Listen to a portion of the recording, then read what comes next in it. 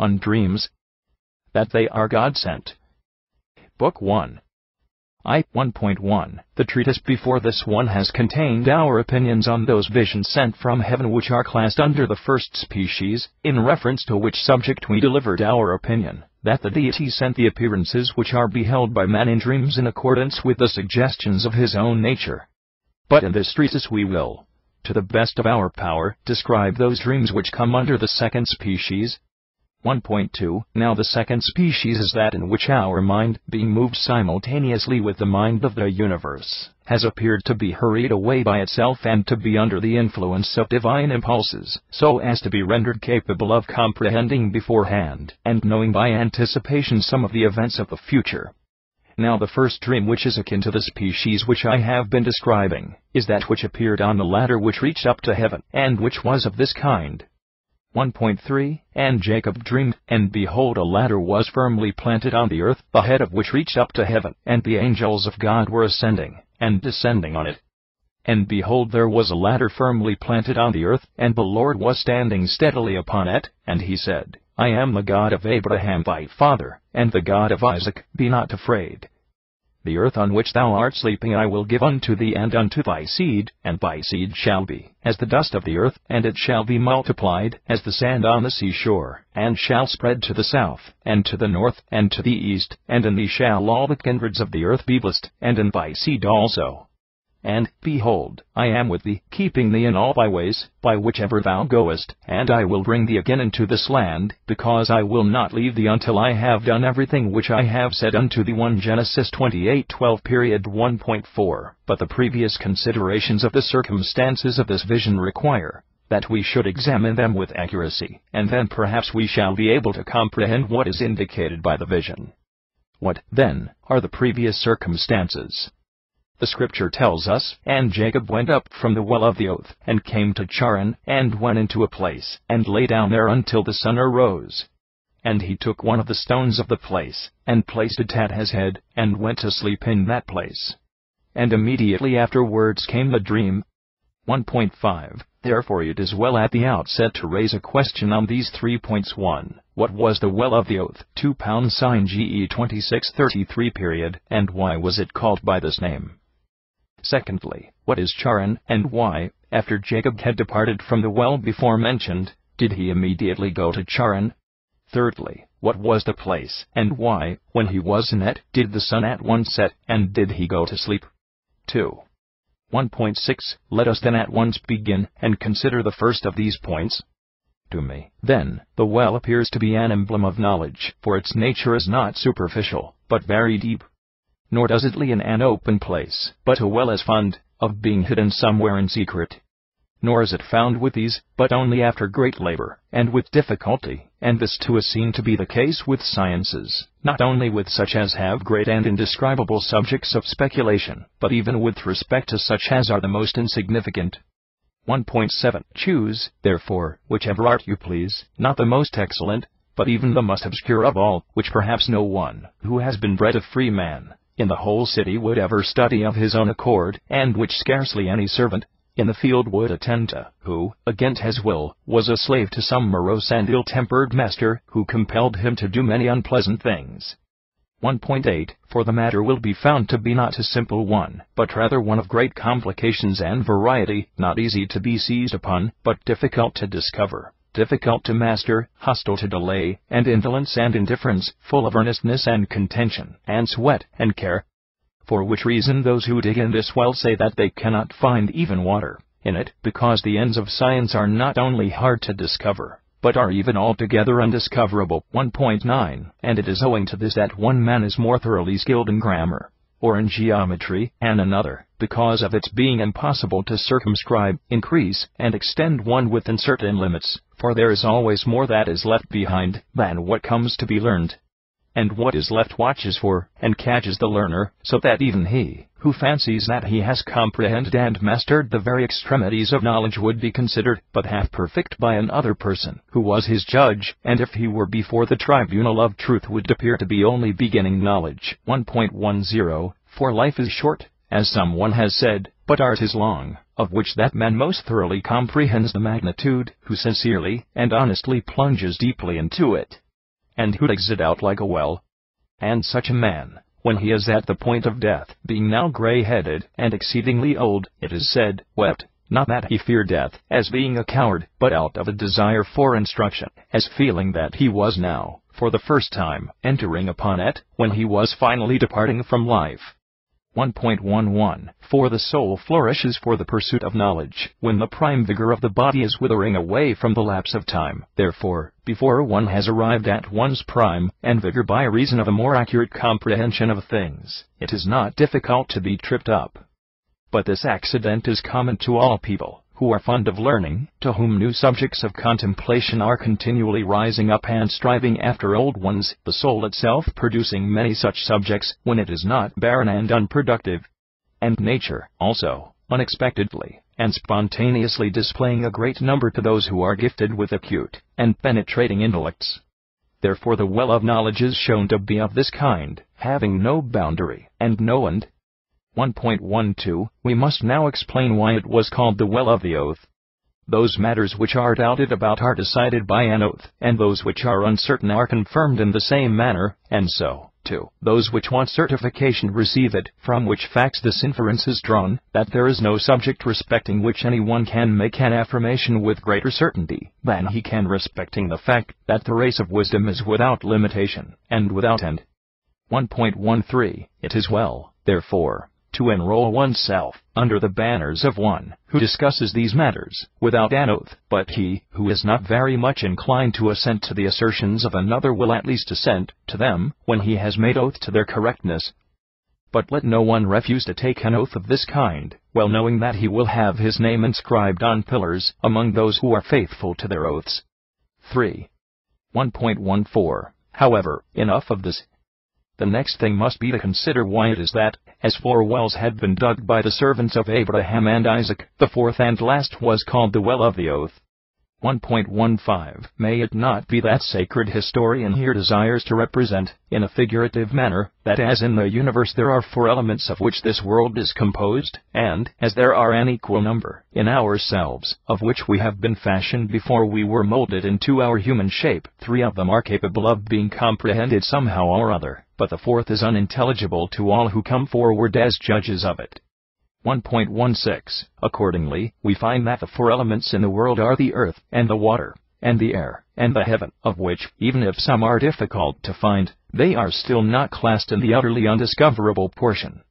1.17 For that the earth, because it is a heavy, and indissoluble, and solid substance, is divided into mountains and champaign districts, and intersected by rivers and seas, so that some portion of it consists of islands, and some portions are continent. And again, some of it has a shallow, and some a deep soil, and some is rough, and rugged, and strong, and altogether barren, and some is smooth and delicate, and exceedingly fertile, and besides all these facts we know a great number of others relative to the earth. 1.18 And again, there is the water, which we know has many of the aforesaid qualities in common with the earth, and many also peculiar to itself, for some of it is sweet, and some brackish, and some is mixed up of various characteristics, and some is good to drink, and some is not drinkable, and, moreover, neither of these last qualities is invariable with respect to every creature, but there are some to which it is the one and not the other, and vice versa.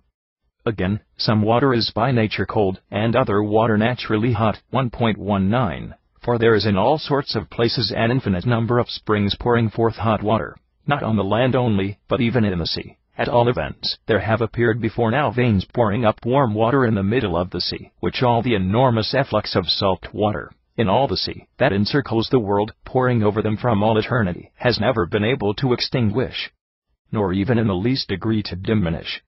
1.20 Again, we know that the air has an attractive nature, yielding to such bodies as surround it in an altitude of resistance, being the organ of life, and breath, and sight, and hearing, and all the rest of the external senses, admitting of rarefaction, and condensation, and motion, and tranquility, and changes, and variations of every kind, by which it is altered and modified, and generating summers, and winters, and the seasons of autumn and spring, by means of which the circle of the year is the last brought to a conclusion. 4. 1.21 All these things, then, we feel, but the heaven has a nature which is incomprehensible, and it has never conveyed to us any distinct indication by which we can understand its nature. For what can we say? That it is solid ice, as some persons have chosen to assert? Or that it is the purest fire? Or that it is a fifth body, moving in a circle having no participation in any of the four elements? For what can we say? Has that most remote sphere of the fixed stars any density in an upward direction? Or is it merely a superficies devoid of all depth, something like a plane figure? 1.22 And what are the stars? Are they masses of earth full of fire?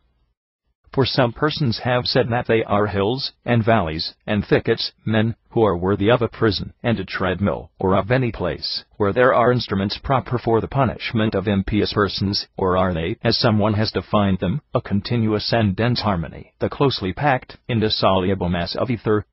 Again, are they animated, and intelligent? Or are they destitute alike of mind and vitality? Have they their motions in consequence of any choice of their own? Or merely because they are compulsory? 1.23 What, again, are we to say of the moon? Does she show us a light of her own, or a borrowed and illegitimate one, only reflected from the rays of the sun? Or is neither of these things true, but has she something mixed, as it were, so as to be a sort of combination of her own light, and of that which belongs to some other body? For all these things, and others like them, belonging to the fourth and most excellent of the bodies in the world, namely, the heaven, are uncertain and incomprehensible, and are spoken of in accordance with conjectures and guesses, and not with the solid, certain reasoning of truth. 1.24 So that a person might venture to swear that no mortal man will ever be able to comprehend any one of these matters clearly. At all events, the fourth and dry well was called the well of the oath on this account, because the search after the fourth element in the world, that is to say the heaven, is without any result, and is in every respect fruitless. But let us now see in what manner that fourth element in us is by nature in such an especial and singular manner incomprehensible. 1.25 There are, then, four principal elements in us: the body, the external sense, the speech, and the mind. Now of these, three are not uncertain or unintelligible in every respect, but they contain some indication in themselves by which they are comprehended. 1.26 Now what is my meaning in this statement? We know already that the body is divisible into three parts, and that it is capable of motion in 6 directions, inasmuch as it has 3 dimensions, in length, in depth, in breadth, and twice as many motions. Namely 6, the upward motion, the downward motion, that to the right, that to the left, the forward, and the backward motion. But, moreover, we are not ignorant that it is the vessel of the soul, and we are also aware that it is subject to the changes of being young, of decaying, of growing old, of dying, of undergoing dissolution. 1.27 And with respect to the outward senses, we are not, so far as that is concerned, utterly dull and mutilated, but we are able to say that that also is divided into 5 divisions, and that there are appropriate organs for the development of each sense formed by nature, for instance, the eyes for seeing, the ears for hearing, the nostrils for smelling, and the other organs for the exercise of the respective senses to which they are adapted. And also that we may call these outward senses messengers of the mind, which inform it of colors, and shapes, and sounds, and the peculiar differences of vapors, and flavors, and, in short, which describe to it all bodies, and all the distinctive qualities which exist in them. They also may be looked upon as bodyguards of the soul, informing it of all that they see, or hear, and if anything injurious attacks it from without, they foresee it, and guard against it, so that it may not enter by chance, and unawares, and so become the cause of irremediable disaster to their mistress. 1.28 Again, the voice does not entirely escape our comprehension, but we know that one voice is shrill, and another deep, that one is tuneful and harmonious, and another dissonant and very unmusical, and again, one voice is more powerful, and another less so, and they differ also in 10,000 other particulars, in kind, in complexion, in distance, in combined and separate tension of the tones, in the symphonies of fourths, of fifths, and of the diapason. 1.29 Moreover, there are some things which we know also with respect to that articulate voice which has been allotted to man alone of all animals, as, for instance, we know that it is emitted by the mind, that it receives its articulate distinctness, in the mouth, that it is by the striking of the tongue that articulate utterance is impressed upon the tones of the voice, and which renders the uttered sound not only a bare, naked, useless noise, void of all characteristic, and that it discharges the office of a herald or interpreter towards the mind which suggests it. 6. 1.30 Now then is the fourth element which exists within us, the dominant mind, comprehensible to us in the same manner as these other divisions? Certainly not, for what do we think it to be in its essence? Do we look upon it as spirit, or as blood, or, in short, as any bodily substance? But it is not a substance, but must be pronounced incorporeal. Is it the limit, or a species, or a number, or a continued act, or a harmony, or any existing thing whatever? 1.31 Is it the very first moment that we are born, infused into us from without, or is it some warm nature in us which is cooled by the air which is diffused around us, like a piece of iron which has been heated at a forge, and then being plunged into cold water, is by that process tempered and hardened? And perhaps it is from the cooling processes to which it is thus submitted, that the soul psyche derives its name. What more shall we say? When we die, is it extinguished and destroyed together with our bodies? Or does it continue to live a long time? Or, thirdly, is it wholly incorruptible and immortal? 1.32 Again, where, in what part does this mind lie hid? Has it received any settled habitation? For some men have dedicated it to our head as the principal citadel, around which all the outward senses have their lairs, thinking it natural that its bodyguards should be stationed near it, as near the palace of a mighty king. Some again contend earnestly in favor of the position which they assign it, believing that it is enshrined like a statue in the heart. 1.33 Therefore now the fourth element is incomprehensible in the world of heaven, in comparison of the nature of the earth, of the water, and of the air, and the mind in man, in comparison of the body, and the outward sense, and the speech, which is the interpreter of the mind. May it not be the case also, that for this reason the fourth year is described as holy and praiseworthy in the sacred scriptures? 1.34 For among created things, the heaven is holy and the world, in accordance with which body, the imperishable and indestructible natures revolve, and in man the mind is holy, being a sort of fragment of the deity, and especially according to the statement of Moses, who says, God breathed into his face the breath of life, and man became a living soul. 3 sign GE27 period 1.35 And it appears to me that it is not without reason that both these things are called praiseworthy, for these two things, the heaven and the mind, are the things which are able to utter, with all becoming dignity, the praises, and hymns, and glory, and beatitude of the Father, who created them. For man has received an especial honor beyond all other animals, namely, that of ministering to the living God. And the heaven is always singing melodies, perfecting an all musical harmony, in accordance with the motions of all the bodies which exist therein. 1.36 Of which, if the sound ever reached our ears, love, which could not be restrained, and frantic desires, and furious impetuosity, which could not be put an end to, or pacified, would be engendered, and would compel us to give up even what is necessary, nourishing ourselves no longer like ordinary mortals on the meat and drink which is received by means of our throat, but on the inspired songs of music in its highest perfection, as persons about to be made immortal through the medium of their ears. And it is said that Moses 4 sign, X2418 period was an incorporeal hearer of these melodies, when he went for 40 days, and an equal number of nights, without at all touching any bread, or any water. 7.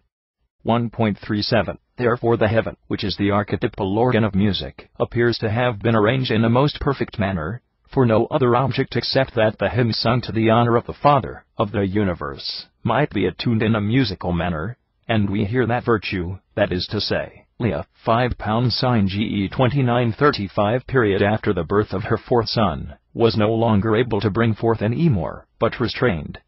Or perhaps I should say, was restrained, as to her generative powers, for she found, I conceive, all her generative power dry and barren, after she had brought forth Judah, that is to say, confession, the perfect fruit. 1.38 And the phrase, Leah desisted from bearing children, differs in no respect from the statement that the children of Isaac found no water in the fourth well. 6 sign GE 2632 period Since it appears from both these figurative expressions that every creature thirsts for God, by whom all their births take place, and from whom nourishment is bestowed to them when they are born.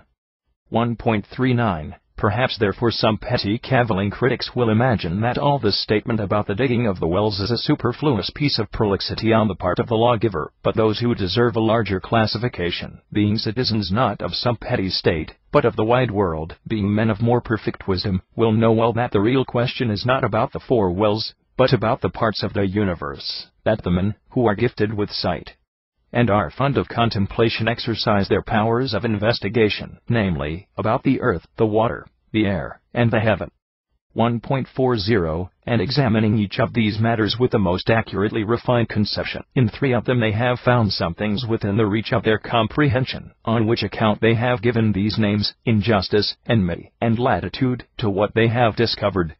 But in the 4th, that is to say in heaven, they have found absolutely nothing whatever, which they could comprehend, as we explained a little time ago, for the 4th is found to be a well destitute of water, and dry, and for the reason above mentioned it is called a well.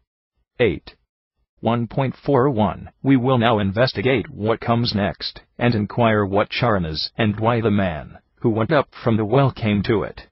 Charan then, as it appears to me, is a sort of metropolis of the outward senses, and it is interpreted at one time a pit dug, at another time holes. One fact being intimated by both these names. 1.42. For our bodies are in a manner dug out to furnish the organs of the outward senses, and each of the organs is a sort of hole, for the corresponding outward sense, in which it shelters itself, as in a cave. When therefore any one goes up from the well which is called the well of the oath, as if he were leaving a harbor, he immediately does of necessity come to Charan, for it is a matter of necessity, that the outward senses should receive one who comes on an emigration from that most excellent country of knowledge, unbounded, as it is in extent, without any guide. 1.43. For our soul is very often set in motion by his own self, after it has put off the whole burden of the body, and has escaped from the multitude of the outward senses, and very often too, even while it is still clothed in them. Therefore by its own simple motion it has arrived at the comprehension of those things which are appreciable only by the intellect, and by the motion of the body, it has attained to an understanding of those things which are perceptible by the outward senses. 1.44. Therefore, if any one is unable altogether to associate with the mind alone, he then finds for himself a second refuge, namely, the external senses. And whoever fails in attaining to a comprehension of the things which are intelligible only by the intellect is immediately drawn over to the objects of the outward senses, for the second organ is always to the outward senses, in the case of those things which are not able to make a successful one as far as the dominant mind. 1.45. But it is well for man not to grow old, or to spend all his time in this course either, but rather, as if they were straying in a foreign country, like sojourners, to be always seeking for a second migration, and for a return to their native land. Therefore Laban, knowing absolutely nothing of either species or genus, or form, or conception, or of anything else whatever which is comprehended by the intellect alone, and depending solely on what lies externally visible, and such things as come under the notice of the eyes, and the ears, and the other 100 faculties, is thought worthy of Charan, for his country, which Jacob, the lover of virtue, inhabits, as a foreign land, for a short time, always bearing in his recollection his return homewards. 1.46. Therefore his mother, Perseverance, that is Rebekah, says to him, Rise, up and flee to Laban, my brother, to Charan, and dwell with him certain days. 7 Sin GE 2743. Do you not perceive then that the practicer of virtue will not endure to live permanently in the country of the outward senses, but only to remain there a few days, and a short time, on account of the necessities of the body to which he is bound? But a longer time and an entire life is allotted to him in the city which is appreciable only by the intellect. 9. 1.47. In reference to which fact, also, it appears to me to be that his grandfather also, by name Abraham, so called from his knowledge, would not endure to remain any great length of time in Charan, for it is said in the Scriptures, that Abraham was 75 years old when he departed from Charan. 8 Sin GE 12:4. Although his father Terah, which name being interpreted means the investigation of a smell, lived there till the day of his death. 9 Sin GE 1732. 1.48. Therefore it is expressly stated in the sacred Scriptures that Terah died in Charan, for he was only a reconnoitrer of virtue, not a citizen.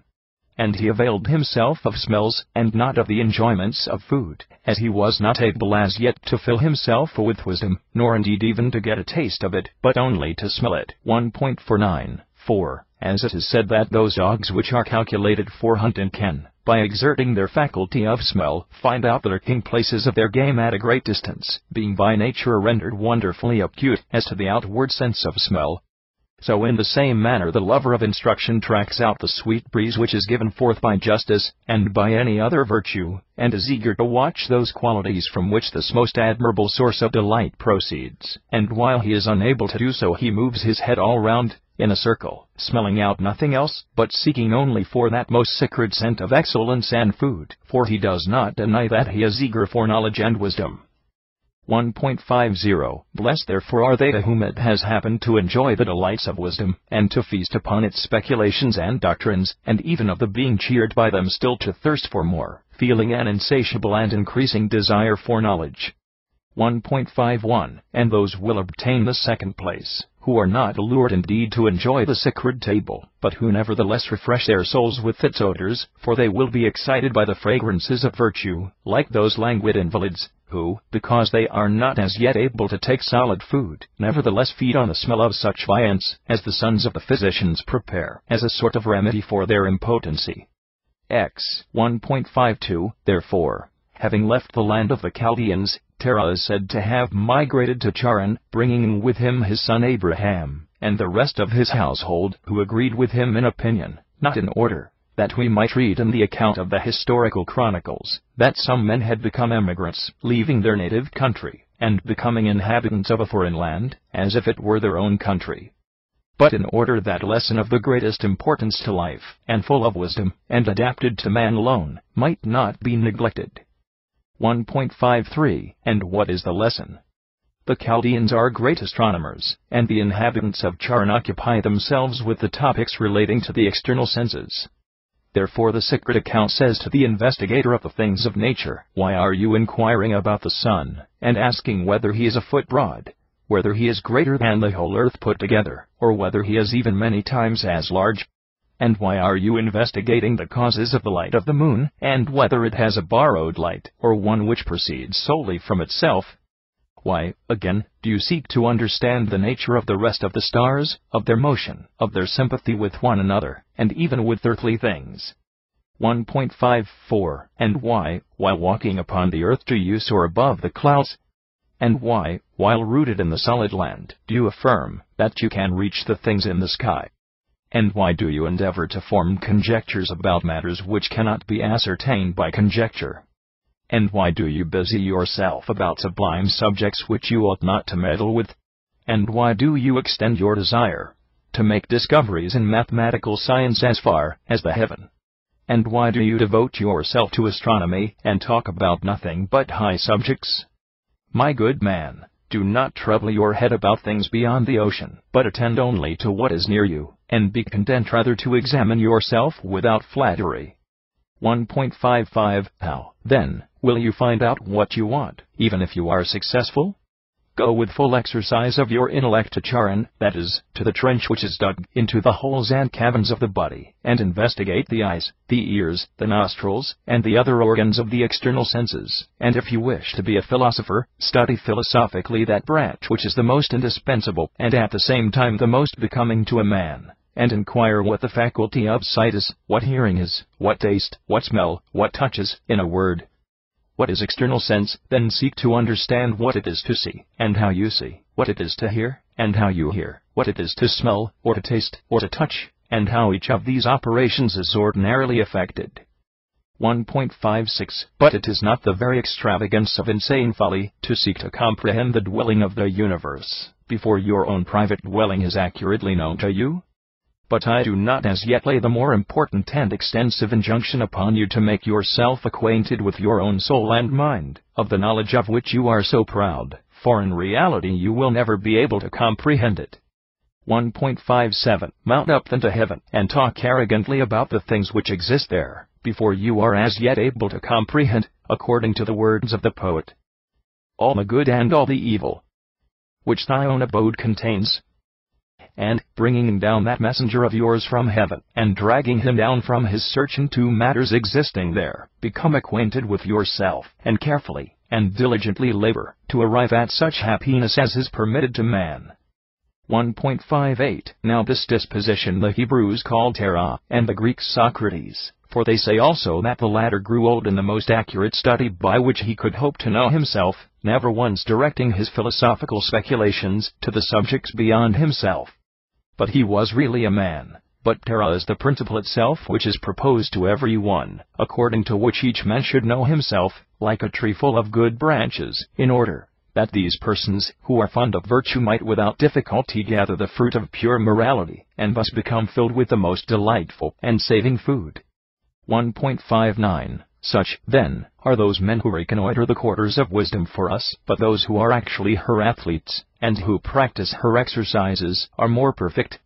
For these men think fit to learn with complete accuracy the whole question connected with the external senses, and after having done so, then to proceed to another and more important speculation, leaving all consideration of the wholes of the body which they call Charan. 1.60 Of the number of these men is Abraham, who attained to great progress and improvement in the comprehension of complete knowledge, for when he knew most, then he most completely renounced himself in order to attain to the accurate knowledge of him, who was the truly living God. And, indeed, this is a very natural course of events, for he who completely understands himself does also very much, because of his thorough appreciation of it, renounce the universal nothingness of the creature, and he who renounces himself learns to comprehend the living God. 11. 1.61 We have now, then, explained what Charan is, and why he who left the well of the oath came thither. We must now consider the third point which comes next in order, namely, what the place is to which this man came, for it is said, he met him in the place in #GE 2811 period 1.62. Now place is considered in three ways: firstly, as a situation filled by a body; secondly, as a divine word which God himself has filled wholly and entirely with incorporeal powers, for says the Scripture, I have seen the place in which the God of Israel stood, 11 sign, X 24:10 period, in which alone he permitted his prophet to perform sacrifice to him, forbidding him to do so in other places. For he is ordered to go up into the place which the Lord God shall choose, and there to sacrifice burnt offerings and sacrifices for salvation, and to bring other victims also without spot.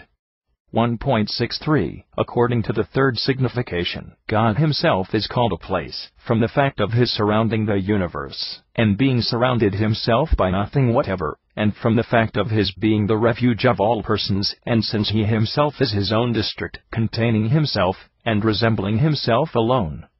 1.64 I, indeed, am not a place, but I am in a place, and every existing being is so in a similar manner. So that which is surrounded differs from that which surrounds it, but the deity, being surrounded by nothing, is necessarily itself its own place. And there is an evidence in support of my view of the matter in the following sacred oracle delivered with respect to Abraham. He came unto the place of which the Lord God had told him, and having looked up with his eyes, he saw the place afar off, 12 sign GE 22:4 period 1.65 Tell me, now, did he who had come to the place see it afar off? Or perhaps it is but an identical expression for two different things, one of which is the divine world, and the other, God, who existed before the world. 1.66 But he who was conducted by wisdom comes to the former place, having found that the main part and end of propitiation is the divine word, in which he who is fixed does not as yet attain to such a height as to penetrate to the essence of God, but sees him afar off, or, rather, I should say, he is not able even to behold him afar off, but he only discerns this fact, that God is at a distance from every creature, and that any comprehension of him is removed to a great distance from all human intellect. 1.67 Perhaps, however, the historian, by this allegorical form of expression, does not here mean by his expression, place, the cause of all things, but the idea which he intends to convey may be something of this sort. He came to the place, and looking up with his eyes he saw the very place to which he had come, which was a very long way from the God, who may not be named nor spoken of, and who is in every way incomprehensible. 12. 1.68 These things, then, being defined, as necessary preliminary. When the practicer of virtue comes to Charan, the outward sense, he does not meet the place, nor that place, either which is filled by a mortal body, for all those who are born of the dust, and who occupy any place whatever, and who do of necessity fill some position, partake of that, nor the third and most excellent kind of place, of which it was scarcely possible for that man to form an idea, who made his abode at the well which was entitled the well of the oath, where the self-taught race, Isaac, abides, who never abandons his faith in God, and has invisible comprehension of him, but who keeps to the intermediate divine word, which affords him the best suggestions, and teaches him everything which is suitable to the times. 1.69. For God, not condescending to come down to the external senses, sends his own words or angels for the sake of giving assistance to those who love virtue. But they attend like physicians to the disease of the soul, and apply themselves to heal them, offering sacred recommendations, like sacred laws, and inviting men to practice the duties inculcated by them, and, like the trainers of wrestlers, implanting in their pupils strength, and power, and irresistible vigor. 1.70. Very properly, therefore, when he has arrived at the external sense, he is represented no longer as meeting God, but only the divine word, just as his grandfather Abraham, the model of wisdom, did, for the scripture tells us, the Lord departed when he had finished conversing with Abraham, and Abraham returned to his place 13 sign GE 1833 period, from which expression it is inferred that he also met with the sacred words from which God, the Father of the universe, had previously departed, no longer displaying visions from himself but only those which proceed from his subordinate powers. 1.71. And it is with exceeding beauty and propriety that it is said, not that he came to the place, but that he met the place, for to come is voluntary, but to meet is very often involuntary, so that the divine word appearing on a sudden, supplies an unexpected joy, greater than could have been hoped, inasmuch as it is about to travel in company with the solitary soul, for Moses also brings forward the people to a meeting with God. 14 sign X 1917 period, well knowing that he comes invisibly towards those souls who have a longing to meet with him. 13. 1.72. And he subsequently alleges a reason why he met the place, for, says he, the sun was set 15 sign GE 2811 period, not meaning the sun which appears to us, but the most brilliant and radiant light of the invisible and almighty God. When this light shines upon the mind, the inferior beams of words, that is of angels, set. And much more are all the places perceptible by the external senses overshadowed, but when he departs in a different direction, then they all rise and shine. 1.73. And do not wonder if, according to the rules of allegorical description, the Son is likened to the Father and Governor of the universe. For in reality nothing is like unto God, but those things which by the vain opinion of men are thought to be so, are only two things, one invisible, and the other visible, the soul being the invisible thing, and the Son the visible one. 1.74. Now he has shown the similitude of the soul in another passage, where he says, God made man, in the image of God created he him.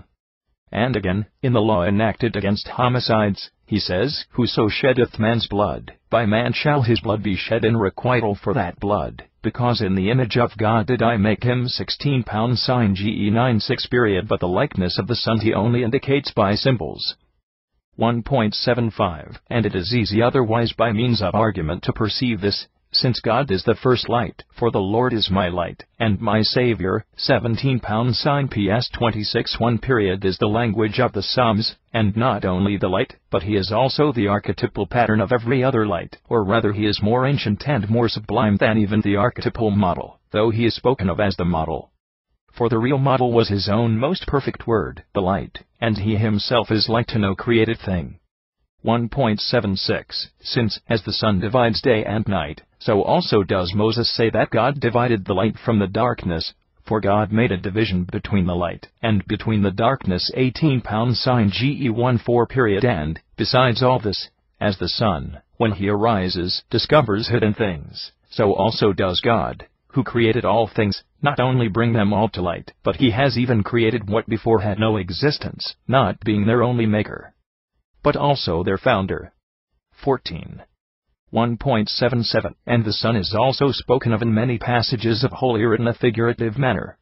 One's as the human mind, which men build up as a city 19 pounds sign GE 14 period, and furnish, who are compelled to serve the creature in preference to the uncreated God, of whom it is said that, they built strong cities for Pharaoh and Ptho, 20 pounds sign GE 11 4 period, that is, for discourse, to which persuasion, to Pathane, is attributed, and Rameses, or the outward sense, by which the soul is devoured, as if by moths, for the name Rameses, being interpreted, means the shaking of a moth, and on the mind, which they called Heliopolis, since the mind, like the sun, has the predominance over the whole mass of our body, and extends its powers, like the beams of the sun, over everything. 1.78 But he who appropriates to himself the regulation of corporeal things, by name Joseph, takes the priest and minister of the mind to be his father-in-law, for says the Scripture, he gave him Asenath, the daughter of Pudephes, the priest of Heliopolis, for his wife 21 pounds sign GE 4145 period 1.79, and, using symbolical language, he calls the outward sense a second sun, inasmuch as it shows all the objects of which it is able to form a judgment to the intellect, concerning which he speaks thus, the sun rose upon him, when he passed by the appearance of God 22 pounds sign GE 3231 period 4. In real truth, when we are no longer able to endure to pass all our time with the most sacred appearances, and, as it were with incorporeal images, but when we turn aside in another direction, and forsake them, we use another light, that, namely, in accordance with the external sense, which is real truth, is in no respect different from darkness.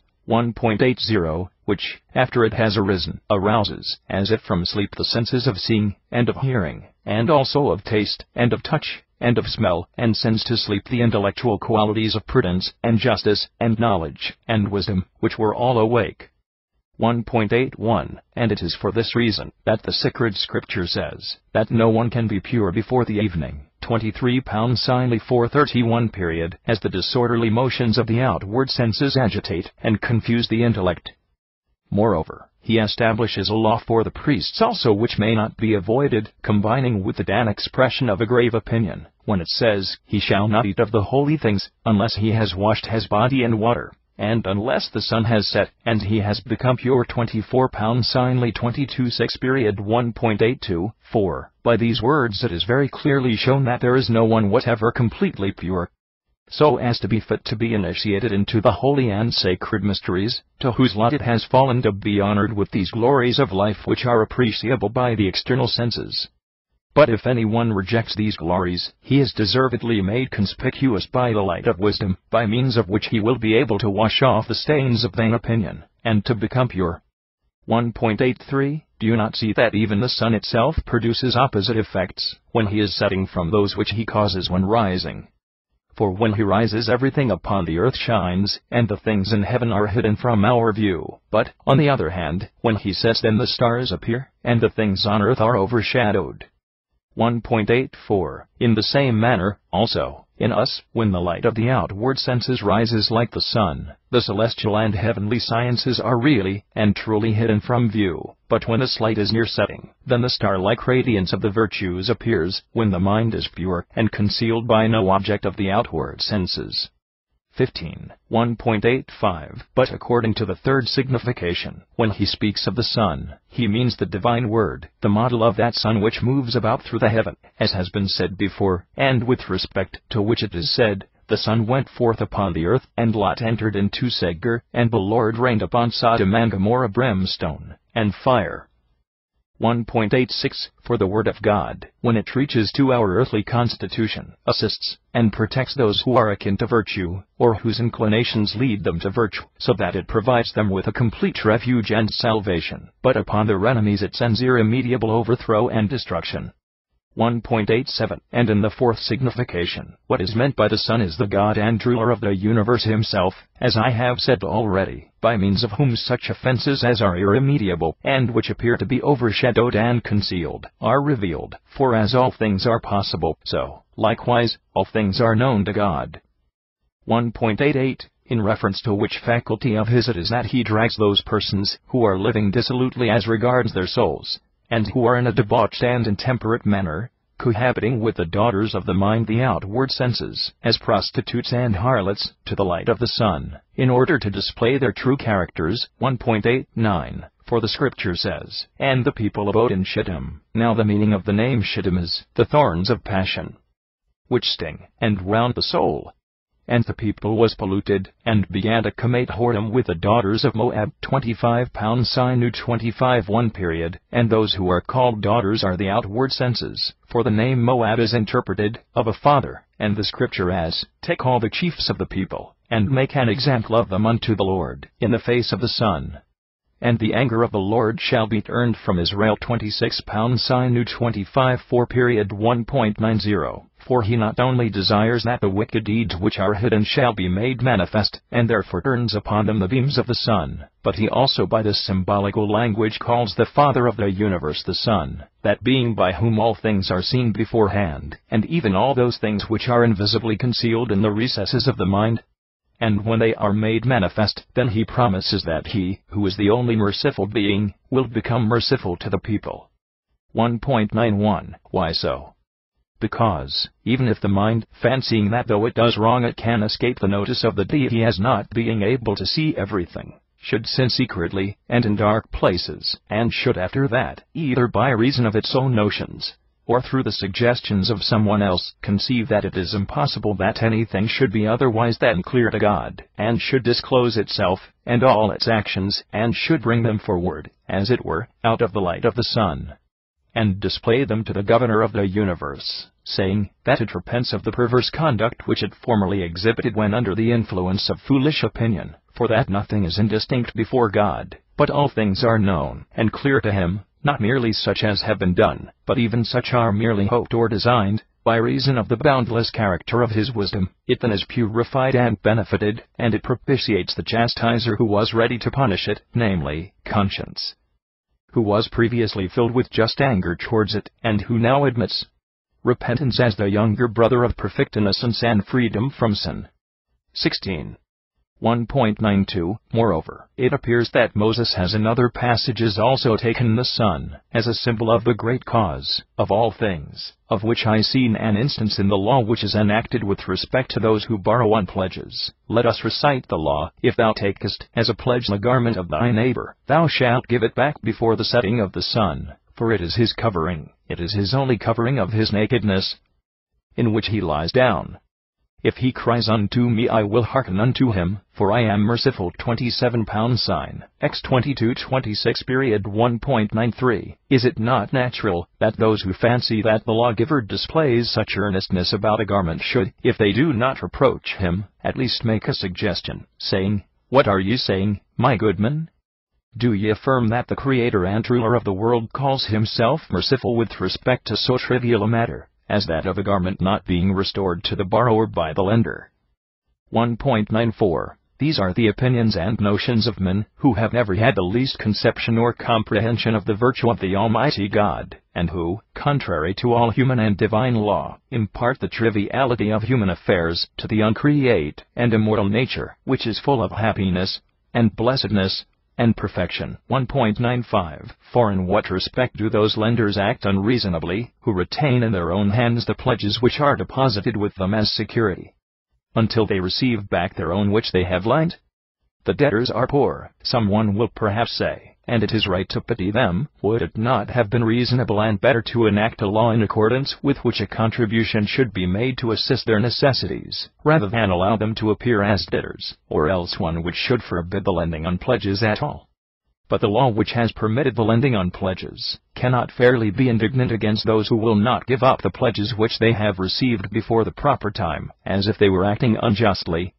1.96. But if anyone having come, so to say, to the very farthest limits of poverty, and, being clothed in rags, loads himself with new debts, neglecting the pity which he receives from the bystanders, which is freely bestowed upon those who fall into such misfortunes, in their own houses, and in the temples, and in the marketplace, and everywhere. 1.97. Such a one brings, and offers to his creditor, the only covering which he had for his shame, with which he has been wont to cover the secret parts of his nature, as a pledge for something. For what, I pray? Is it for some other and better garment? For no one is unprovided with necessary food as long as the springs of the rivers bubble up, and the torrents flow abundantly, and the earth gives forth its annual fruits. 1.98 Again, is any creditor so covetous of riches, or so very cruel, or so perverse, as not to be willing to contribute a tetradrachm, or even less, to one in distress? Or is any one so stingy as to be willing to lend it, but to refuse to give it? Or as to take the only garment that the poor man has, as a pledge? Which indeed under another name may fairly be called running away with the man's clothes. 28 The Greek word is lopotidio.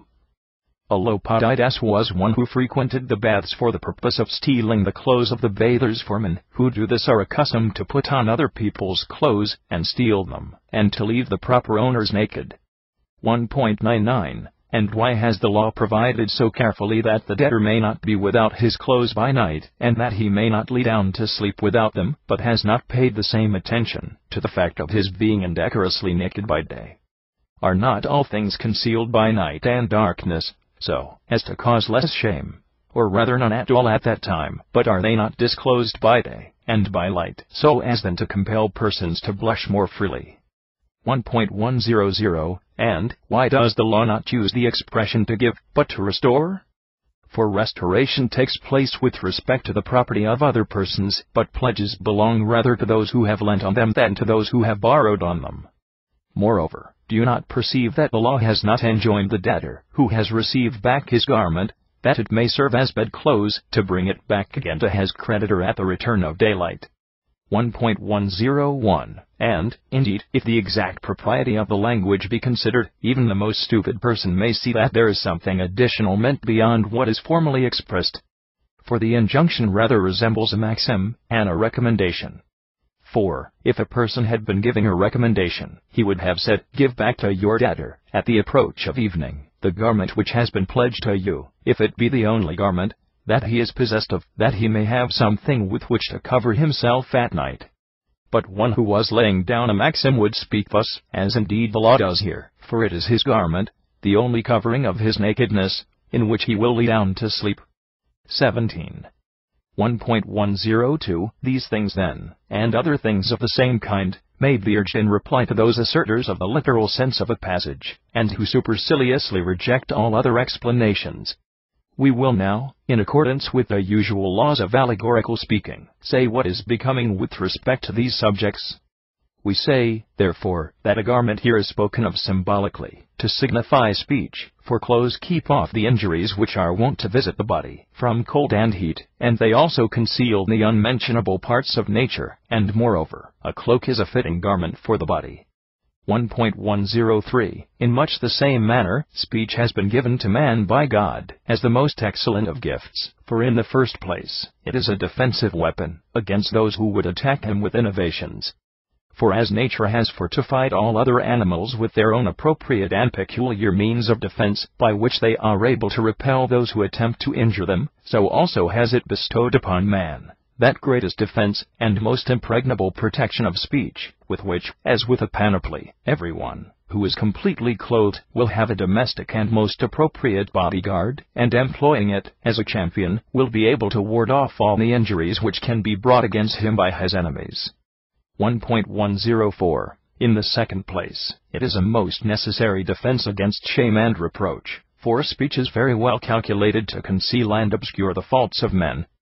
In the third place, it conduces to the whole ornament of life, for this is the thing which improves every one, and which conducts every one to what is best. 1.105 For there are many disgraceful and mischievous men, who take conversation as a pledge, and deprive its proper owners of it, and utterly cut off what they ought to seek to increase, like men who ravage the lands of their enemies, and who attempt to destroy their corn, and all the rest of their crops, which, if it were left unhurt, would be a great advantage to those who would use it.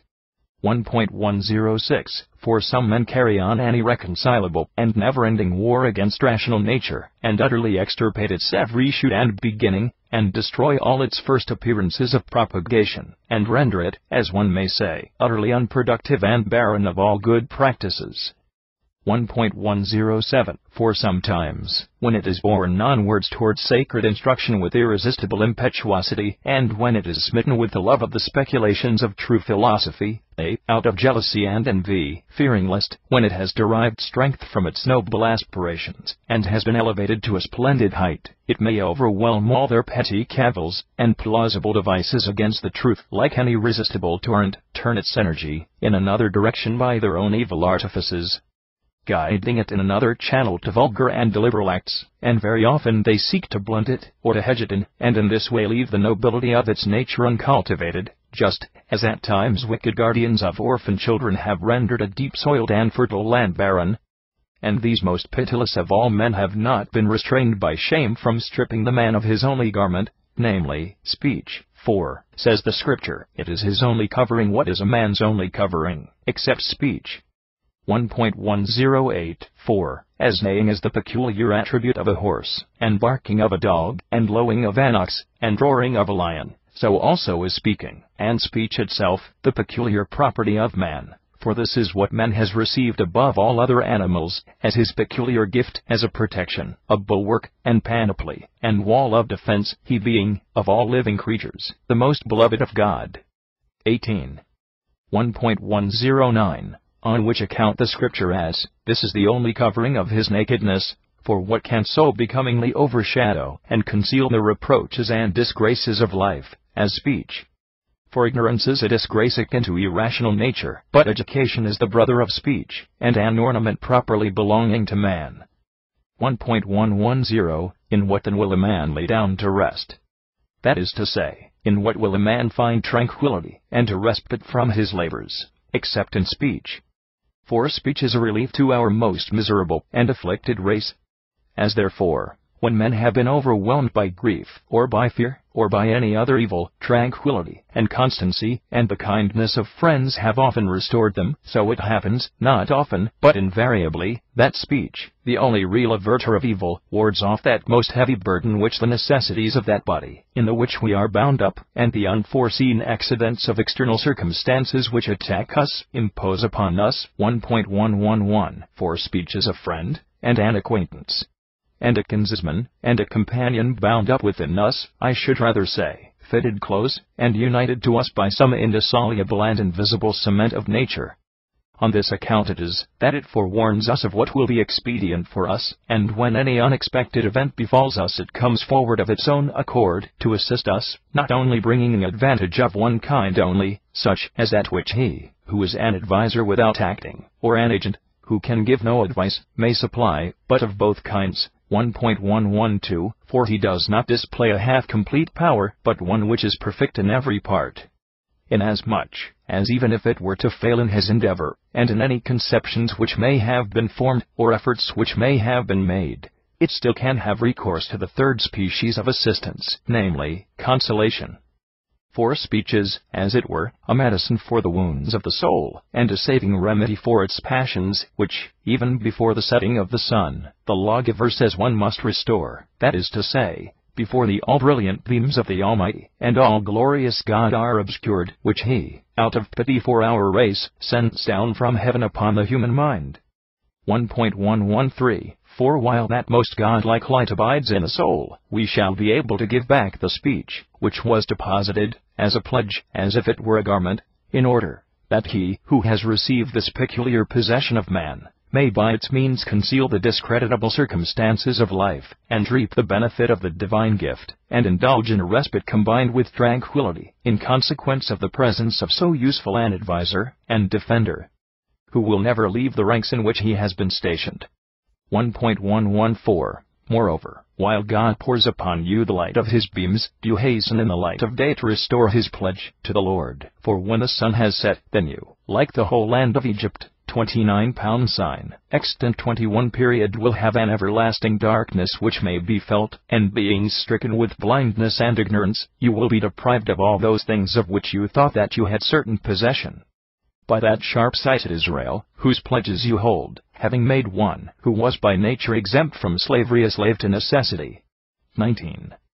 1.115. We have discussed the subject at this length with no other object except that of teaching that the mind, which is inclined to practice virtue, having irregular motions towards prolificness and sterility, and, as one may say, being in the manner always ascending and descending, when it becomes prolific, and is elevated to a height, is illuminated with the archetypal and incorporeal beams of the rational spring of the all-perfecting sun, but when it descends, and becomes unproductive, then it is again illuminated by those images of those beams, the immortal words which it is customary to call angels. 1.116. On which account we now read in the scripture, he met the place, for the sun was set 30 pounds sin GE 28:11 period 4. When those beams of God desert the soul by means of which the clearest comprehensions of affairs are engendered in it, then arises that second and weaker light of words, and the light of things is no longer seen, just as is the case in the slower world. For the moon, which occupies the second rank next to the sun, when that body has set, pours forth a somewhat weaker light, and is upon the earth. 1.117. And to meet a place, or a word, is a most sufficient gift for those who cannot discern that God is superior to every place or word, because they have not a soul wholly destitute of light, but because, since that most unmixed and brilliant light has set, they have been favored with one which is alloyed. For the children of Israel had light in all their dwellings, 31 pounds sin, extant 23 period, says the sacred historian, in the book of Exodus, so that night and darkness were continually banished from them, though it is in night and darkness that those men live who have lost the eyes of the soul rather than those of the body, having no experience of the beams of virtue. 1.118. But some persons, supposing that what is meant here by the figurative expression of the sun is the external sense, and the mind, which are looked upon as the things which have the power of judging, and that which is meant by places the divine word, understand the allegory in this manner: the practicer of virtue met with the divine word after the mortal and human light had set. 1.119.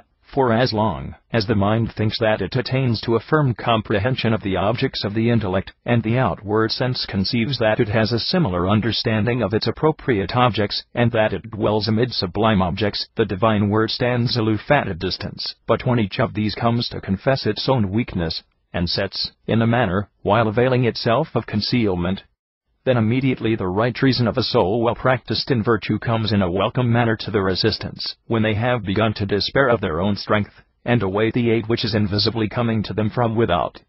1.120. Therefore, the scripture says in the next verses, that he took one of the stones of the place, and placed it at his head, and slept in that place 32 pounds sin GE 28:11 period. Anyone may wonder not only at the interior and mystical doctrine contained in these words, but also at the distinct assertion, which gives us a lesson in labor and endurance. 1.121. For the historian does not think it becoming that the man who is devoted to the study of virtue should adopt a luxurious life, and live softly, imitating the pursuits and rivalries of those who are called indeed happy, but who are in reality full of all unhappiness, whose entire life is a sleep and a dream, according to the holy lawgiver. 1.122. These men, after they have during the whole day been doing all sorts of injustice to others, in courts of justice, and council halls, and theaters, and everywhere, then return home, like miserable men, as they are, to overturn their own house. I mean not that house which comes under the class of buildings, but that which is akin to the soul, I mean the body. Introducing immoderate and incessant food, and irrigating it with an abundance of pure wine, until the reason is overwhelmed, and disappears, and the passions which have their seat beneath the belly, the offspring of satiety, rise up, being carried away by unrestrained frenzy, and falling upon, and vehemently attacking all that they meet with, are only at last appeased after they have worked off their excessive violence of excitement. 1.123. But by night, when it is time to turn towards rest, having prepared costly couches, and the most exquisite of beds, they lay down in the most exceeding softness, imitating the luxury of women, whom nature has permitted to indulge in a more relaxed system of life, inasmuch as their Maker, the Creator of the universe, has made their bodies of a more delicate stamp. 1.124. Now no such person as this is a pupil of the sacred word, but those only are the disciples of that who are real genuine men, lovers of temperance, and orderliness, and modesty, men who have laid down continence, and frugality, and fortitude, as a kind of base and foundation for the whole of life, and safe stations for the soul, in which it may anchor without danger and without changeableness, for being superior to money, and pleasure, and glory. They look down upon meats and drinks, and everything of that sort, beyond what is necessary to ward off hunger, being thoroughly ready to undergo hunger, and thirst, and heat, and cold, and all other things, however hard they may be to be borne, for the sake of the acquisition of virtue. And being admirers of whatever is most easily provided, so as to not be ashamed of ever such cheap or shabby clothes, think rather, on the other hand, that sumptuous apparel is a reproach, and great scandal to life. 1.125 To these men, the soft earth is their most costly couch, their bed is bushes, and grass, and herbage, and a thick layer of leaves, and the pillows for their head are a few stones, or any little mounds which happen to rise a little above the surface of the plain. Such a life as this is, by luxurious men, denominated a life of hardship, but by those who live for virtue, it is called most delightful, for it is well adapted, not for those who are called men, for those who really are such. 1.126 Do you not see that even now, also, the sacred historian represents the practicer of honorable pursuits, who abounds in all royal materials and appointments, as sleeping on the ground, and using a stone for his pillow, and a little further on, he speaks of himself as asking in his prayers for bread, and a cloak, the necessary wealth of nature. Like one who has at all times held in contempt the man who dwells among vain opinions, and who is inclined to revile all those who are disposed to admire him, this man is the archetypal pattern of the soul which is devoted to the practice of virtue, and an enemy of every effeminate person. 21.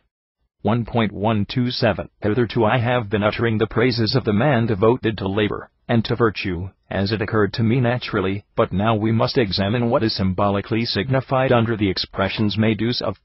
Now it is well that we should know that the divine place and the sacred region are full of incorporeal intelligences, and these intelligences are immortal souls. 1.128 Taking then one of these intelligences, and selecting one of them according as it appears to be the most excellent, this lover of virtue, of whom we are speaking, applies it to our own mind, to it as to the head of a united body, for, indeed, the mind is in a manner the head of the soul, and he does this, using the pretext indeed, as if he were going to sleep, but, in reality, as being about to rest upon the Word of God, and to place the whole of his life as the lightest possible burden upon it. 1.129 And it listens to him gladly, and receives the labor in the paths of virtue at first, as if he were going to become a disciple. Then when he has shown his approbation of the dexterity of his nature, he gives him his hand, like a gymnastic trainer, and invites him to the gymnasia, and standing firmly, compels him to wrestle with him, until he has rendered his strength so great as to be irresistible, changing his ears by the divine influences into eyes, and calling this newly modeled disposition Israel, that is, the man who sees 33. The marginal note in our Bible translates Israel, a prince of God. 1.130 Then also he crowns him with the garland of victory. But this garland has a singular, and foreign, and, perhaps, not altogether well-omened name, for it is called by the president of the games torpor, for it is said that the breath became torpid. 34 Sign Ga 32:25, where, however, the expression of the Bible as the hollow of Jacob's thigh was out of joint of all the rewards, and of the proclamations of the heralds, and of all those most wonderful prizes for preeminent excellence which are had in honor. 1.131 For the soul which has received a share of irresistible power, and which has been made perfect in the contests of virtue, and which has arrived at the very furthest limit of what is honorable, will never be unduly elated or puffed up by arrogance, nor stand upon tiptoes, and boast, as if it were well to make vast strides with bare feet. But the breadth which was extended wide by opinion, will become torpid and contracted, and then will voluntarily succumb, and yield to tameness, so as being classed in an inferior order to that of the incorporeal natures, it may carry off the victory, while appearing to be defeated. 1.132 For it is accounted a most honorable thing to yield the palm to those who are superior to oneself, voluntarily rather than through compulsion, for it is incredible how greatly the second prize in this contest is superior in real dignity and importance to the first prize in the others. 22. 1.133 Such then may be said, by way of preface to the discussion of that description of visions which are sent from God. But it is time now to turn to the subject itself, and to investigate, with accuracy, every portion of it. The Scripture therefore says, "And he dreamed a dream. And behold, a ladder was planted firmly on the ground, a head of which reached to heaven, and the angels of God were ascending and descending along it." 35 sign GE 2812 1.134. By the ladder in this thing, which is called the world, is figuratively understood the air, the foundation of which is the earth, and the head is the heaven, for the large interior space, which being extended in every direction, reaches from the orb of the moon, which is described as the most remote of the order in heaven, but the nearest to us by those who contemplate sublime objects, down to the earth, which is the lowest of such bodies, is the air. 1.135. This air is the abode of incorporeal souls, since it seemed good to the Creator of the universe to fill all the parts of the world with living creatures. On this account he prepared the terrestrial animals for the earth, the aquatic animals for the sea, and for the rivers, and the stars for the heaven. For every one of these bodies is not merely a living animal, but is also properly described as the very purest and most universal mind extending through the universe, so that there are living creatures in that other section of the universe, the air. And if these things are not comprehensible by the outward senses, what of that? For the soul is also invisible. 1.136. And yet it is probable that the air should nourish living animals even more than the land, or the water. Why so? Because it is the air which has given vitality to those animals which live on the earth, and in the water. For the Creator of the universe formed the air so that it should be the habit of those bodies which are immovable, and the nature of those which are moved in an invisible manner, and the soul of such as are able to exert an impetus and visible sense of their own. 1.137. Is it not then absurd that that element, by means of which the other elements have been filled with vitality, should itself be destitute of living things? Therefore let no one deprive the most excellent nature of living creatures of the most excellent of those elements which surrounds the earth, that is to say, of the air. For not only is it not alone deserted by all things besides, but rather, like a populous city, it is full of imperishable and immortal citizens, souls equal in number to the stars. 1.138. Now, of these souls some descend upon the earth with a view to be bound up in mortal bodies, those namely which are most nearly connected with the earth, and which are lovers of the body. But some soar upwards, being again distinguished according to the definitions and times which have been appointed by nature. 1.139. Of these, those which are influenced by a desire for mortal life, and which have been familiarized to it, again return to it. But others, condemning the body of great folly and trifling, have pronounced it a prison and a grave, and, flying from it as from a house of correction or a tomb, have raised themselves aloft on light wings towards the aether, and have devoted their whole lives to sublime speculations. 1.140. There are others, again, the purest and most excellent of all, which have received greater and more divine intellects, never by any chance desiring any earthly thing whatever, but being, as it were, lieutenants of the ruler of the universe, as though they were the eyes and ears of the great king, beholding and listening to everything.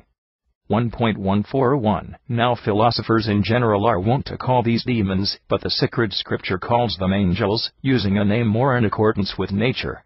For indeed they do report, die angelausi, the injunctions of the father to his children, and the necessities of the children to the father.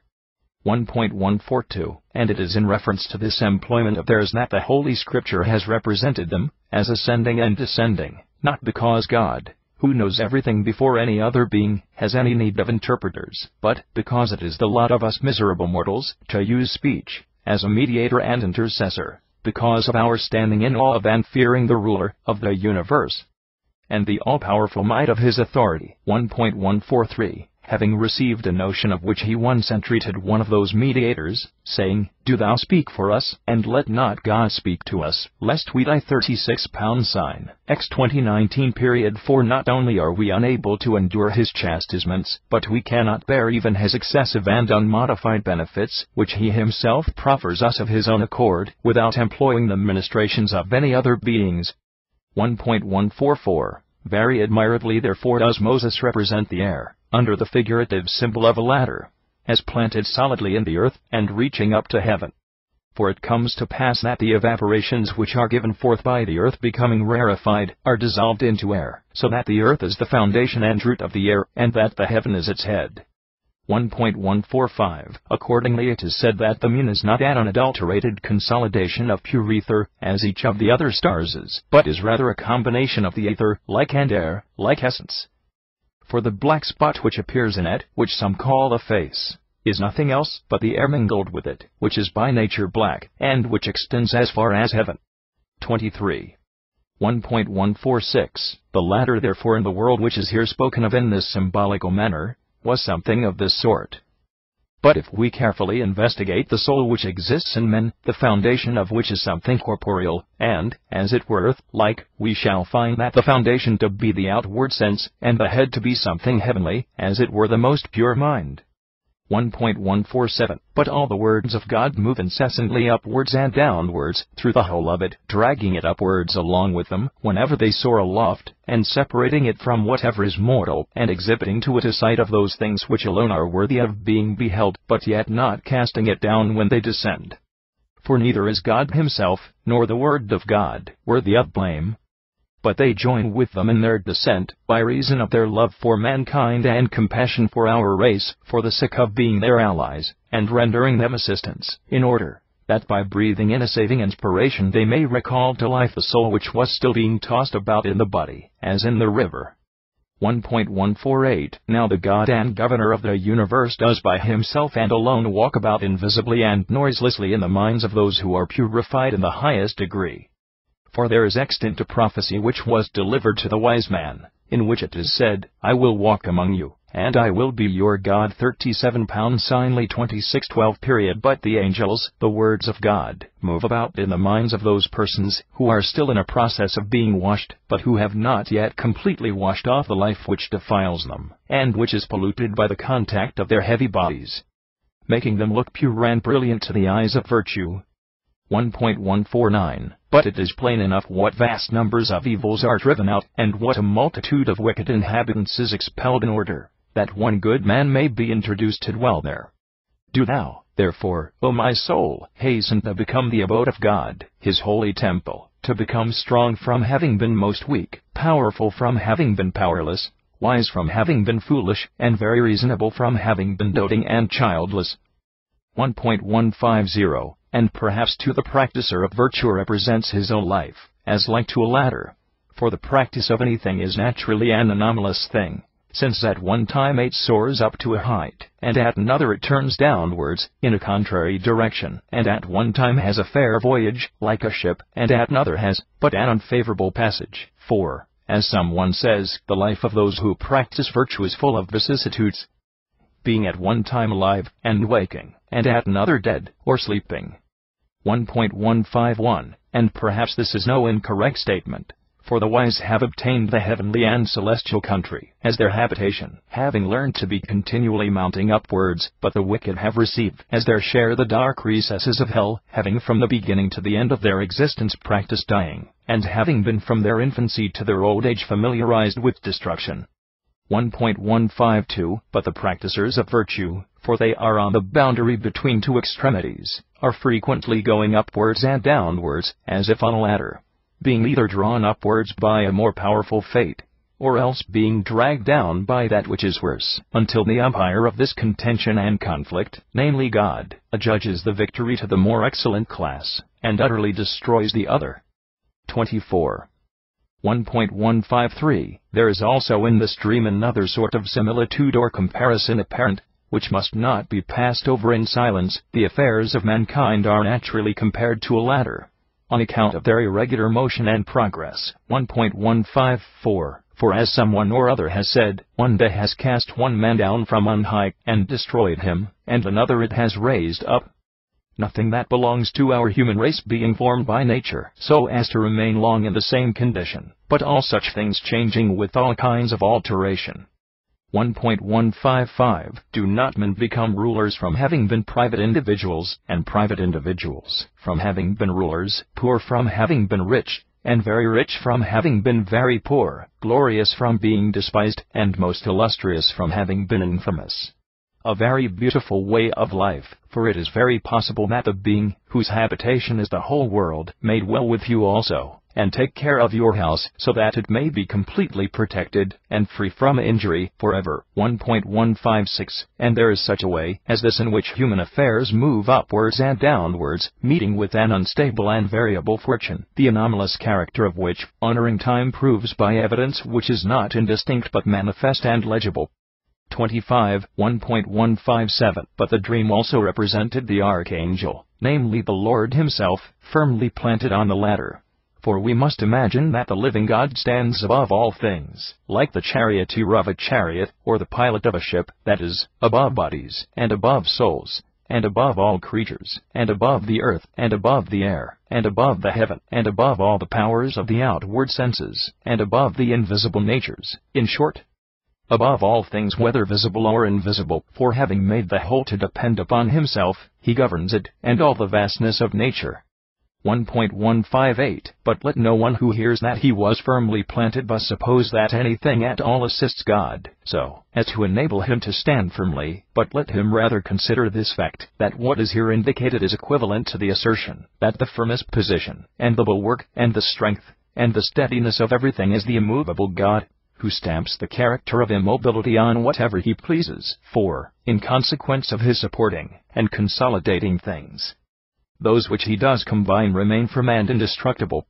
1.159. Therefore he, who stands upon the ladder of heaven says to him, who is beholding the dream, I am the Lord God of Abraham thy father, and the God of Isaac, be not afraid. 38 sign GE 2813. This oracle, and this vision were also the firmest support of the soul devoted to the practice of virtue, inasmuch as it taught it that the Lord and God of the universe is both these things also to his own race, being entitled both the Lord and God of all men, and of his grandfathers and ancestors, and being called by both names in order, that the whole world, and the man devoted to virtue might have the same inheritance, since it is also said, the Lord himself is his inheritance. 39 Deuteronomy 10:9.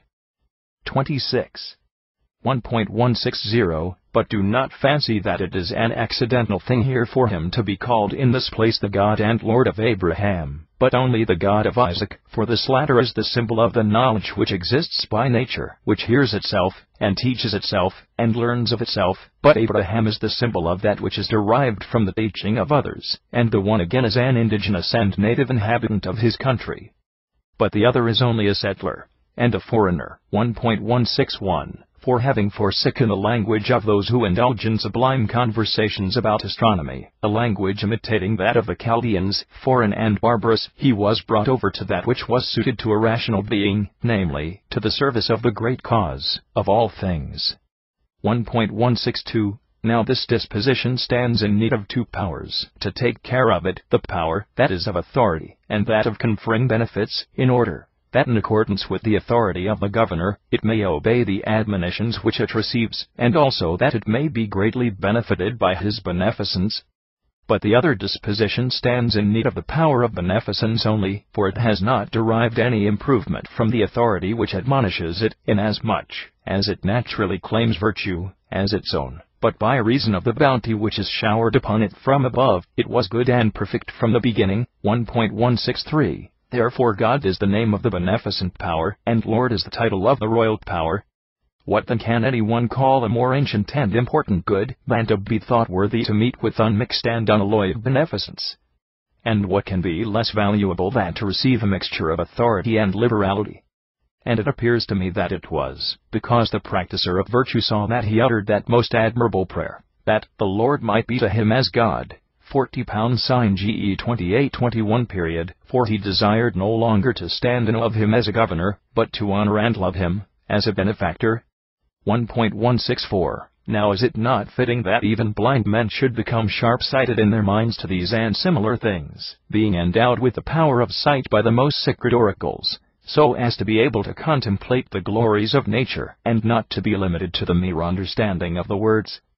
But even if we voluntarily close the eye of our soul, and take no care to understand such mysteries, or if we are unable to look up to them, the Hierophant himself stands by and prompts us, and do not thou ever cease through weariness to anoint thy eyes, until you have introduced those who are truly initiated to the secret light of the sacred scriptures, and have displayed to them the hidden things therein contained, and their reality, which is invisible to those who are uninitiated.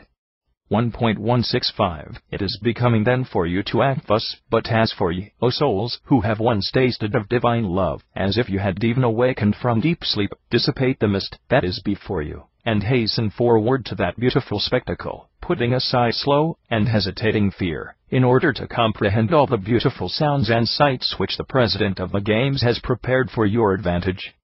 27. 1.166 There are then a countless number of things well worthy of being displayed and demonstrated, and among them one which was mentioned a little while ago. For the oracles calls the person who was really his grandfather, the father of the practicer of virtue, and to him, who was really his father, it has not given any such title, for the Scripture says, I am the Lord God of Abraham thy father, but in reality Abraham was his grandfather, and then proceeds, and the God of Isaac, and in this case he does not add, thy father. 1.167 Is it not then worthwhile to examine into the cause of this difference? Undoubtedly it is. Let us then in a careful manner apply ourselves to the consideration of the cause. Philosophers say that virtue exists among men, either by nature, or by practice, or by learning. On which account the sacred scriptures represent the three founders of the nation of the Israelites, as wise men, not indeed originally endowed with the same kind of wisdom, but arriving rapidly at the same end. 1.168 For the eldest of them, Abraham, had instruction for his guide in the road which conducted him to virtue, as we shall show in another treatise to the best of our power. And Isaac, who is the middle one of the three, had a self-taught and self-instructed nature. And Jacob, the third, arrived at this point by industry and practice, in accordance with which were his labors of wrestling and contention. 1.169 Since then there are thus three different manners by which wisdom exists among men, it happens that the two extremes are the most nearly and frequently united. For the virtue which is acquired by practice is the offspring of that which is derived from learning. But that which is implanted by nature is indeed akin to the others, for it is set below them as the root for them all. But it has obtained its prize, without any rivalry or difficulty. 1.170 So that it is thus very natural for Abraham, as one who had been improved by instruction, to be called the father of Jacob, who arrived at his height of virtue by practice. By which expression is indicated that not so much the relationship of one man to the other, but that the power which is fond of hearing is very ready for learning, the power which is devoted to practice being also well suited for wrestling.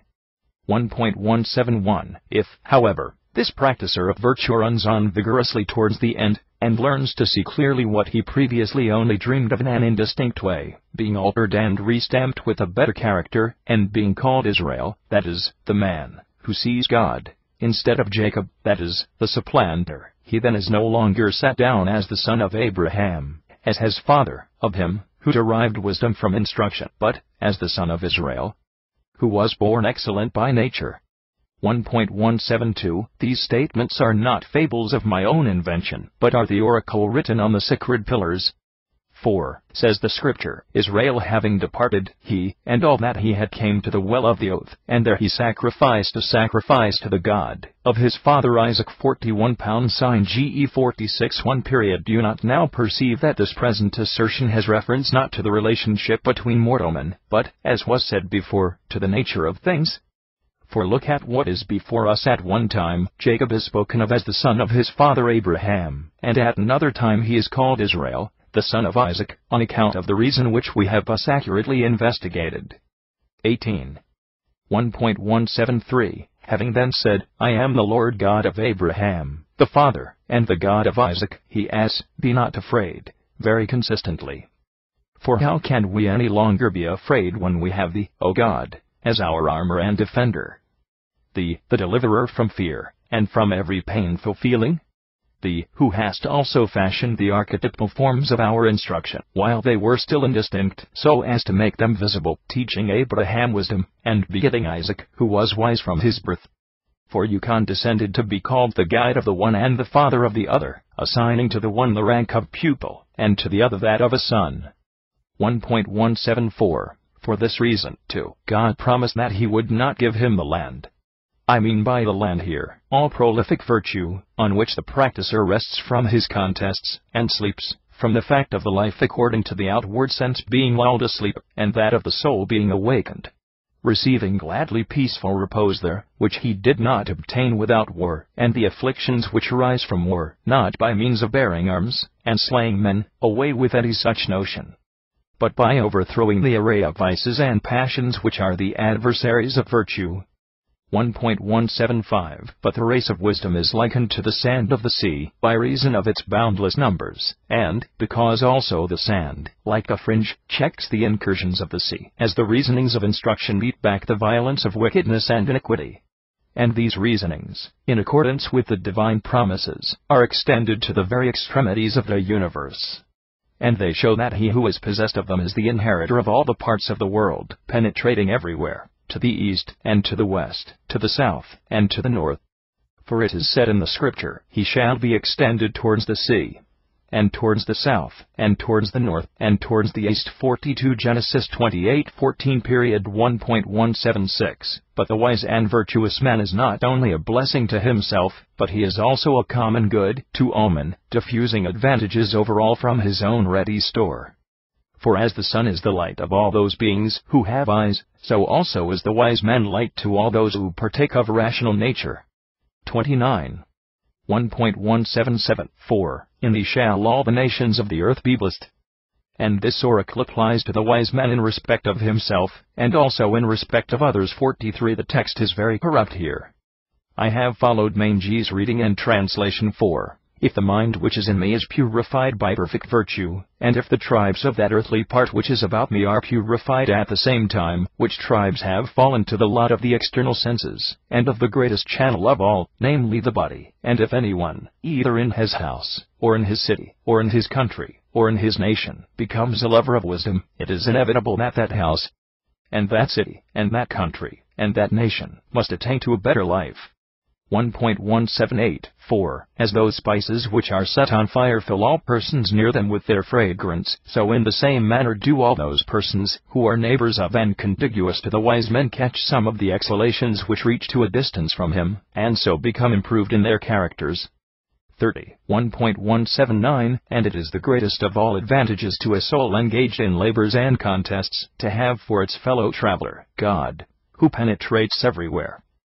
For behold, says God, I am with thee. 44 GE 28:15. Of what then can we be in need, while we have for our wealthy, who art the only true and real riches, who keepest us in the road which leads to virtue in all its different divisions?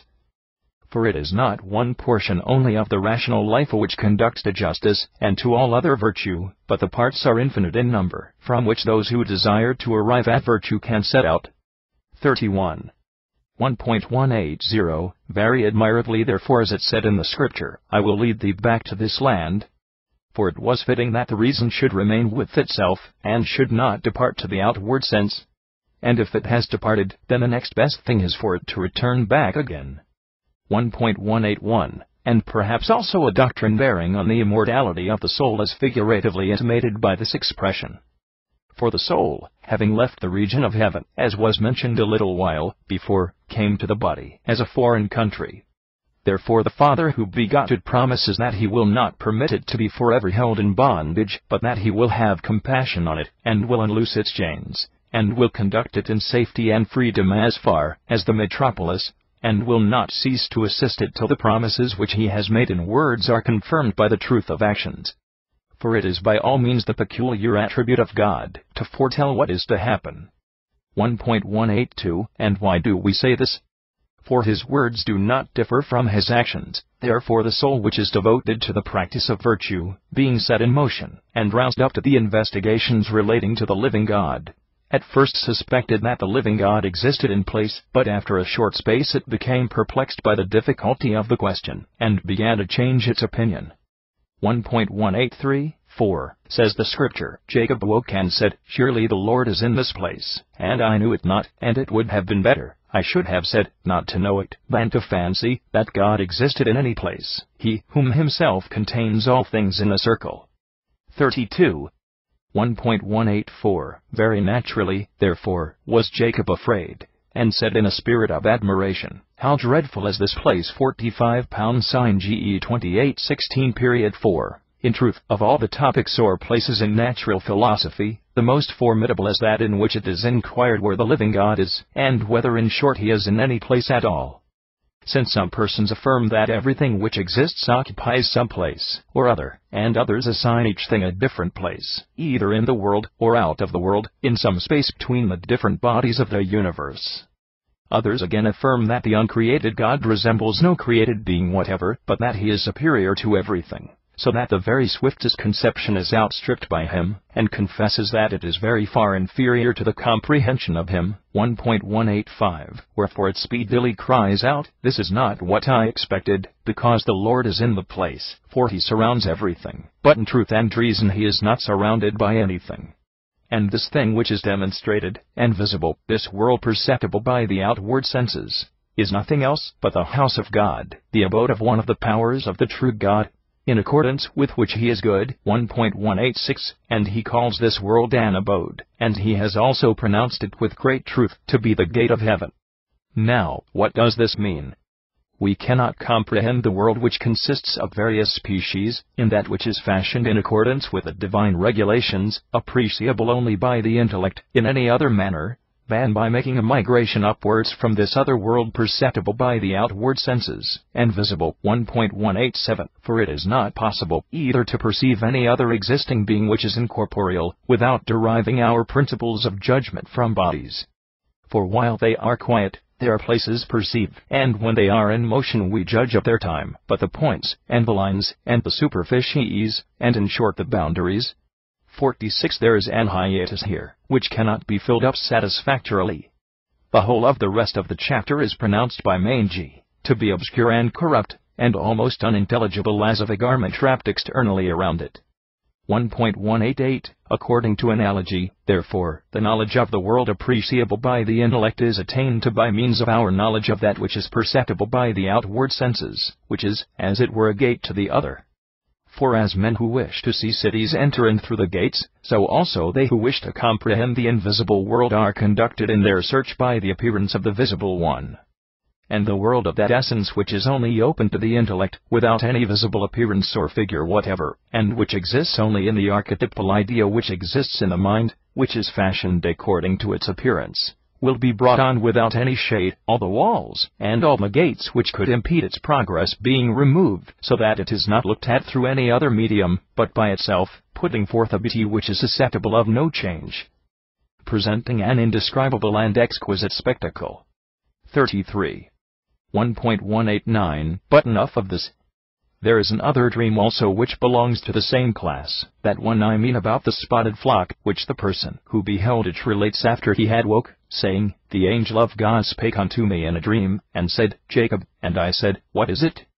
And he said unto me, Look up with thine eyes, and see the goats, and the rams mounting on the flocks, and the she-goats, some white, and spotted, and ring-straked, and speckled, for I have beheld all that Laban does unto thee. I am that God who was seen by thee in the place of God, where thou anointedst the pillar, and vowest a vow unto me. Now therefore rise up and depart out of the land, and go into the land of thy birth, and I will be with thee. 47 pound sign G 3111 period 1.190. You see here, that the divine word speaks of dreams, as sent from God, including in this statement not those only which appear through the agency of the chief cause itself, but those also which are seen through the operation of his interpreters and attendant angels, who are thought by the Father, who created them, to be worthy of a divine and blessed lot. 1.191. Consider, however, what comes afterwards. The sacred word enjoins some persons what they ought to do by positive command, like a king. To others it suggests what will be for their advantage, as a preceptor does to his pupils. To others again, it is like a counselor suggesting the wisest plans, and in this way too, it is of great advantage to those who do not of themselves know what is expedient. To others it is like a friend, in a mild and persuasive manner, bringing forward many secret things which no uninitiated person may lawfully hear. 1.192. For at times it asks some persons, as for instance, Adam, where art thou? And anyone may properly answer to such a question, No. Where? because all human affairs never remain long in the same condition, but are moved about and changed, whether we speak of their soul, or their body, or of their external circumstances, for their minds are unstable, not always having the same impressions from the same things, but such as are diametrically contrary to their former ones. The body also is unstable, as all the changes of the different ages from infancy to old age show. Their external circumstances also are variable, being tossed up and down by the impetus of ever-agitated fortune. 34. 1.193. When, however, he comes into an assembly of friends, he does not begin to speak before he has first accosted each individual among them, and addressed him by name, so that they prick up their ears, and are quiet and attentive, listening to the oracles thus delivered, so as never to forget them, or let them escape their memory, since in another passage of Scripture we read, "Be silent and listen." 48 sign, to 27:9. 1.194. In this manner, 2. Moses is called up to the bush.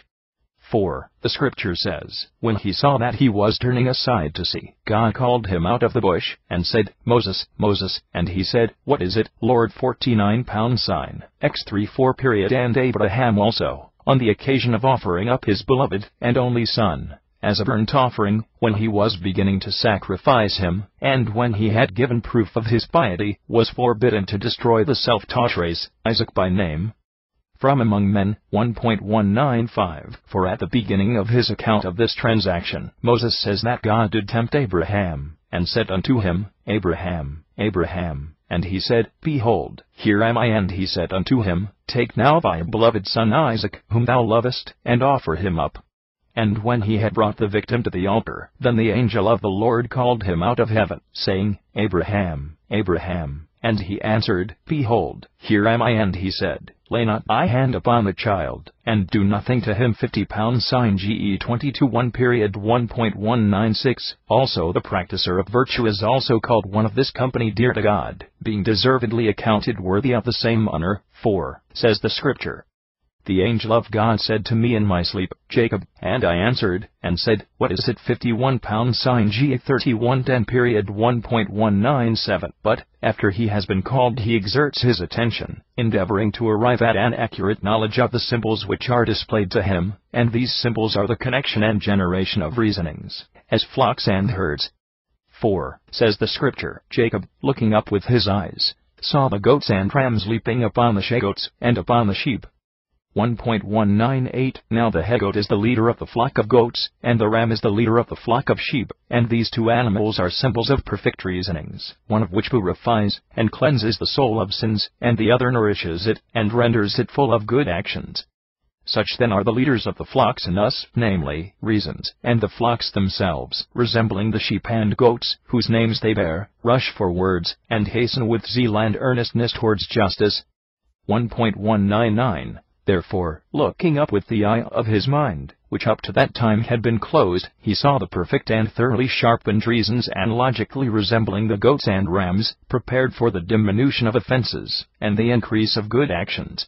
And he beheld how they leap upon the sheep, and the goats, that is on those souls which are still young and tender, and in the vigor of youth, and beautiful in the flower of their age, not pursuing irrational pleasure, but indulging in the invisible sowing of the doctrines of prudence. 1.200. For this is a marriage which is blessed in its children, not uniting bodies, but adapting perfect virtues to well-disposed souls. Therefore do all ye right reasons of wisdom leap up, form connections, sow seed, and pass by no soul which you see rich and fertile, and well-disposed, and virgin, but inviting it to association and connection with you, render it perfect and pregnant, for so you will become the parents of all kinds of good things, of a male offspring, white, variegated, ring-straked, and speckled. 35. 1.201. But we must now examine what power each of these offspring has.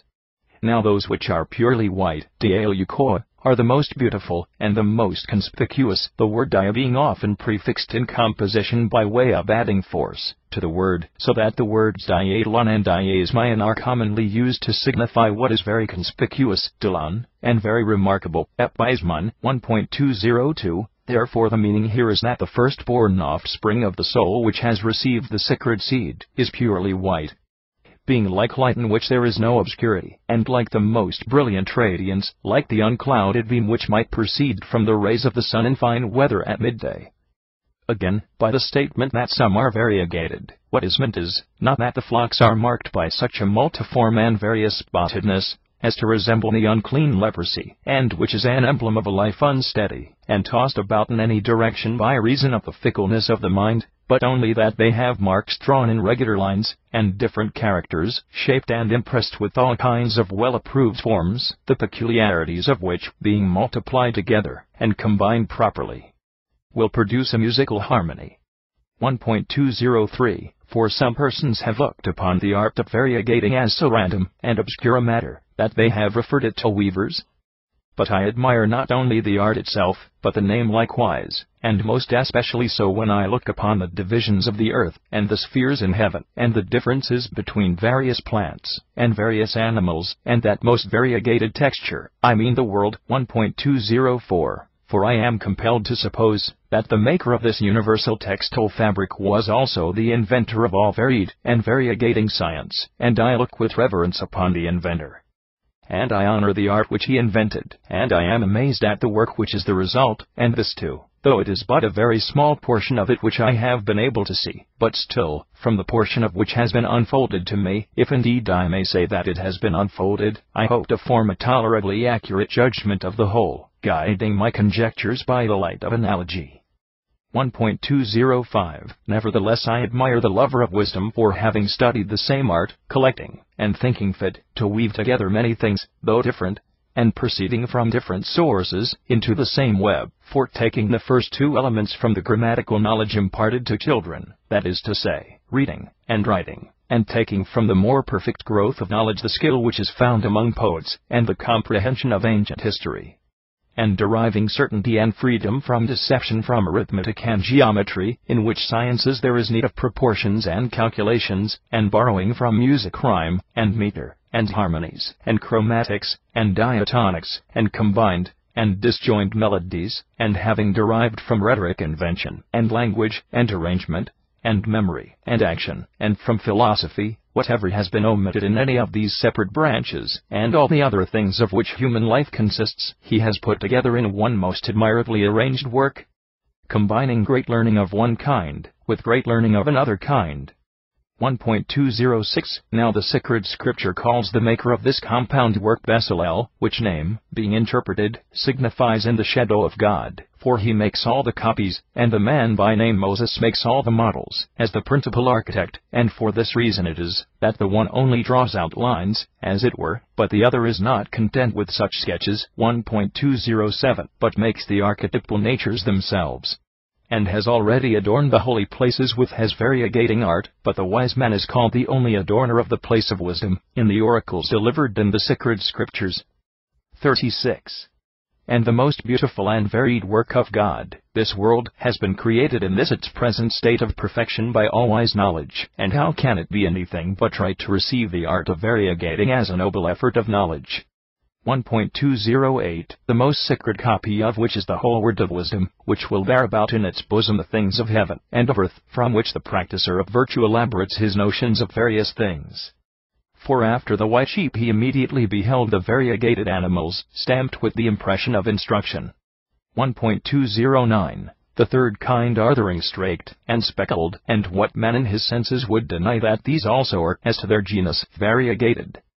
But still he is not so very eager about the varieties of the members of the flocks, as about the road which leads to virtue and excellence. 1.210 For the prophet intends that he who proceeds along this road shall be besprinkled with dust and water, because it is related that the earth and water being kneaded together, and fashioned into shape by the Creator of man, was formed into one body, not being made by hand, but being the work of invisible nature. 1.211 Therefore it is the first principle of wisdom not to forget oneself, and always to keep before one's eyes the materials of which one has been compounded, for in this way a man will get rid of boasting and arrogance, which of all evils is the one most hated by God. For who that ever admits into his mind the recollection that the first principles of his formation are dust and water, would ever be so puffed by vanity as to be unduly elated? 1.212 On this account the prophet has thought it fit that those who are about to offer sacrifice shall be sprinkled with the aforesaid things, thinking no one worthy to appear at a sacrifice who has not first of all learned to know himself, and to comprehend the nothingness of mankind, and the elements of which he is composed, conjecturing from them that he himself is utterly insignificant. 37. 1.213 These three signs, the white, the variegated, and the ring-straked and speckled, are as yet imperfect in the practicer of virtue, who has not himself as yet attained to perfection.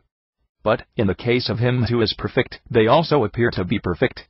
And in what manner they appear, so we will examine.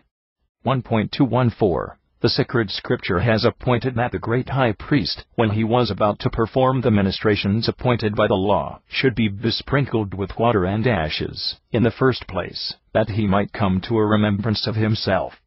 For the wise Abraham also, when he went forth to converse with God, pronounced himself to be dust and ashes. In the second place, it enjoins him to put on a tunic reaching down to his feet, and the variously embroidered thing which was called his breastplate, an image and representation of the light-giving stars which appear in heaven. 1.215 For there are, as it seems, two temples belonging to God, one being this world, in which the high priest is the divine word, his own firstborn son. The other is the rational soul, the priest of which is the real true man, the copy of whom, perceptible to the senses, is he who performs his paternal vows and sacrifices, to whom it is enjoined to put on the aforesaid tunic, the representation of the universal heaven, in order that the world may join with the man in offering sacrifice, and that the man may likewise cooperate with the universe. 1.216 He is now therefore shown to have these two things, the speckled and the variegated character. We will now proceed to explain the third and most perfect kind, which is denominated thoroughly white. When the same high priest enters into the innermost parts of the holy temple, he is clothed in the variegated garment, and he also assumes an other linen robe, made of the very finest flax. 1.217 And this is an emblem of vigor, and incorruptibility, and a most brilliant light. For such a veil is a thing very difficult to be broken, and it is made of nothing mortal, and when it is properly and carefully purified it has a most clear and brilliant appearance.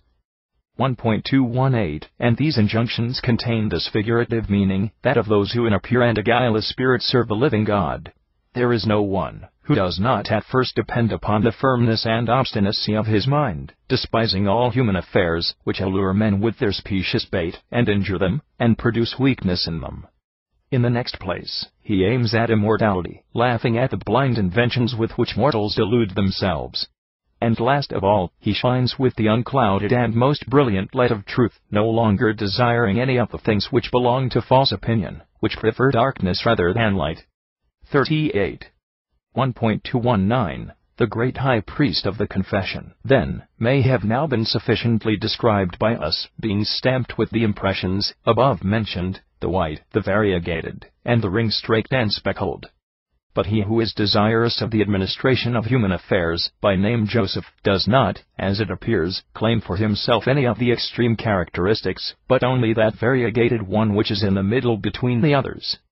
1.220 For we read that Joseph had a coat of many colors, 52 pounds sin Ga 37:3 not being sprinkled with the sacred purifications, by means of which he might have known that he himself was only a compound of dust and water, and not being able to touch that thoroughly white and most shining raiment, virtue, but being clothed in the much variegated web of political affairs, with which the smallest possible portion of truth is mixed up, and also many and large portions of plausible, probable, and likely falsehoods, from which all the sophists of Egypt, and all the augurs, and ventriloquists, and sorcerers spring, men skillful in juggling, and in incantations, and in tricks of all kinds, from whose treacherous arts it is very difficult to escape.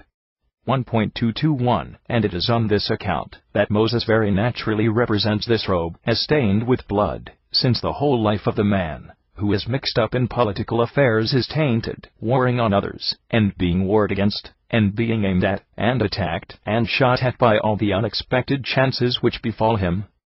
1.222 Examine now the man who has great influence with the people, on whom the affairs of the city depend.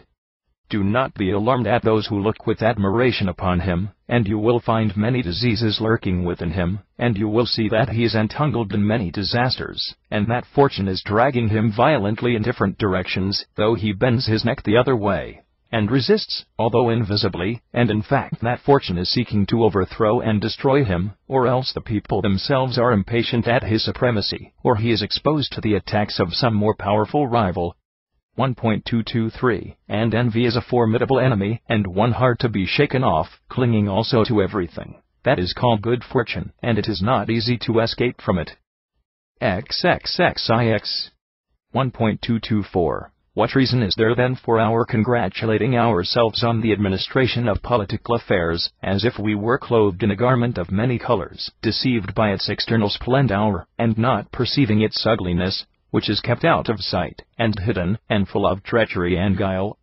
1.225 Let us then put off this flowery robe, and put on that sacred one woven with the embroideries of virtue, for thus we shall escape the snares which want of skill, and ignorance, and want of knowledge, and education lay for us, of which Laban is the companion. 1.226 For when the sacred word has purified us with the sprinklings prepared beforehand for purification, and when it has adorned us with the select reasonings of true philosophy, and, having led us to that man who has stood the test, has made us genuine, and conspicuous, and shining, it blames the treacherous disposition which seeks to raise itself up to invalidate what is said. 1.227 For the Scripture says, I have seen what Laban does unto thee, 53 pounds sign Ga 31:12 namely, things contrary to the benefits which I conferred on you, things impure, wicked, and altogether suited to darkness. But it is not right for the man who anchors on the hope of the alliance of God, to crouch and tremble, to whom God says, I am the God, who was seen by thee in the place of God. 1.228 A very glorious boast for the soul, that God should think fit to appear to, and to converse with it. And do not pass by what is here said, but examine it accurately, and see whether there are really two gods. For it is said, I am the God, who was seen by thee, not in my place, but in the place of God, as if he meant of some other God. 1.229 What then ought we to say? There is one true God only, but they, who are called gods, by an abuse of language, are numerous, on which account the Holy Scripture on the present occasion indicates that it is the true God. That is meant by the use of the article, the expression being, I am the God, ho theos, but when the word is used incorrectly, it is put without the article, the expression being, he, who was seen by thee in the place, not of the God, Touteu, but simply of God Teu. 1.230 And what he here calls God is his most ancient word, not having any superstitious regard to the position of the names, but only proposing one end to himself, namely, to give a true account of the matter. For in other passages the sacred historian, when he considered whether there really was any name belonging to the living God, showed that he knew that there was none properly belonging to him, but that whatever appellation anyone may give him will be an abuse of terms, for the living God is not of a nature to be described, but only to be. XL 1.231 And a proof of this may be found in the oracular answer given by God to the person who asked what name he had, I am that I am, 54 pound sign, X 3:14 that the questioner might know the existence of those things which it was not possible for man to conceive, not being connected with God. 1.232 Accordingly, to the incorporeal souls which are occupied in his service, it is natural for him to appear as he is, conversing with them as a friend with his friends. But to those souls which are still in the body he must appear in the resemblance of the angels, though without changing his nature, for he is unchangeable, but merely implanting in those who behold him an idea of his having another form, so that they fancy that it is his image. Not an imitation of him, but the very archetypal appearance itself. 1.233 There is then an old story much celebrated, that the divinity, assuming the resemblance of men of different countries, goes round the different cities of men, searching out the deeds of iniquity and lawlessness, and perhaps, though the fable is not true, it is a suitable and profitable one. 1.234 But the Scripture, which at all times advances its conceptions with respect to the deity, in a more reverential and holy tone, and which likewise desires to instruct the life of the foolish, has spoken of God, under the likeness of a man, though not of any particular man, 1.235, attributing to him, with this view, the possession of a face, and hands, and feet, and of a mouth and voice, and also anger and passion, and moreover, defensive weapons, and goings in and goings out, and motions upwards and downwards, and in every direction, not indeed using all these expressions with strict truth, but having regard to the advantage of those who are to learn from it. 1.236, for the writers knew that some men are very dull in their natures, so as to be utterly unable to form any conception whatever of God apart from a body, whom it will be impossible to admonish if they were to speak in any other style, and the existing one, of representing God as coming and departing like a man, and as descending and ascending, and as using his voice, and as being angry with sinners, and being implacable in his anger, and speaking too of his darts and swords, and whatever other instruments are suitable to be employed against the wicked, as being all previously ready.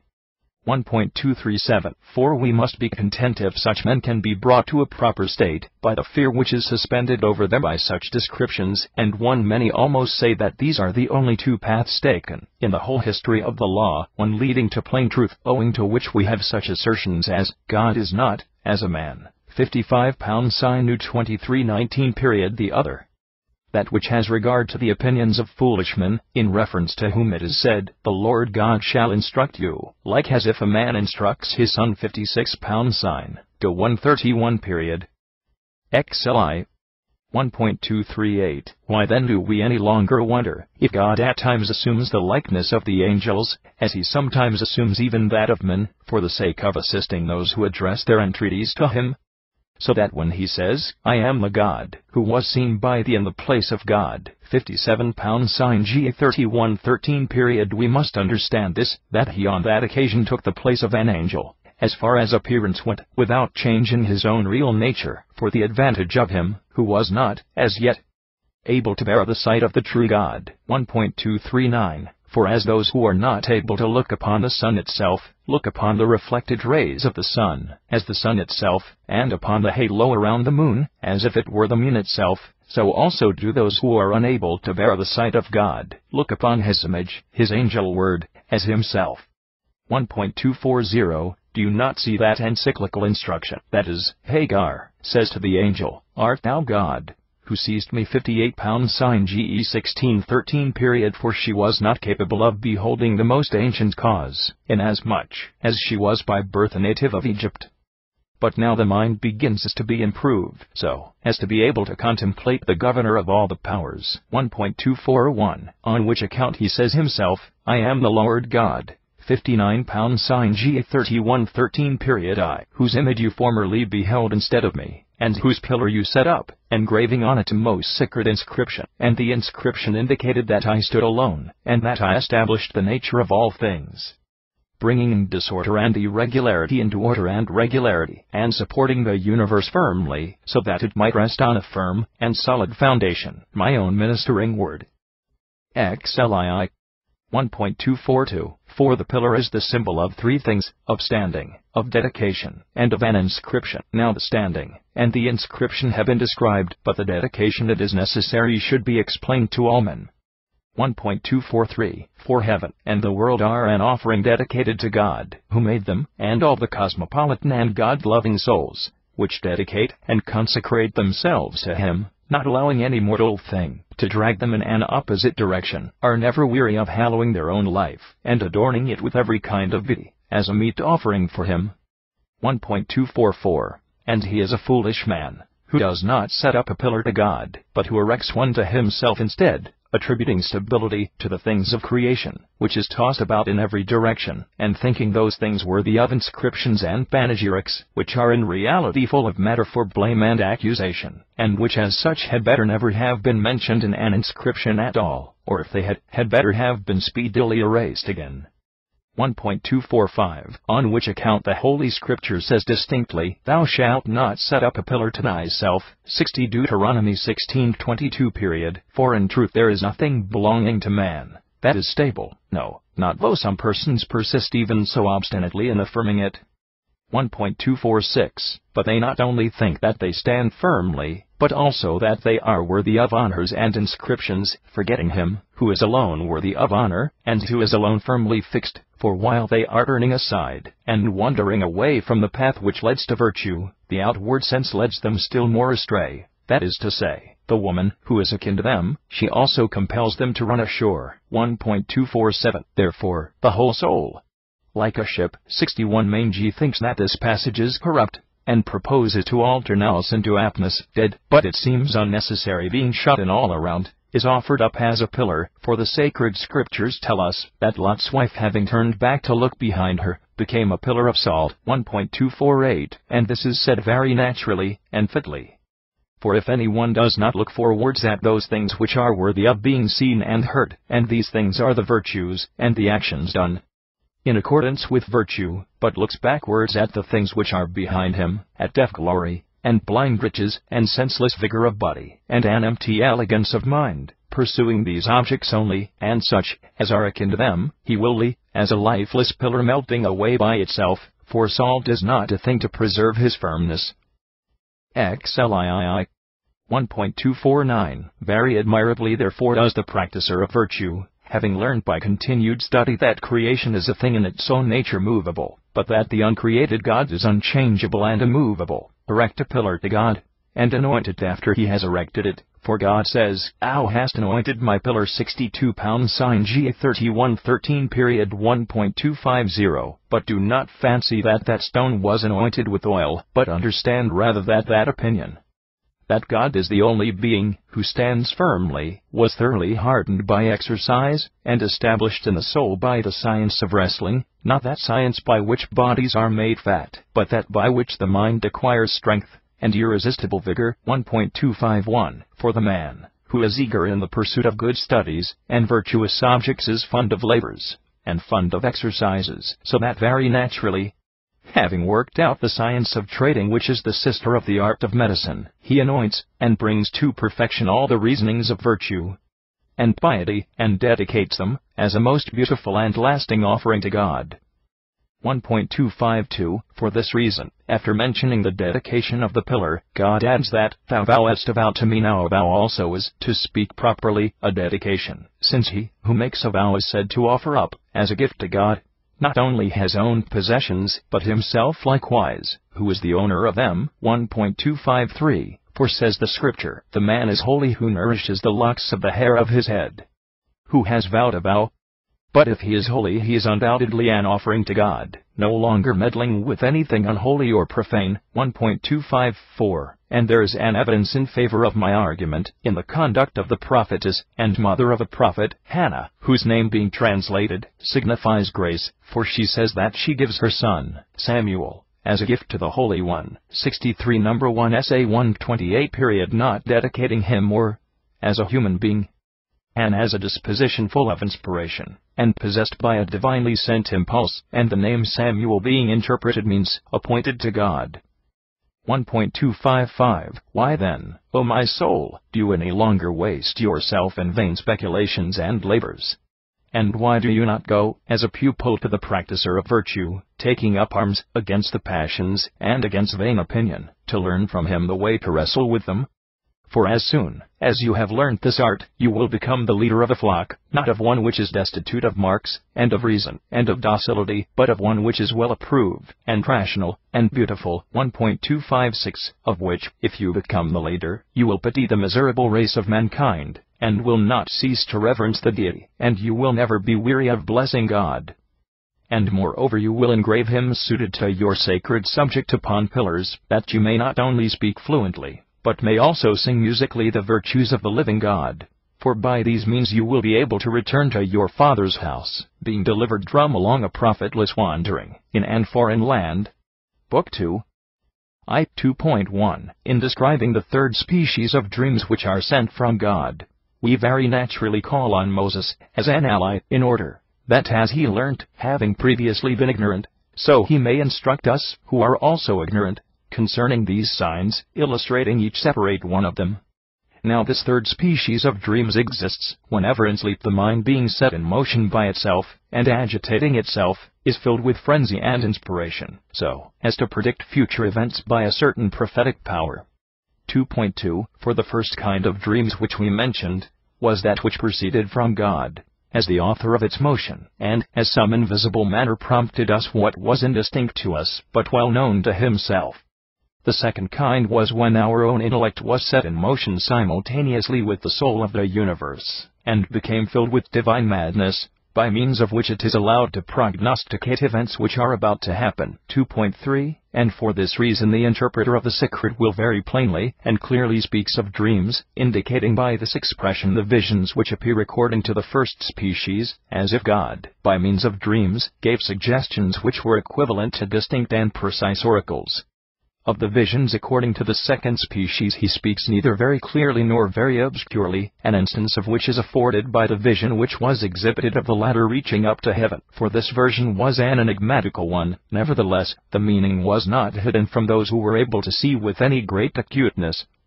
2.4 But these visions which are afforded according to the third species of dreams, being less clear than the two former kinds by reason of their having an enigmatical meaning deeply seated, and fully colored, require the science of an interpreter of dreams. At all events all the dreams of this class, which are recorded by the lawgiver, are interpreted by men, who are skilled in the aforesaid art. 2.5 Whose dreams then am I here alluding to? Surely every one must see to those of Joseph, and of Pharaoh king of Egypt, and to those which the chief baker and chief butler saw themselves. 2.6 And it may be well at all times to begin our instruction with the first instances. Now the first dreams are those which Joseph beheld, receiving two visions, from the two parts of the world, heaven and earth.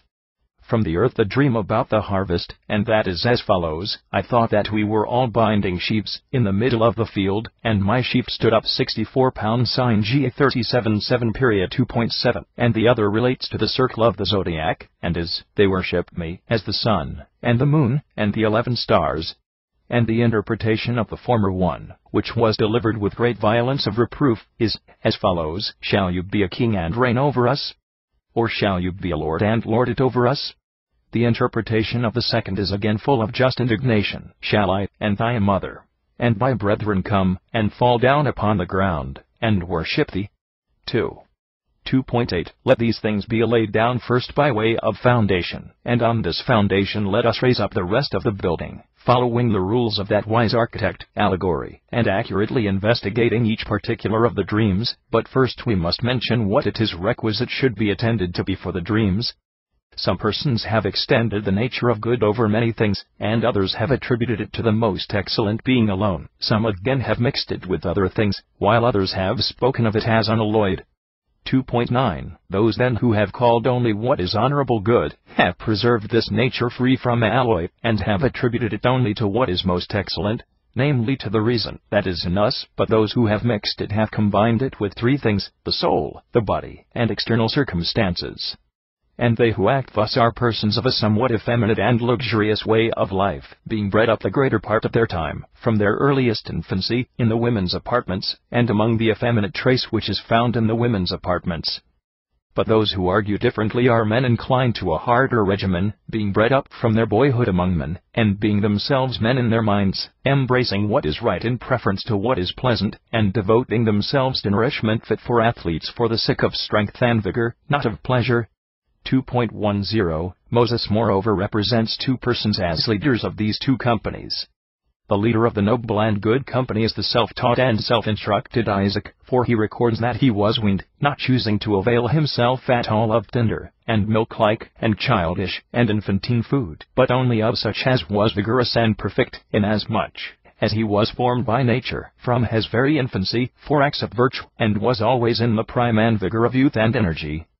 But the leader of the company, which yields, and which is inclined to softer measures, is Joseph. 2.11 For he does not indeed neglect the virtues of the soul, but he likewise shows anxiety about the stability and permanence of the body, and also desires an abundance of worldly treasures, and it is in strict accordance with natural truth that he is represented as drawn in different directions, since he proposes to himself many different objects in life, and being attracted by each of them, he is kept in a state of commotion and agitation, without being able to stand firm. 2.12 And his case is not like that of cities, which having made a truce enjoy peace, and yet after a time are again attacked, so as to gain the victory. and to be defeated alternately, for at times a great influx of riches and glory coming upon them, subdues all their cares for the body and the soul, but afterwards, being repelled by both these things, they are conquered by the adversary. 2.13, and in the same manner all the pleasures of the body coming upon the soul in a compact array overwhelm and efface all the objects of the intellect one after the other, and then, after a short time, wisdom, changing its course, and blowing in the opposite direction with a fresh and violent breeze, causes the stream of the pleasures to slacken, and altogether moderates all the eagerness, and impetuosity, and rivalry of the external senses. 2.14. Such a circle then of never-ending war revolves around the soul, subject, as it is, to so many changes, for when one enemy has been destroyed, then immediately there springs up another more powerful, after the fashion of the many-headed hydra, for they say, that in the case of this monster, instead of the head which was cut off another sprung up, by which statement they mean to intimate the multiform, and prolific, and almost invincible character of undying wickedness. 2.15. Do not, therefore, answer Joseph 65. There is an hiatus here, and there is a good deal of corruption about the beginning of this book, but know that he is the image of multiform and mixed knowledge. For there appears in him a rational species of continence, which is of the masculine kind, being fashioned in accordance with his father Jacob. 2.16. And also that kind which is devoid of reason is likewise visible, that of the outward sense I mean, being made in the likeness of his maternal race, according to Rachel. There appears in him also the seed of bodily pleasures, which has association with the chief butlers, and chief bakers, and chief cooks has stamped upon him. There is also visible the seat of vain opinion, on which he mounts, as on a chariot by reason of his levity, being puffed up, and elated, and raising himself to a height to the destruction of equality. 3. 2.17. Now the character of Joseph is sketched out by the foregoing outlines, but each of his dreams must be investigated with accuracy, and first of all we must examine the one about the sheaves. I thought, says he, that we were all binding sheaves. The expression, I thought, is clearly that of a person who is not certain, but who is hesitating, and supposing with some amount of indistinctness, not of one who sees positively and clearly. 2.18. For it is very natural for persons just awakening out of a deep sleep, and still dozing as it were, to say, I thought, but not so for people who are thoroughly awake, and who can see distinctly. 2.19. And the practicer of virtue, Jacob, does not say, I thought, but his language is, behold, a ladder firmly set, the head of which reached up to heaven. 66 pounds sign GE 28:12 period. And again he says, when the sheep conceived I saw them with my eyes in my sleep, and behold the he-goats, and the rams leapt upon the ewes, and upon the she-goats, white, and variegated, and ring-straked, and speckled. 67 pounds sign GA 31:10 period. 2.20. For it happens of necessity, that the sleeping conceptions also of those who think what is honorable and eligible for its own sake, and more distinct and more pure, just as their waking actions are also more deserving of approbation. 4. 2.21. But when I hear Jacob relating his dream I marvel at his having fancied that he was binding up the sheaves, and not reaping the corn. For the one is the task of the lower classes, and of servants, but the other is the occupation of the employers, and of men more skilled in agriculture. 2.22. For to be able to distinguish what is necessary from what is mischievous, and what is nutritious from what is not so, and what is genuine from what is spurious, and useful fruit from the worthless root, not only in reference to those things which the land bears, but also in those which the intellect bears, is the work of most perfect virtue.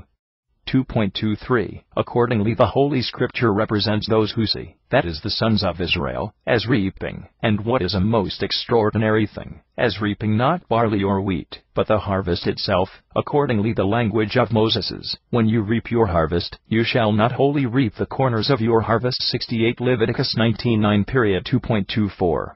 For he means here that the virtuous man is not merely the judge of things which differ from one another, and that he does not only distinguish the things from which some produce is derived from the produce itself, but that he is able also to distinguish while reaping the harvest, to remove this opinion of his ability to distinguish, and to eradicate a man's own opinion of himself, because he is firmly persuaded, and believes Moses, when he affirms that judgment belongs to God alone. 69 pound sign, the 117 period. With whom are the comparisons and distinctions between all things?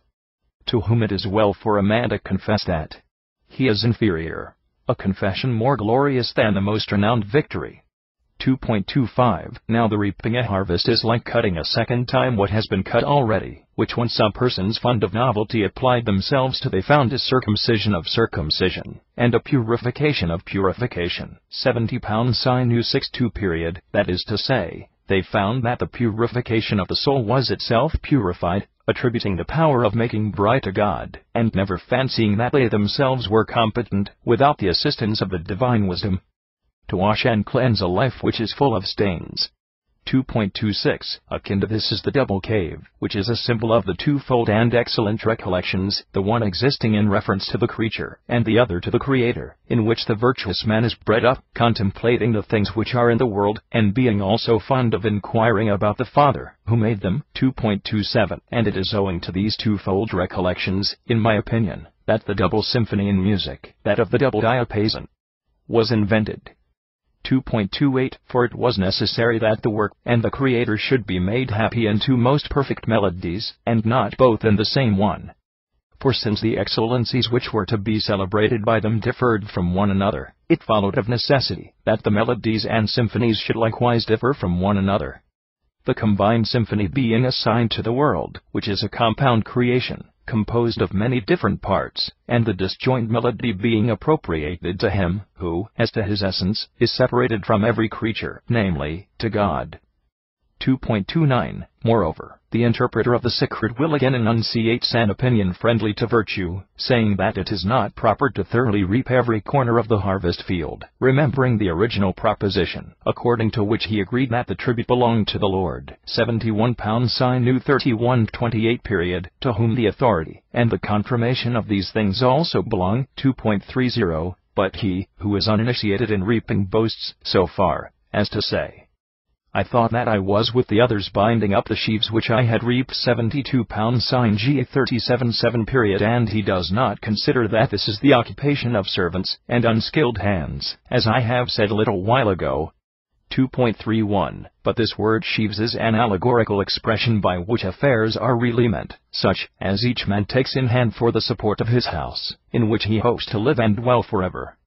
v. 2.32 There are, therefore, an infinite number of differences between sheaves, that is to say, between such affairs as support a house. There are also a countless host of differences between those who gather and take up the sheaves in their hand, so that it is impossible to mention or even to imagine them all. Still it is not out of place to describe a few of them by way of example, which he too mentioned, when he was recounting his dream. 2.33 For he says to his brethren, I thought that we were binding up sheaves. Now, of brethren he has 10, who are sons of the same father as himself, and one, who is by the same mother. And the name of each individual among them is an emblem of some most necessary thing. Reuben is an emblem of natural acuteness, for he is called the son, who sees, being in so far as he is a son not perfect, but in so far as he is endowed with the faculty of sight, and sees acutely, he is naturally well qualified. 2.34 Simeon is an emblem of learning, for his name being interpreted means listening. Levi is a symbol of virtuous energies and actions, and of holy ministrations. Judas is an emblem of songs and hymns addressed to God. Issachar, of wages which are given for good work, but perhaps the works themselves are their own perfect reward.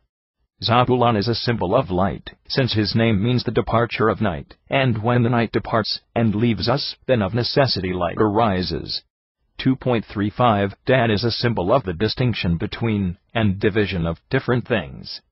Gad is an emblem of the invasion of pirates, and of a counter-attack made upon them. Aser is a symbol of natural wealth, for his name being interpreted signifies a calling blessed, since wealth is accounted a blessed possession.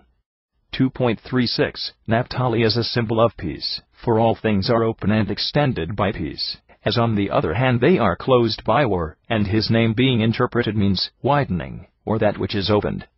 Benjamin is an emblem of young and old times, for being interpreted his name means the son of days, and both young time and old time are measured by days and nights. 2.37 Accordingly, every one of them takes up in his hand what belongs to himself, and having taken it up, binds all the parts together, the man well endowed by nature taking up the parts of dexterity and perseverance, and memory, of which good natural endowments consist. The man who has learned well takes up the parts of listening, tranquility, and attention. The man willing to endeavor takes up courage, and a happy confidence which does not shrink from danger. 2.38 The man inclined to gratitude takes up praises, panegyrics, hymns, and blessings, both in speaking and in singing. The man who is eager for wages takes up unhesitating industry, most enduring gratitude, and care, armed with a promptitude which is not to be despised. 2.39 He who pursues light rather than darkness takes up wakefulness and acuteness of sight. The man who is an admirer of the division of and distinction between things takes up well-sharpened reason so as not to be deceived by things similar to one another, as if they were identical, impartiality so as not to be led away by favor, and incorruptibility. 2.40 He who, in something of a piratical fashion, lays ambuscades against those who counterplot against him, takes up deceit, cajolery, trickery, sophistry, pretense, and hypocrisy, which being in their own nature blamable, are nevertheless praised when employed against the enemy. He who studies to be rich in the riches of nature takes up temperance and frugality. He who loves peace takes up obedience to law, a good reputation, freedom from pride, and equality. 6. 2.41 It is of these things, then, that the sheaves of his brethren by the same Father are composed and bound up, but the sheaf of his uterine brother is composed of days, and of time, which are the causes of nothing, as if they were the causes of all things. 2.42 But the dreamer and interpreter of dreams himself, for he united both characters, makes a sheaf of empty opinion, as of the greatest and most brilliant of possessions, and the most useful to life. For which reason it is originally by his dreams, which are things dear to night, that he is made known to the king of the bodily country, and not by any performance of conspicuous actions, which require day for their exhibition. 2.43 After that, he is appointed overseer or governor of all Egypt, and is honored with the second rank in the kingdom, and made inferior in honor only to the king. All which things are in the eye of wisdom, if that were the judge, more inglorious and more ridiculous than even defeat and dishonor. 2.44 After that he puts on a golden necklace, a most illustrious halter, the circlet and wheel of interminable necessity, not the consequence and regular order of things in life, nor the connection of the affairs of nature as Thamar was, for her ornament was not a necklace, but an armlet. Moreover, he assumes a ring, a royal gift which is no gift, a pledge devoid of good faith, the very contrary gift to that which was given to the same Thamar by Judah the son of the seeing king, Israel. 2.45 For God gives to the soul a seal, a very beautiful gift, to show that he has invested with shape the essence of all things which was previously devoid of shape, and has stamped with a particular character that which previously had no character, and has endowed with form that which had previously no distinctive form, and having perfected the entire world, he has impressed upon it an image and appearance, namely, his own word. 2.46 But Joseph also mounts the second chariot, being puffed up with elation of mind, and vain arrogance, and he is regulator of the provisions, laying up and preserving the treasures for the body, and providing it with food from all quarters, and this is a very formidable fortification against the soul.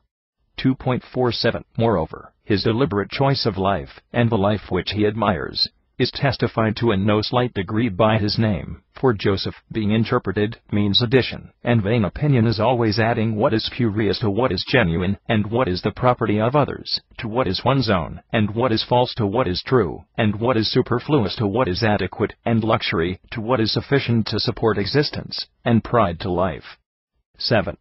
2.48 Consider now what it is which I am here desirous to prove. We are nourished by meat and drink, even though the meat be the most ordinary corn, and the drink plain water from the stream. Moreover, besides this, vain opinion has added to it an infinite number of varieties of cakes, and cheesecakes, and sweetmeats, and costly and various mixtures of an indescribable multitude of wines, for the enjoyment of pleasure rather than for participation in necessary food properly prepared.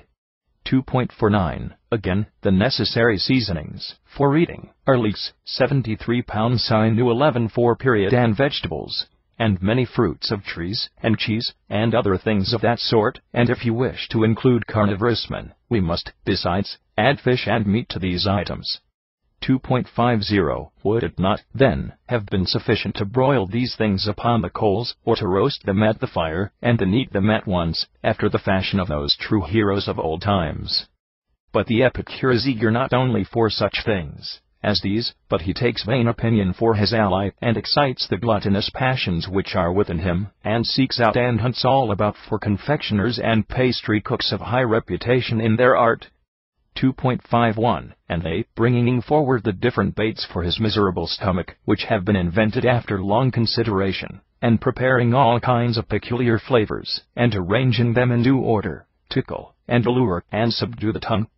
Then, immediately they circumvent that foundation of the outward senses, the taste, by means of which the banquet hunter in a very short time is rendered a slave instead of a free man. 2.52 For who is there who does not know that clothes were originally made as a defense against the injuries which might arise to the body from cold and heat?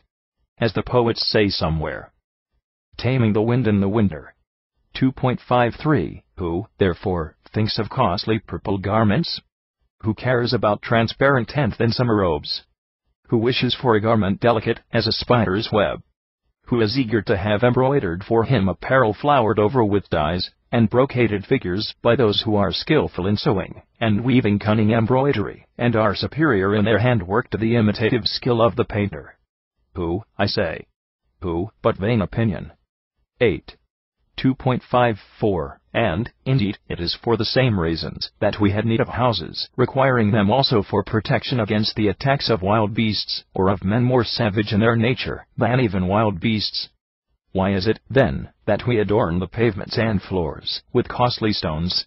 And why do we travel over Asia, and Africa, and all Europe, and the islands, searching for pillars and capitals, and architraves, and selecting them with reference to their superior beauty? 2.55 And why are we anxious for, and why do we vie with one another in specimens of Doric, and Ionic, and Corinthian sculpture, and in all the refinements which luxurious men have devised in addition to the existing customs, adorning the capitals of their pillars? And why do we furnish our chambers for men, and for women with golden ornaments? Is it not all from our being influenced by vain opinion? 2.56 And yet, for sound sleep, the mere ground was sufficient, since, even to the present day, the accounts tell us that the gymnosophists, among the Indians, sleep on the ground in accordance with their ancient customs, and if it were not, at all events a couch made of carefully chosen stones, or plain pieces of wood, would be a sufficient bed. 2.57 But now the poles of our ladders are ornamented with ivory feet, and workmen inlay our beds with costly mother-of-pearl and variegated tortoise-shell, at great expense of labor, and money, and time, and some beds are even made of solid silver, or solid gold, and inlaid with precious stones, with all kinds of flowery work, and embossed golden ornaments strewed about them, as if for mere display and magnificence, and not for daily use. The contriver of all which has again the same vain opinion. 2.58 Again, why need we seek for more in the way of ointment, and the juice pressed out of the fruit of the olive? For that softens the limbs, and relieves the labor of the body, and produces a good condition of the flesh, and if anything has got relaxed, or flabby, it binds it again, and makes it firm and solid, and it fills us with vigor and strength of muscle, no less than any other unguent. 2.59 But the pleasant unguents of vain opinion are set up in opposition to those that are merely useful, on which the perfumers work, and to which vast regions contribute, such as Syria, Babylon, the Indians, and the Scythians, in which nations the origins of all perfumes are found. 9. 2.60 Again, with respect to drinking, what more could men really have need of than the cup of nature wrought with the perfection of art? Now such a cup our own hands supply, which, if any one brings together and forms into a hollow, applying them closely to his mouth, while another pours in the liquid to be drank, he gets not only a remedy for his thirst, but also a most indescribable pleasure. 2.61 Still, if one were absolutely in need of something else, would not the ivy cup of the agricultural laborer be sufficient? And why should it be requisite to have recourse to the arts of other eminent artists? And what can be the use of providing a countless multitude of gold and silver goblets, if it be not for the gratification of boastful and vainglorious arrogance, and of vain opinion raising itself to an undue height? 2.62 Again, when men wear crowns, they are not content with fragrant garlands of laurel, or ivy, or violets, or lilies, or roses, or of any tree whatever, or of any flower, neglecting all the gifts of God, which he bestows upon us as the various seasons of the year. But they put golden crowns on their heads, which are a very grievous weight, wearing them in the middle of the crowded marketplace, without any shame. And what can we think of such men, but that they are slaves of vain opinion, in spite of their asserting themselves not only to be free, but even to be rulers over many other persons. 2.63 The day would fail me if I were to go through all the varieties of human life, and yet, why need I dwell on the subject with prolixity? For who is there who has not heard, or who has not seen, such men as these? Who is there who does not associate with, and who is not familiar with them? So that the sacred scripture has very appropriately named addition the enemy of simplicity, and the companion of pride. 2.64 For as superfluous shoots to grow on trees, which are a great injury to the genuine useful branches, and which the cultivators destroy, and cut out from a prudent foreknowledge of what is necessary, so likewise the life of falsehood and arrogance often grows up by the side of the true life devoid of pride, of which, to this day, no cultivator has been found who has been able to cut away the injurious superfluous growth by the roots. 2.65 Therefore the practicers of wisdom, knowing this in the first instance, by the outward sense, and secondly, pursuing it by the mind, cry out loudly and say, A wicked beast has seized and devoured Joseph. 74 sign G 3733 2.66 But does not that most ferocious beast, the various pride which springs up in the life of men living in irregularity and confusion, whose chief workmen are covetousness and unscrupulous cunning, devour every one who comes within his reach? Therefore grief will be added to them, even while they are alive, as though they were dead, since they have a life worthy of lamentation, and mourning, since Jacob mourns for Joseph, even while he is alive. 2.67 But Moses will not allow the secret reasonings about Nadab to be bewailed. 75 sign Lee 10:6 For they have not been carried off by a savage beast, but have been taken up by unextinguishable violence, and imperishable light, because, having discarded all fear and hesitation, they had duly consecrated the fervent and fiery zeal, consuming the flesh, and very easily and vehemently excited towards piety, which is unconnected with creation, but is akin to God. Not going up to the altar by the regular steps, for that was forbidden by law, but proceeding rapidly onwards with a favorable gale, and being conducted up even to the threshold of heaven, becoming dissolved into ethereal beams, like a whole burnt offering. X 2.68 Therefore, O thou soul, that art obedient to thy teacher, thou must cut off thine hand and thy power, when it begins to take hold of the parts of generation, that is to say, of things created, or of human pursuits. 2.69 For very often, to cut off the hand which has laid hold of the privy parts. 76 sign to 25:12 In the first place, because it has gladly received the pleasure which it ought rather to hate, and, secondly, because it has thought that the faculty of propagating seed was in our own power, and also, because it has attributed to the creature that power which belongs to the Creator. 2.70 Dost thou not see that the earthly mass, atom, when it lays its hands upon the two trees, dies, because it has preferred the number two to the unit, and because it has admired the creature in preference to the Creator? But do thou go forth beyond the reach of the smoke, and the tempest, and flee from the ridiculous pursuits of mortal life, as a fearful whirlpool, and do not, as the proverb has it, touch them even with the tip of thy finger. 2.71 And when thou hast girded thyself up for the sacred ministrations, having made broad thy whole hand, and thy whole power, then take a firm hold of the speculations of instruction and wisdom, for the command is of this kind: If a soul brings a gift, or sacrifice, the gift shall be of fine wheaten flour. 77 Leviticus 2:1 After that the lawgiver adds, and, when he has taken a full handful of the fine wheaten flour, with the oil, and with all the frankincense, he places the memorial on the altar of sacrifice. 2.72 Is not this a very beautiful and appropriate expression of Moses, to call that soul incorporeal which is about to offer sacrifice, but not to call the double mass which consists of mortality and immortality by any such name? For that which vows the vow, that which is full of gratitude, that which offers such sacrifices as are truly without spot, is one thing only, namely, the soul. 2.73 What then is the offering of the incorporeal soul? What is the fine wheaten flour? A symbol of the mind purified by the suggestions of instruction, which is able to render the friend of education free from all disease, and life free from all reproach. 2.74. From which the priest, taking a handful within his whole hand, that is to say, with the whole grasp of his mind, is commanded to offer up the whole soul itself, full of the most unalloyed and pure doctrines, as the most excellent of sacrifices, fat, and in good condition, rejoicing in divine light, and redolent of the exhalations which are given forth by justice, and by the other virtues, so as always to enjoy a most fragrant, and delicious, and happy life. For the oil and the frankincense, of which the priest takes a handful with the white meat, contain a figurative assertion of this. 11. 2.75. It is on this account that Moses set apart an especial festival for the sheaf, however, not for every sheaf, but for that which came from the sacred land. For when, says he, you come into the land which I give unto you, and when you reap its harvest, you shall bring sheaves as a first fruit of your harvest to the priest 78 pounds signly 2310.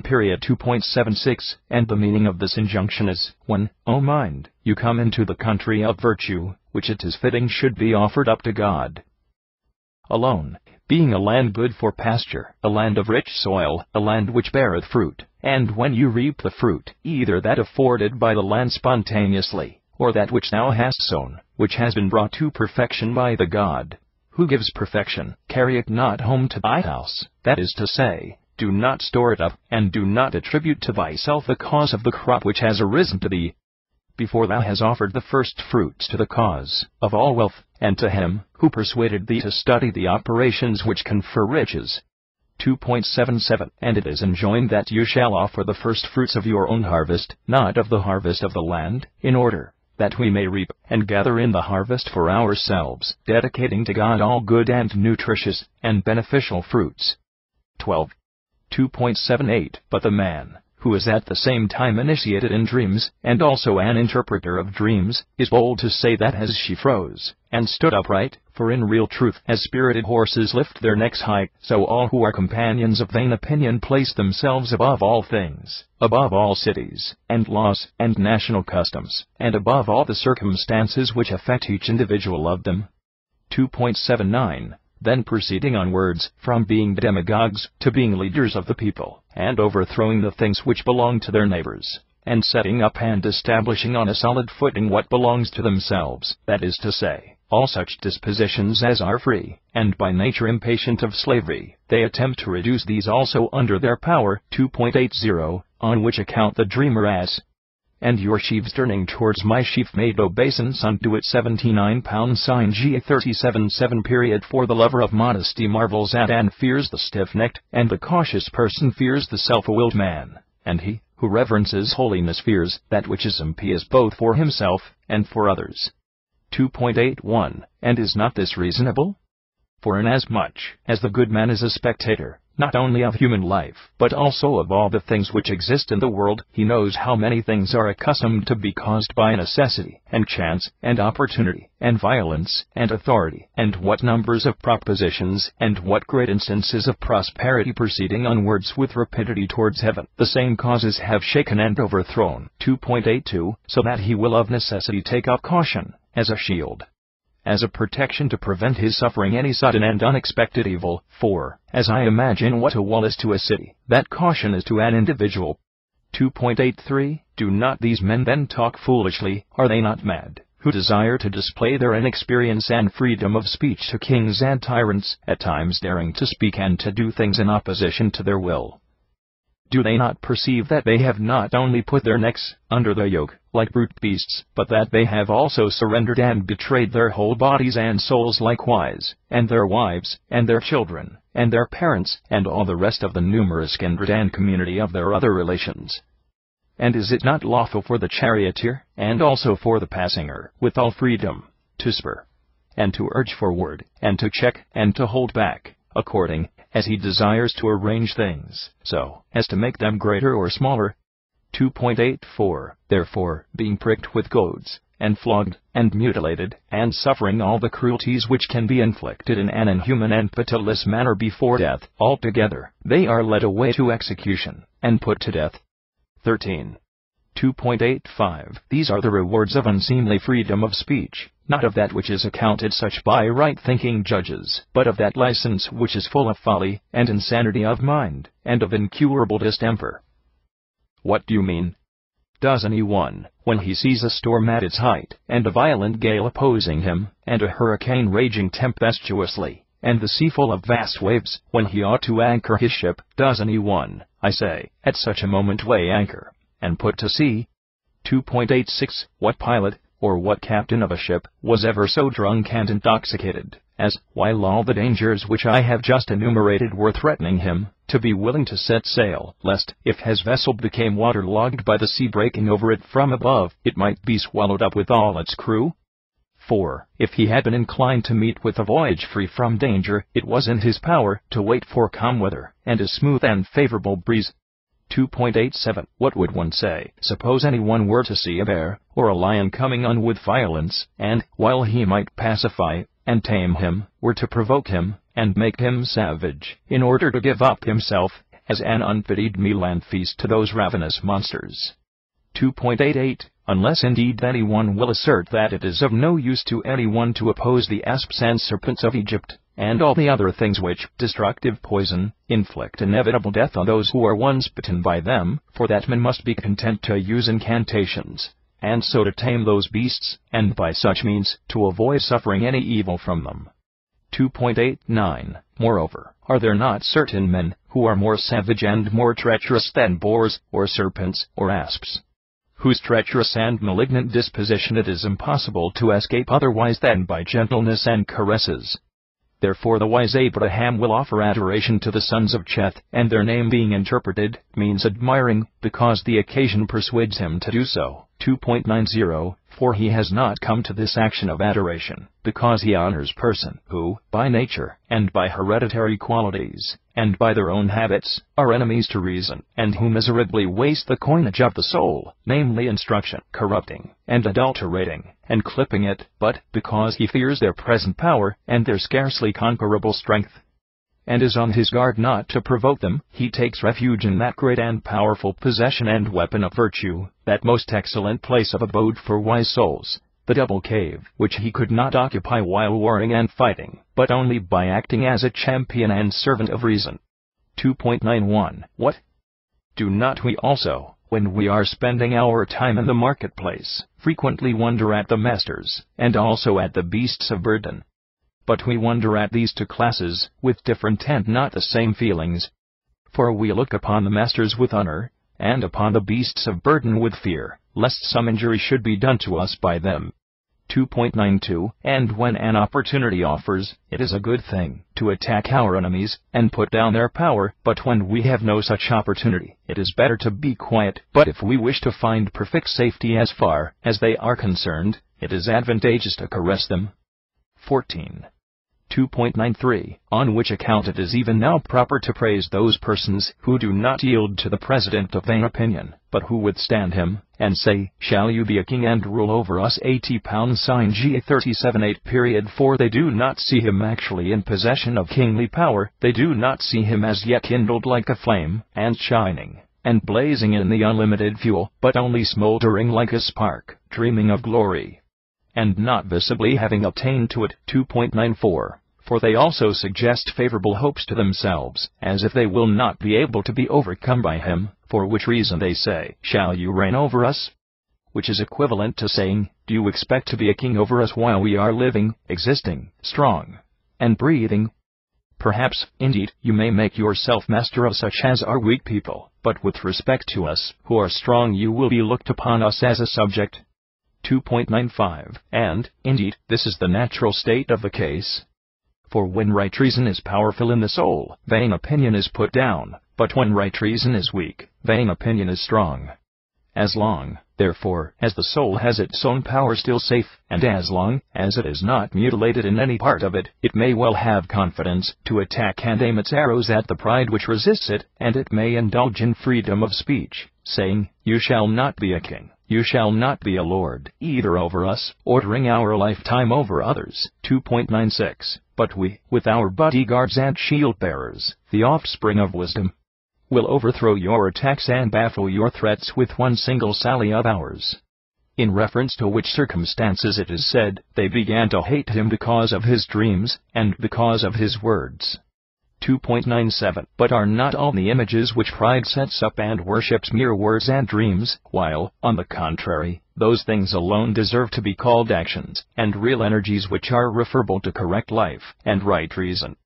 And the one class are worthy of hatred, as being false, and the other class deserve friendship, as being full of desirable and lovely truth.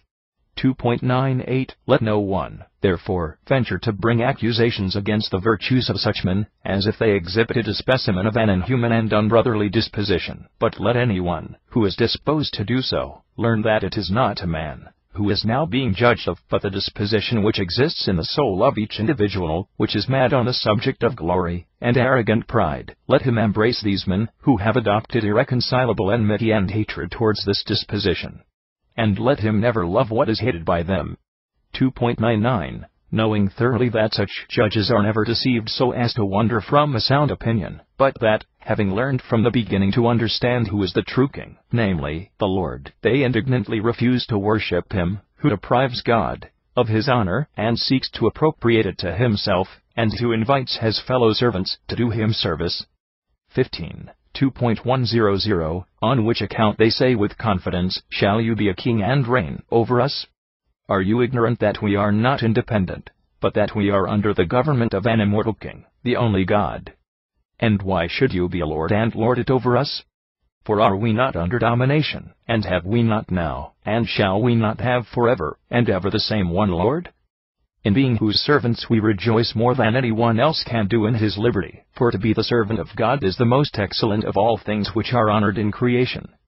2.101 I, therefore, should pray that I myself also might be able to abide firmly in the things which have been decided by these men, overseers of things, not of bodies, and just and sober all their lives, so as never to be deceived by any of those things which are accustomed to deceive mankind. 2.102 But, up to this time I am in a state of intoxication, and I am laboring under much uncertainty, and I have need of a staff, and of a guide, like a blind man. For if I had a staff to support me, then, perhaps, I might neither stumble, nor fall.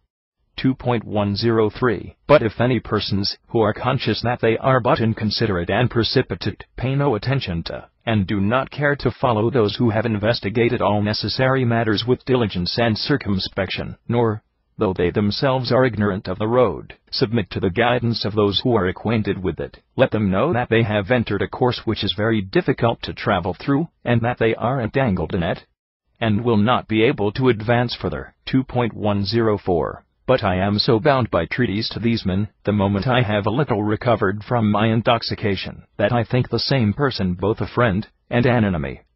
But at present I will drive from me and hate that dreamer no less than they do, for no one in his senses could blame me for this, that the majority of opinions and votes does always prevail. 2.105 But when he changes to a better course of life, and no longer dreams, and no longer worries himself by entangling himself in the vain imaginations of the slaves of vain opinion, and when he no longer dreams about night, and darkness, and the changes of uncertain matters which cannot be guessed at. 2.106 He, then, having awakened from deep sleep, continues awake, and receives certainty instead of indistinctness, and truth instead of false conceptions, and day instead of night, and light instead of darkness, and rejects an Egyptian wife, that is to say, the pleasure of the body, when she invites him to come into her, and to enjoy her conversation, out of an indescribable love of countenance and admiration for piety. 2.107 And asserts his right to a share in those kindred and inherited blessings from which he appeared to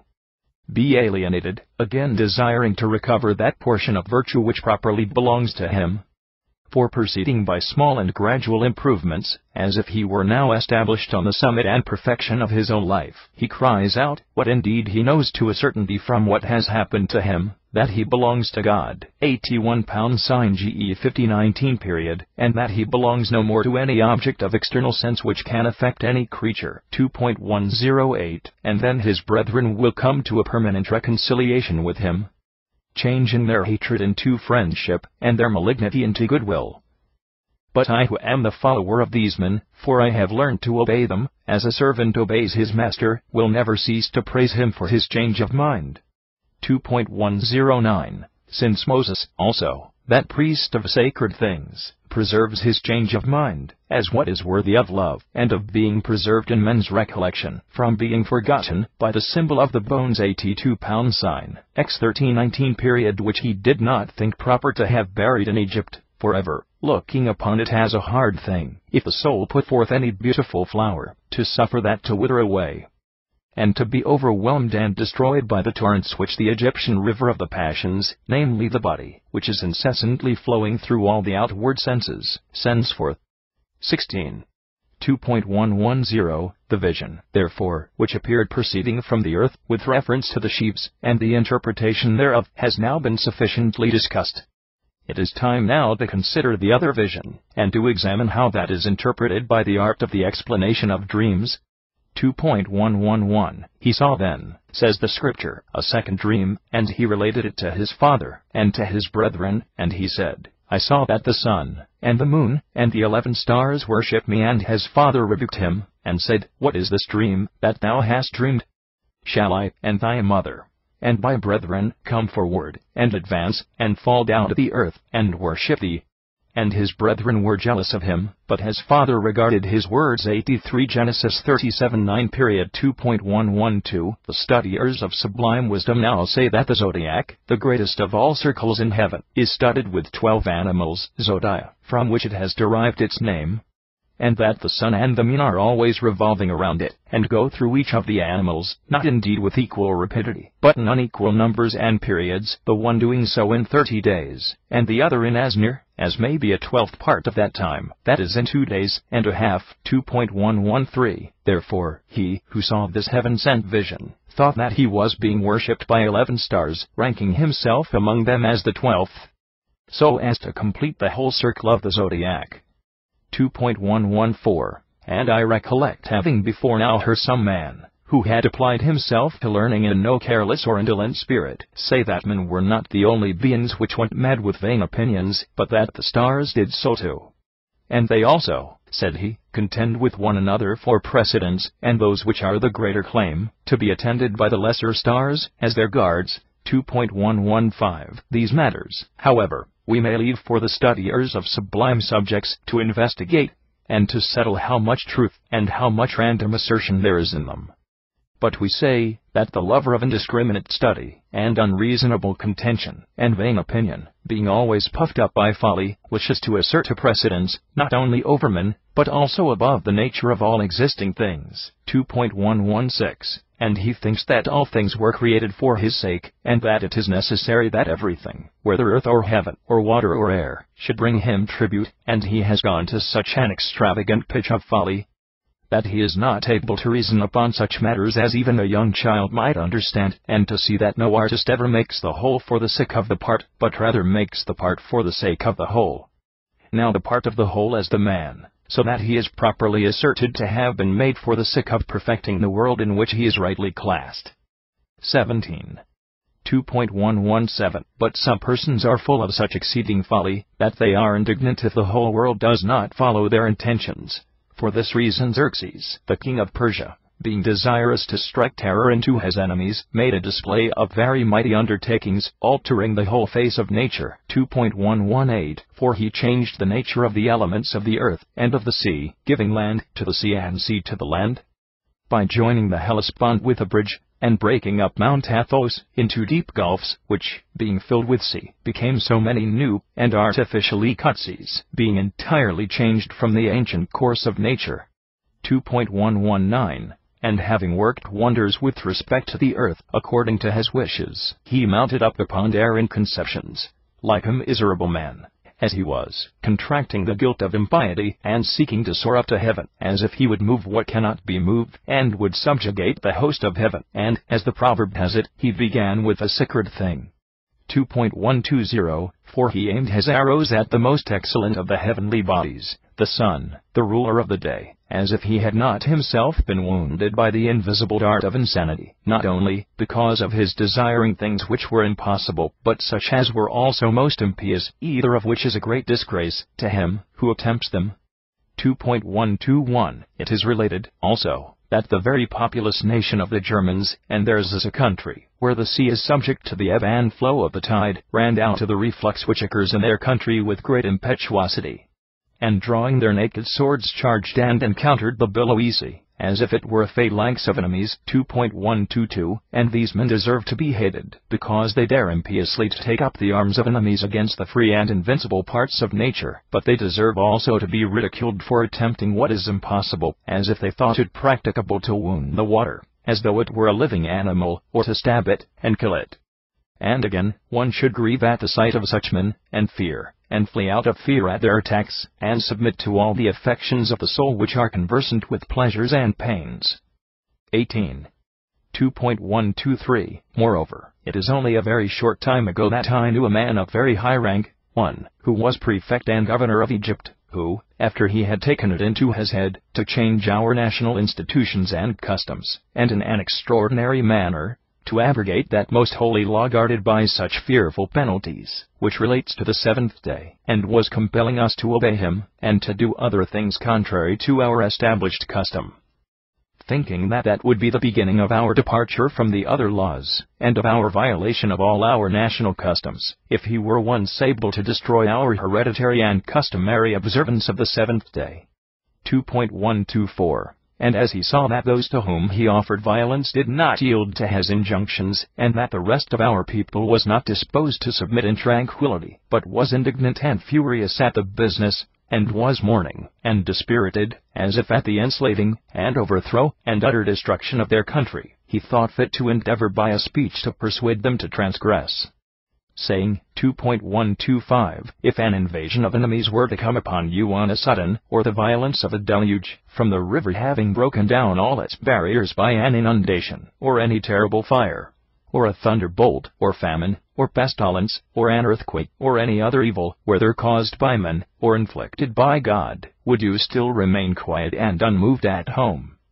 2.126, and would you still go on in your habitual fashion, keeping your right hand back, and holding the other under your garments close to your sides, in order that you might not, even without meaning it, do anything to contribute to your own preservation?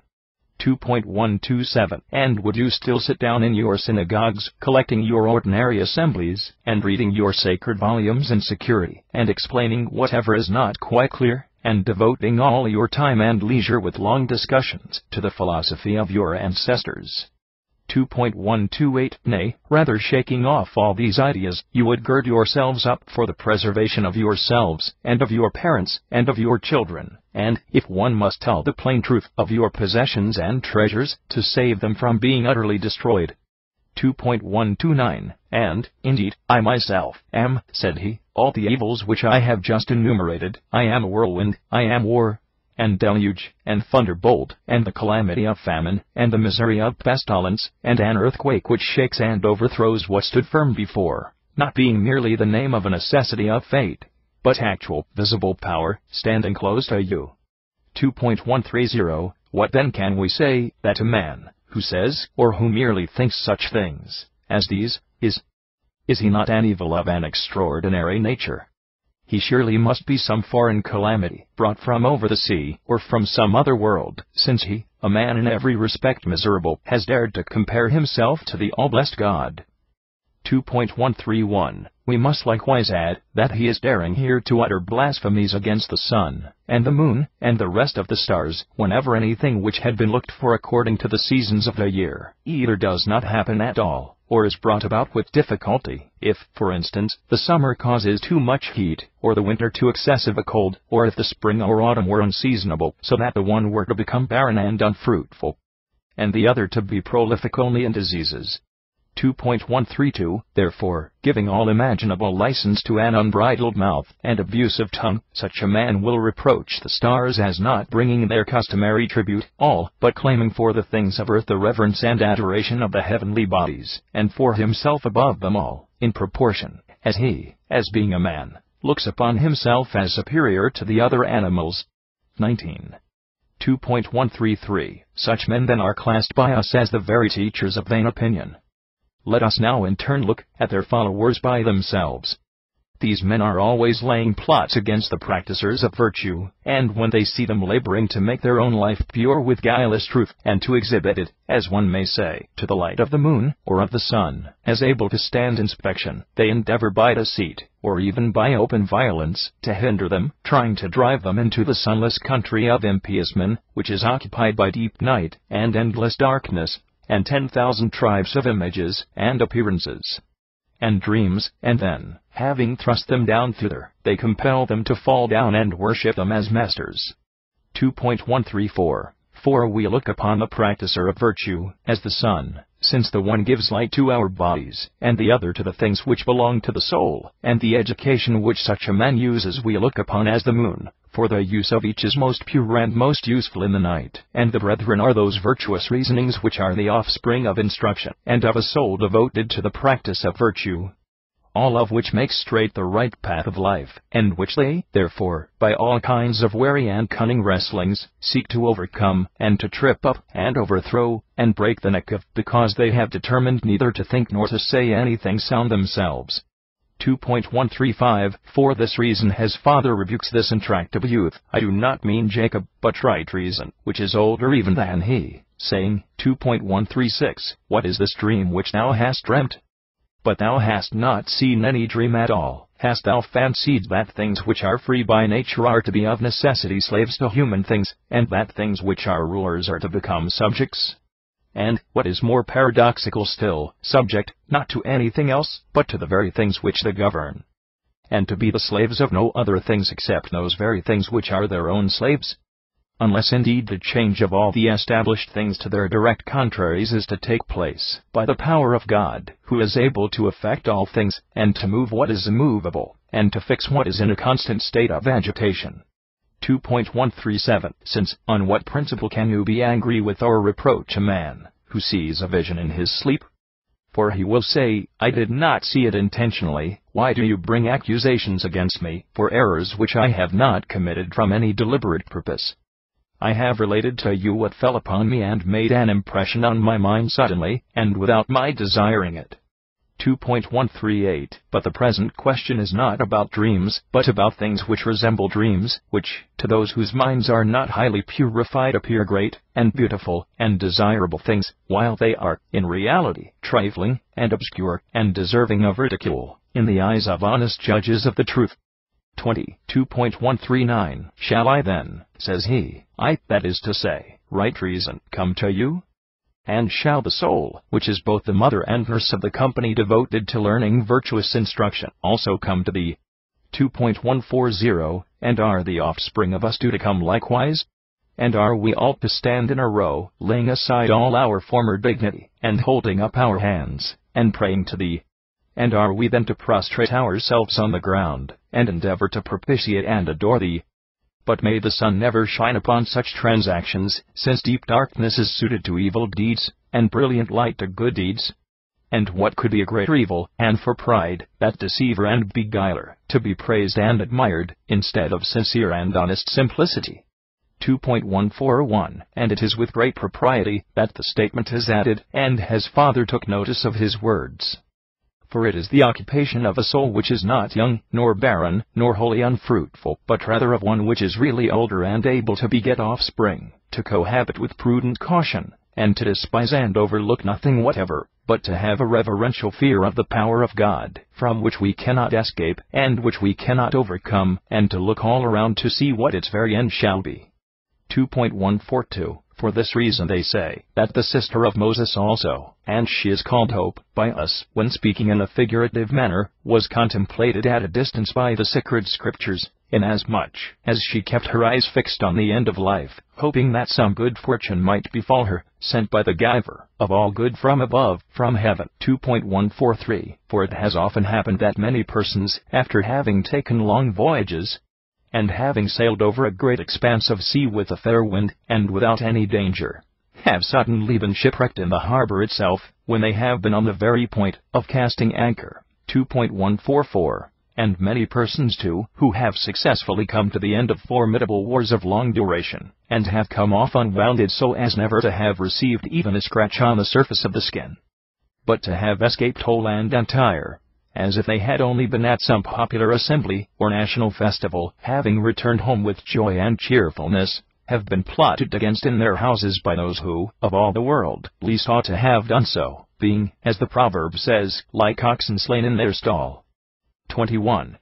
2.145 As these unexpected events, which no one could ever have anticipated, do frequently happen in this manner and overthrow people, so also do they often drive the powers of the soul in a contrary direction to the proper one, and drag it in an opposite way, according to their power, and compel it to change its course. For what man, who has ever descended into the arena of life, has come off without a fall? 2.146 And who is there who has never been tripped up in that contest?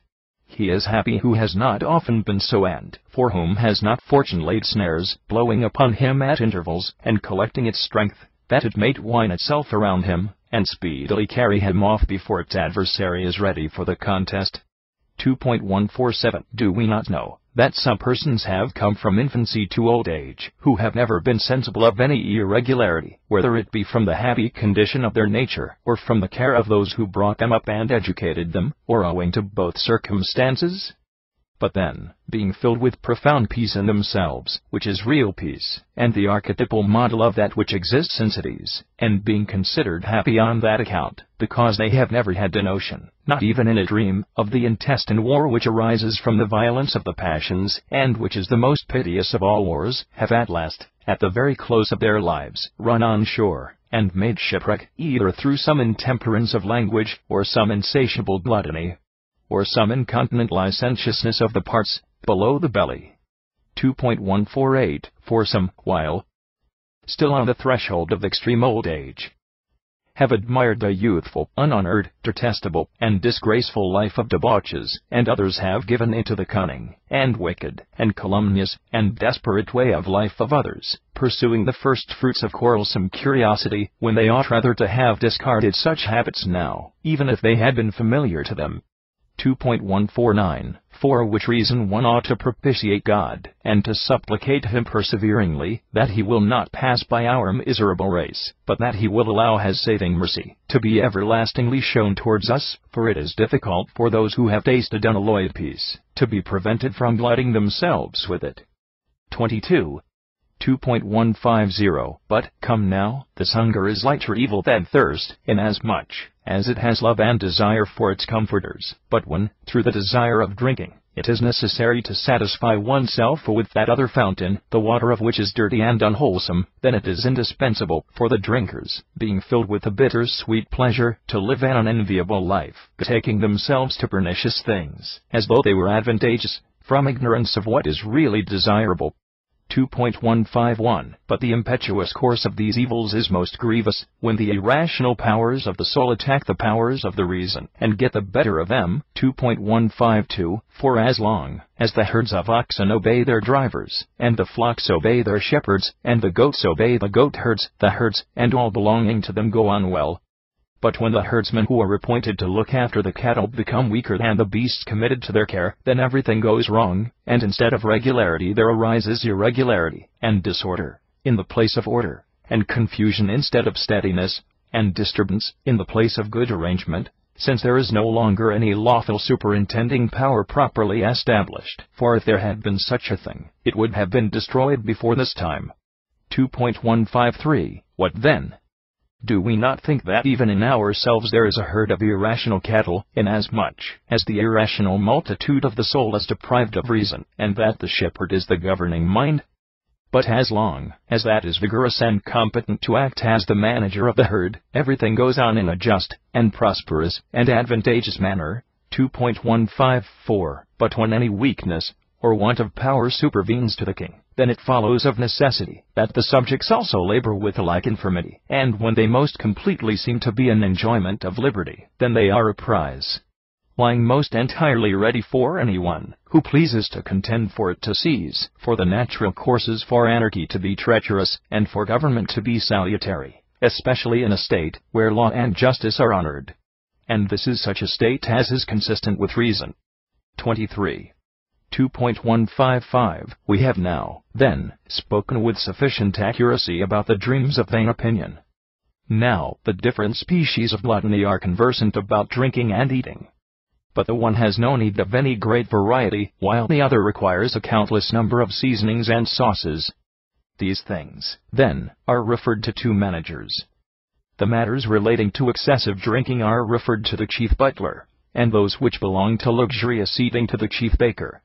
2.156 Now these men are, with excessive propriety, recorded to have seen visions of dreams one night, for they, each of them, labor to gratify the same need of their master, providing not simple food, but such as is accompanied with pleasure and extraordinary gratification, and each of them, separately, labors about half the food, but the two together are employed about the whole, and the one part draws on the other. 2.157 For men, when they have eaten, immediately desire drink, and men who have drunk immediately wish to eat, so that it is in no slight degree on this account that a vision is ascribed to them both at the same time.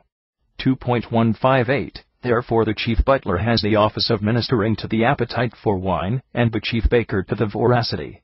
And each of them sees and has vision what relates to his own business. The one sees wine, and the plant which engenders wine, namely the vine. The other sees white bread lying on dishes, and himself serving up the dishes. 84 pounds sign GE 4016 period 2.159 Now perhaps it may be proper first of all to examine the first dream. And it is as follows: In my sleep there was a vine before me, and on the vine were 3 branches, and it flourished, and brought forth shoots, and there were on a tribe bunches of grapes. And Pharaoh's cup was in my hand, and I took the bunch of grapes, and pressed it into the cup, and I gave the cup into Pharaoh's hand. 85 pounds sign GE 49 period 2.160 He speaks here in an admirable manner, and the expression, in my sleep, is quite correct.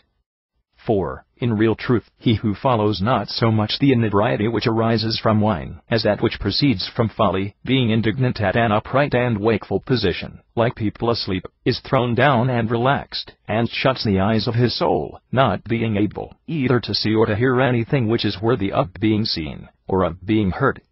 2.161 And being overthrown, he goes on a blind and guideless, I will not say path, but pathless, way through life, being pricked with thorns and briars, and sometimes too he falls down steep places, and tumbles down upon other people, so as to hurt both them and himself in a pitiable manner. 2.162 But the deep and long-enduring sleep in which every wicked man is held, removes all true conceptions, and fills the mind with all kinds of false images and unsubstantial visions, persuading it to embrace what is shameful as praiseworthy. For at one time it dreams of grief as joy, and does not perceive that it is looking at the vine, the plant of folly and error. 2.163 4. Says the chief butler, the vine was before me, the desired object was before him who desired it, wickedness was before the wicked man, which we, foolish men, that we are, cultivate, without being aware that we are doing so to our own injury, the fruit of which we eat and drink, classing it under both species of food, which, as it would seem, we appropriate, not for one half the evils that affect us for the whole of our complete and entire misfortunes. 24. 2.164 But it is desirable not to be ignorant that the intoxication which proceeds from the vine does not affect all who indulge in it in a similar manner, but very often affects different people in contrary ways, so that it makes some better and others worse than they are naturally.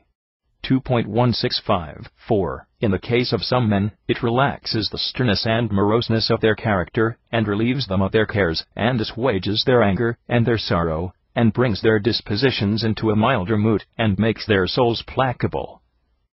But of others again, it cherishes the angry passions, and binds their pain firmly, and excites their feelings of love, and stimulates their rudeness, rendering the mouth talkative, their tongue unbridled, emancipating their external senses from all restraint, rendering their passions furious, and their whole mind violent and excited towards every object.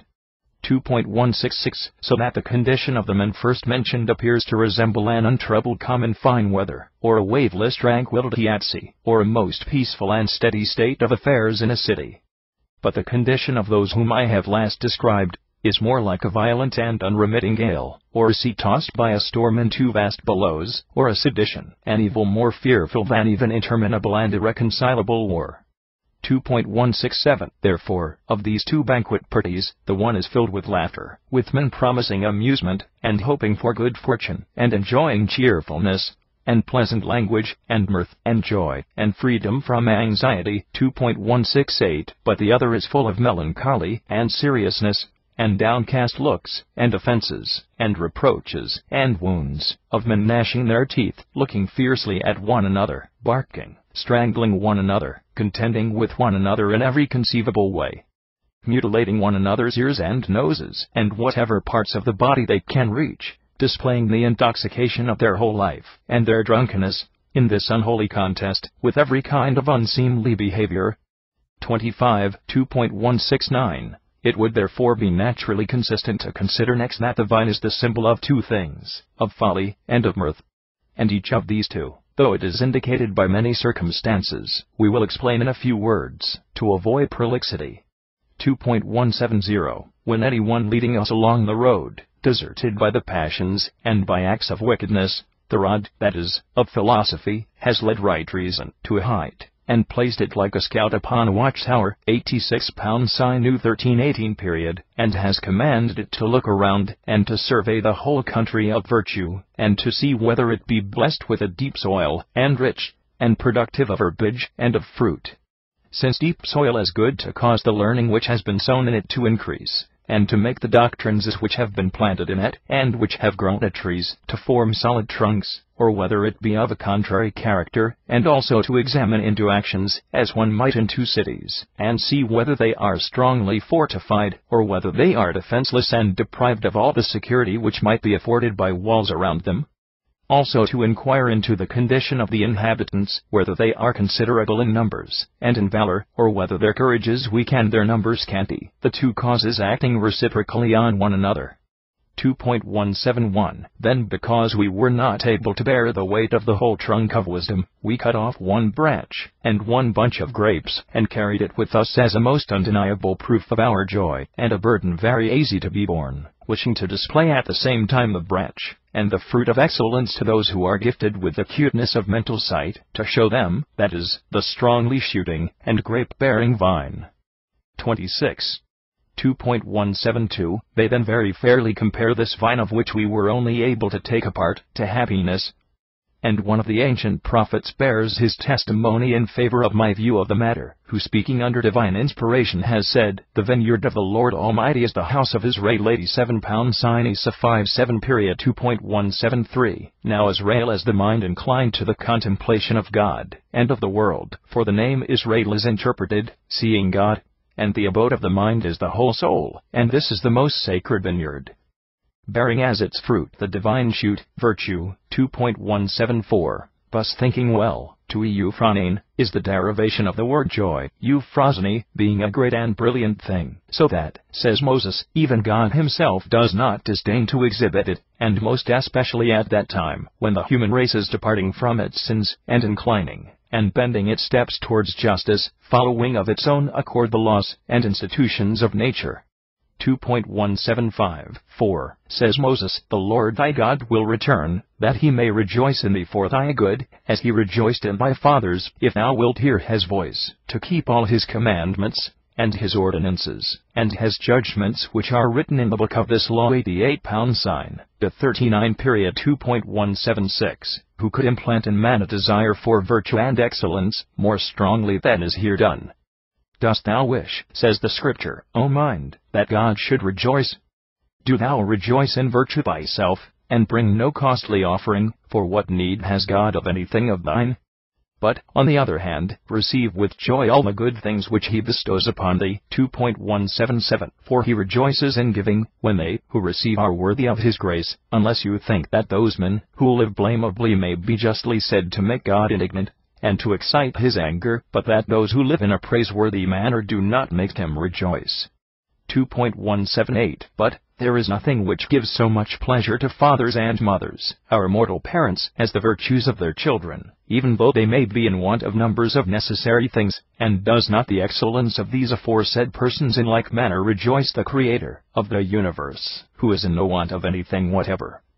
2.179 Do thou therefore, O mind, having learned how mighty a thing the anger of God is, and how great a good the joy of God is, do not do anything worthy to excite his anger to thy own destruction, but study only such things as may be the means of your pleasing God.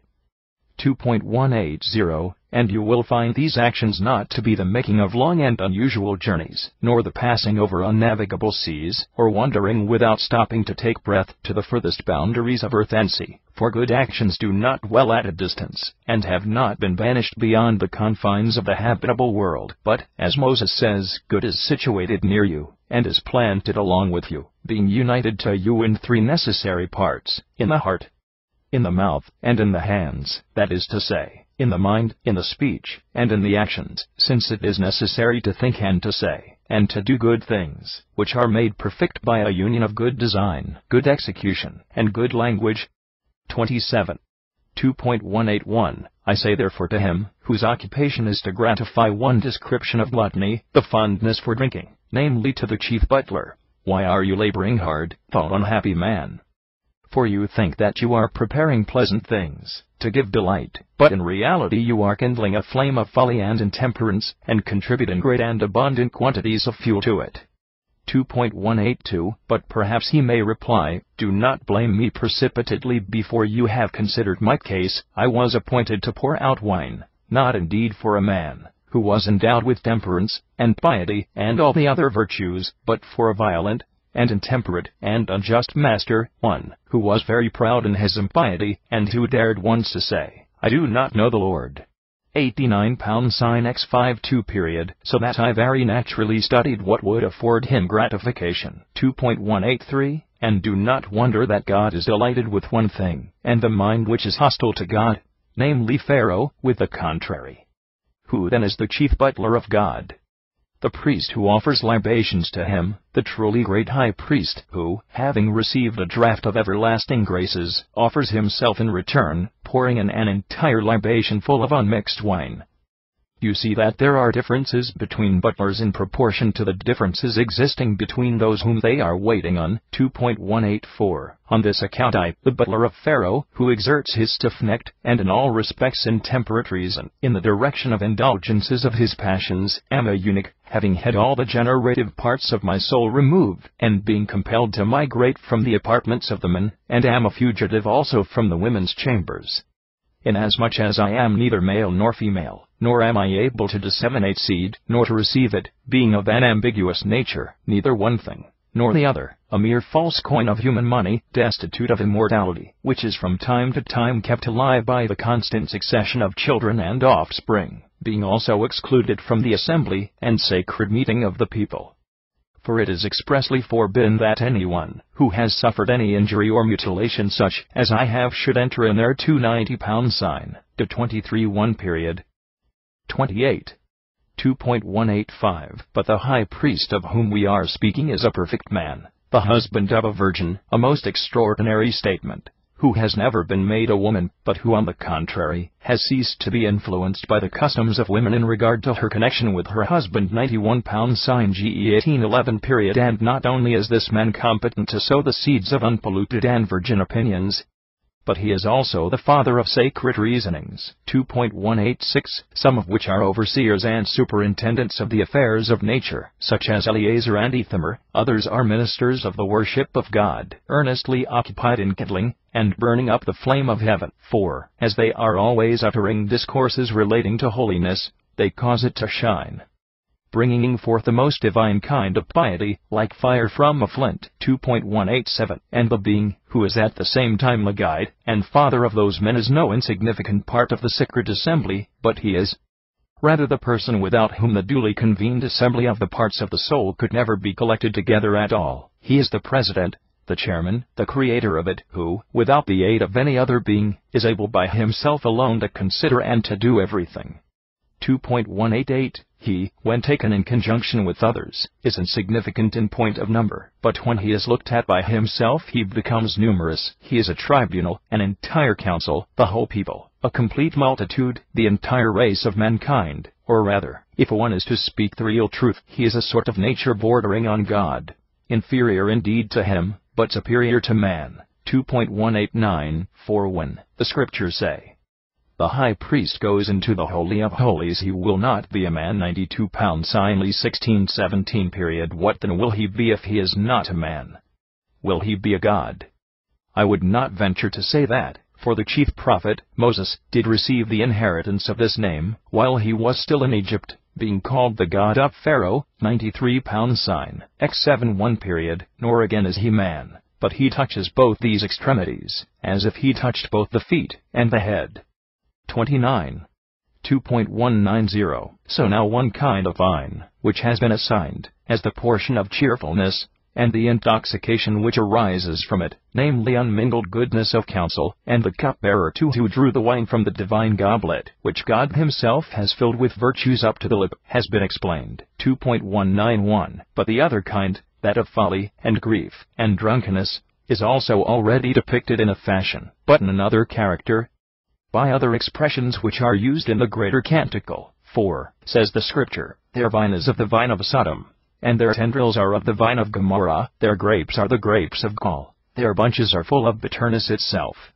Their wine is the madness of dragons, and the incurable fury of asps. 94 Sin. The 32 2.192 You see here what great effects are produced by the drunkenness of folly, bitterness, an evil disposition, exceeding gall, excessive anger, implacability, abiding and treacherous disposition. The lawgiver most emphatically asserts the branch of the vine of folly to be in Sodom, and the name Sodom, being interpreted, means blindness, or barrenness, since folly is a thing which is blind, and also barren of all good things, though, nevertheless, some people have been so greatly influenced by it as to measure, and weigh, and count everything with reference to themselves alone. 2.193 Gomorrah, being interpreted, means measure, but Moses conceived that God was the standard of weight, and measure, and number, in the universe, but he had not the same opinion of the human mind. And he shows this in the following passage, where he says, There shall not be in thy sack one weight, and another weight, a great and a small. There shall not be in thy house one measure, and another measure, a great and a small. 2.194 By weight shall be a true and just one. But a true and just measure is to conceive that it is the only just God alone who measures, and weighs everything, and who has circumscribed the nature of the universe with numbers, and limitations, and boundaries. But it is unjust and false to imagine that these things are regulated in accordance with the human mind. 2.195 But the eunuch and chief butler of Pharaoh, having beheld the plant generative of folly, namely, the vine, adds besides to his delineation their stalks, that he may signify the three extremities of error according to the three different times, for a root is equivalent to extremity. 30. 2.196 When, therefore, folly has overshadowed and occupied the whole soul, and when it has left no portion of it unoccupied or free, it not only compels it to commit such errors as are remediable, but such also as are irremediable.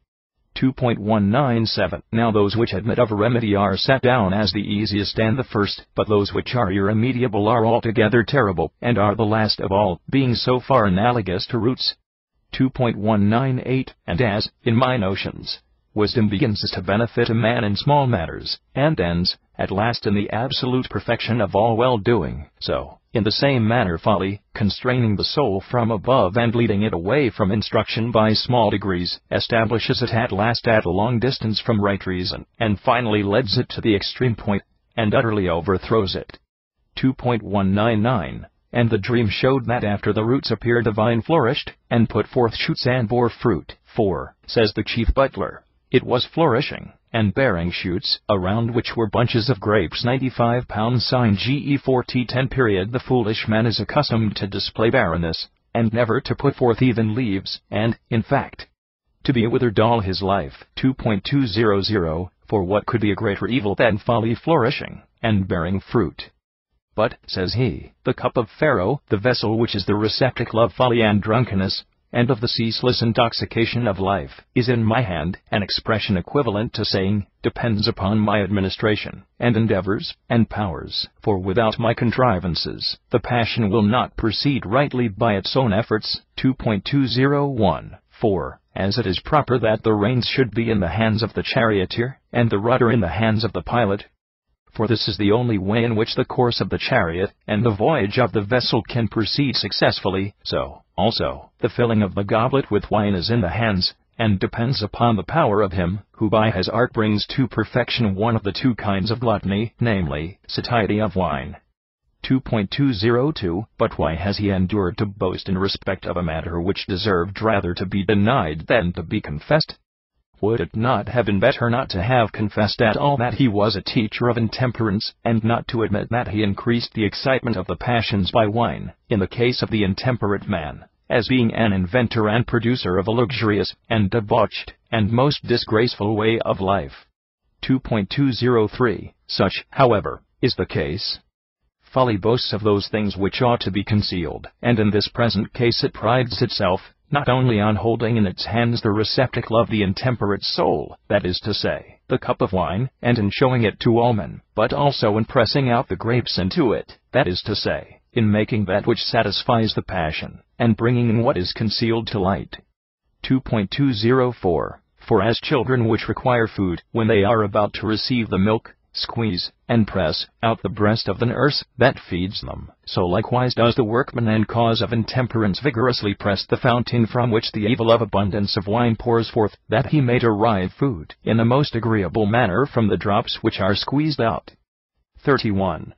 2.205. Such a description then, as I have here given, may be applied to the man who is made frantic by the influence of unmixed wines, that he is a drunken, and foolish, and irremediable evil. We must now, in turn, investigate the character of the glutton, who is akin to the drunkard, and who is a sworn companion of all kinds of voracity and greediness, laboring, without any restraint, at the artificial gratification of his appetite. 2.206. And yet it does not require a great deal of care to arrive at his true character, for the dream which was seen is a representation of his likeness very closely resembling him, and when we have accurately examined him, let us look upon him as we would upon a representation in a mirror. 2.207. For I thought, said the chief cook, that I had 3 baskets of fine wheaten loaves upon my head. Now, using the word head in an allegorical manner, we mean by it the dominant part of the soul, that is, the mind, and we say that everything rests, or depends upon that, for he once exclaimed concerning it, all these things were in my charge. 2.208. Therefore, when he had completed the preparation of these things which he had devised against the miserable belly, he displayed himself also, and, like a foolish man, as he was not ashamed to be weighed down with so great a burden, namely, the weight of 3 baskets, that is to say, with 3 portions of time. 2.209.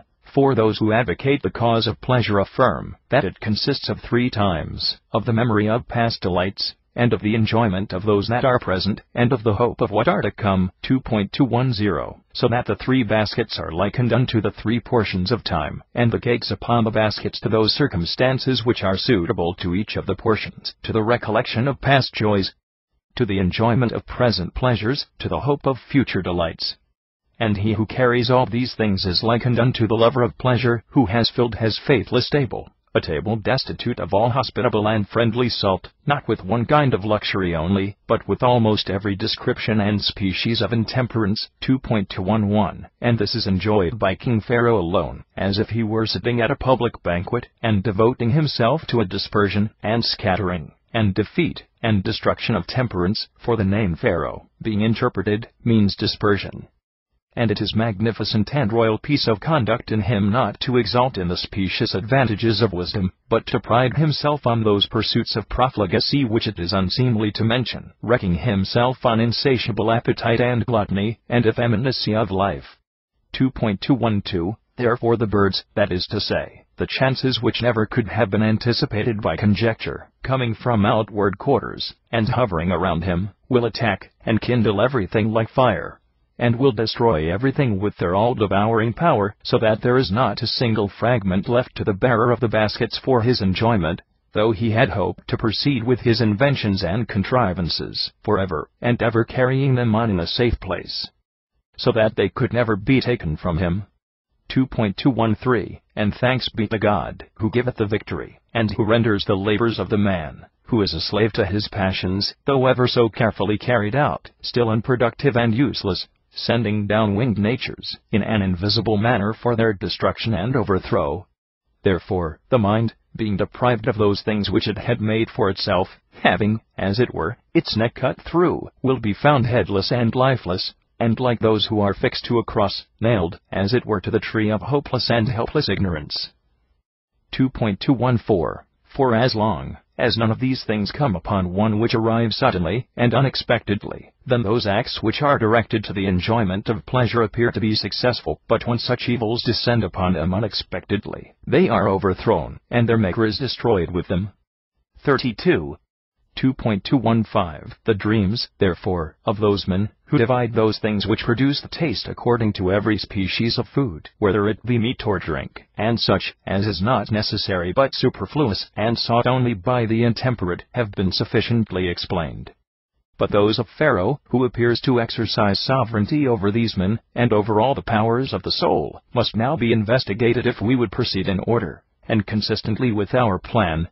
2.216 Pharaoh says, In my dream I thought that I was standing by the bank of a river, and 7 oxen came up as it were out of the river, of eminent plumpness in their flesh, and beautiful to the view, and fed in the green marsh, and behold, 7 other oxen came up out of the river, after them, evil to look at and ill-favored, and lean in their flesh, such that I never saw any leaner in all Egypt. 2.217 And the lean and ill-favored oxen devoured the 7 former oxen which were beautiful, and picked out, and they entered into their stomachs, and still their appearance remained ill-favored, as I have described it at first.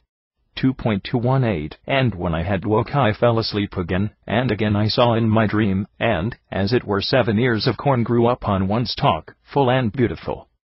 And 7 other ears of corn also came up, lean, and wine-beaten, close to them, and these last 7 ears did swallow up the 7 beautiful and full ears. 96 pounds sign GE 4117 period 2.219 You see now the preface of the lover of self, who being easily moved, and changeable, and fickle, both in his body and soul, says, I thought that I was standing, and did not consider that unchangeableness and steadiness belong to God alone, and to him who is dear to God.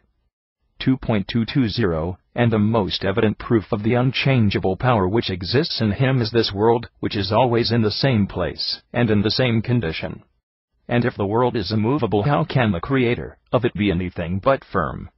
In the second place, the sacred scriptures are likewise most infallible witnesses. 2.221 For it is said in them, where the words are put into the mouth of God, I stand here, and there, before you are dwelling upon the rock. 97 pound sign, X 17:6 period, which is an expression equivalent to, Thus am I, who am visible to you, and am here, and I am there, and everywhere, filling all places, standing, and abiding in the same condition, being unchangeable.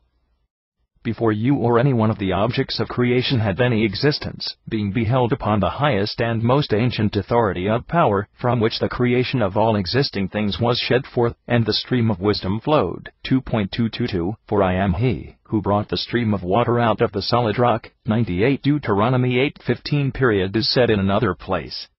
And Moses also bears witness to the immutability of the deity, where he says, I saw the place where the God of Israel stood. 99 pound sign, X 24:10 period, intimating enigmatically that he is not given to change by speaking here of his standing, and of his being firmly established. 33. 2.223 But there is in the deity such an excessive degree of stability and firmness, that he gave even to the most excellent natures a share of his durability, as his most excellent possession, and presently afterwards he, the most ancient author of all things, namely God, says that he is about to erect firmly his covenant full of grace, and that means his law, and his word, in the soul of the just man, as on a solid foundation, which shall be an image in the likeness of God, when he says to Noah, I will establish my covenant with thee. 100 pound sign GE 910 period 2.224 And, besides this, he also indicates two other things: one, that justice is in no respect different from the covenant of God; the other, that other beings bestow gifts which are different from the persons who receive them, but God gives not only those gifts, but he gives also the very persons who receive them to themselves. For he has given me to myself, and every living being has he given to himself, for the expression, "I will establish my covenant with thee," is equivalent to, "I will give thee to thyself." 2.225 And all those who are truly lovers of God desire eagerly to escape from the storm of multiplied affairs and business, in which there is always tempestuous weather, and rough sea, and confusion, and to anchor in the calm and safe untroubled haven of virtue. 2.226 Do you not see what is said about the wise Abraham, who is standing before the Lord? 101 sign GE 1822 4 When was it likely that the mind would be able to stand, no longer inclining to different sides, like the balance in a scale, except when it is opposite to God, beholding him, and being beheld by him? 2.227 For perfect absence of motion comes to it in two ways: either from beholding him with whom nothing can be compared, because he is not attracted by anything resembling himself, or from being beheld by him, because, which he considered worthy, the ruler has assigned to himself alone, as the most excellent of beings.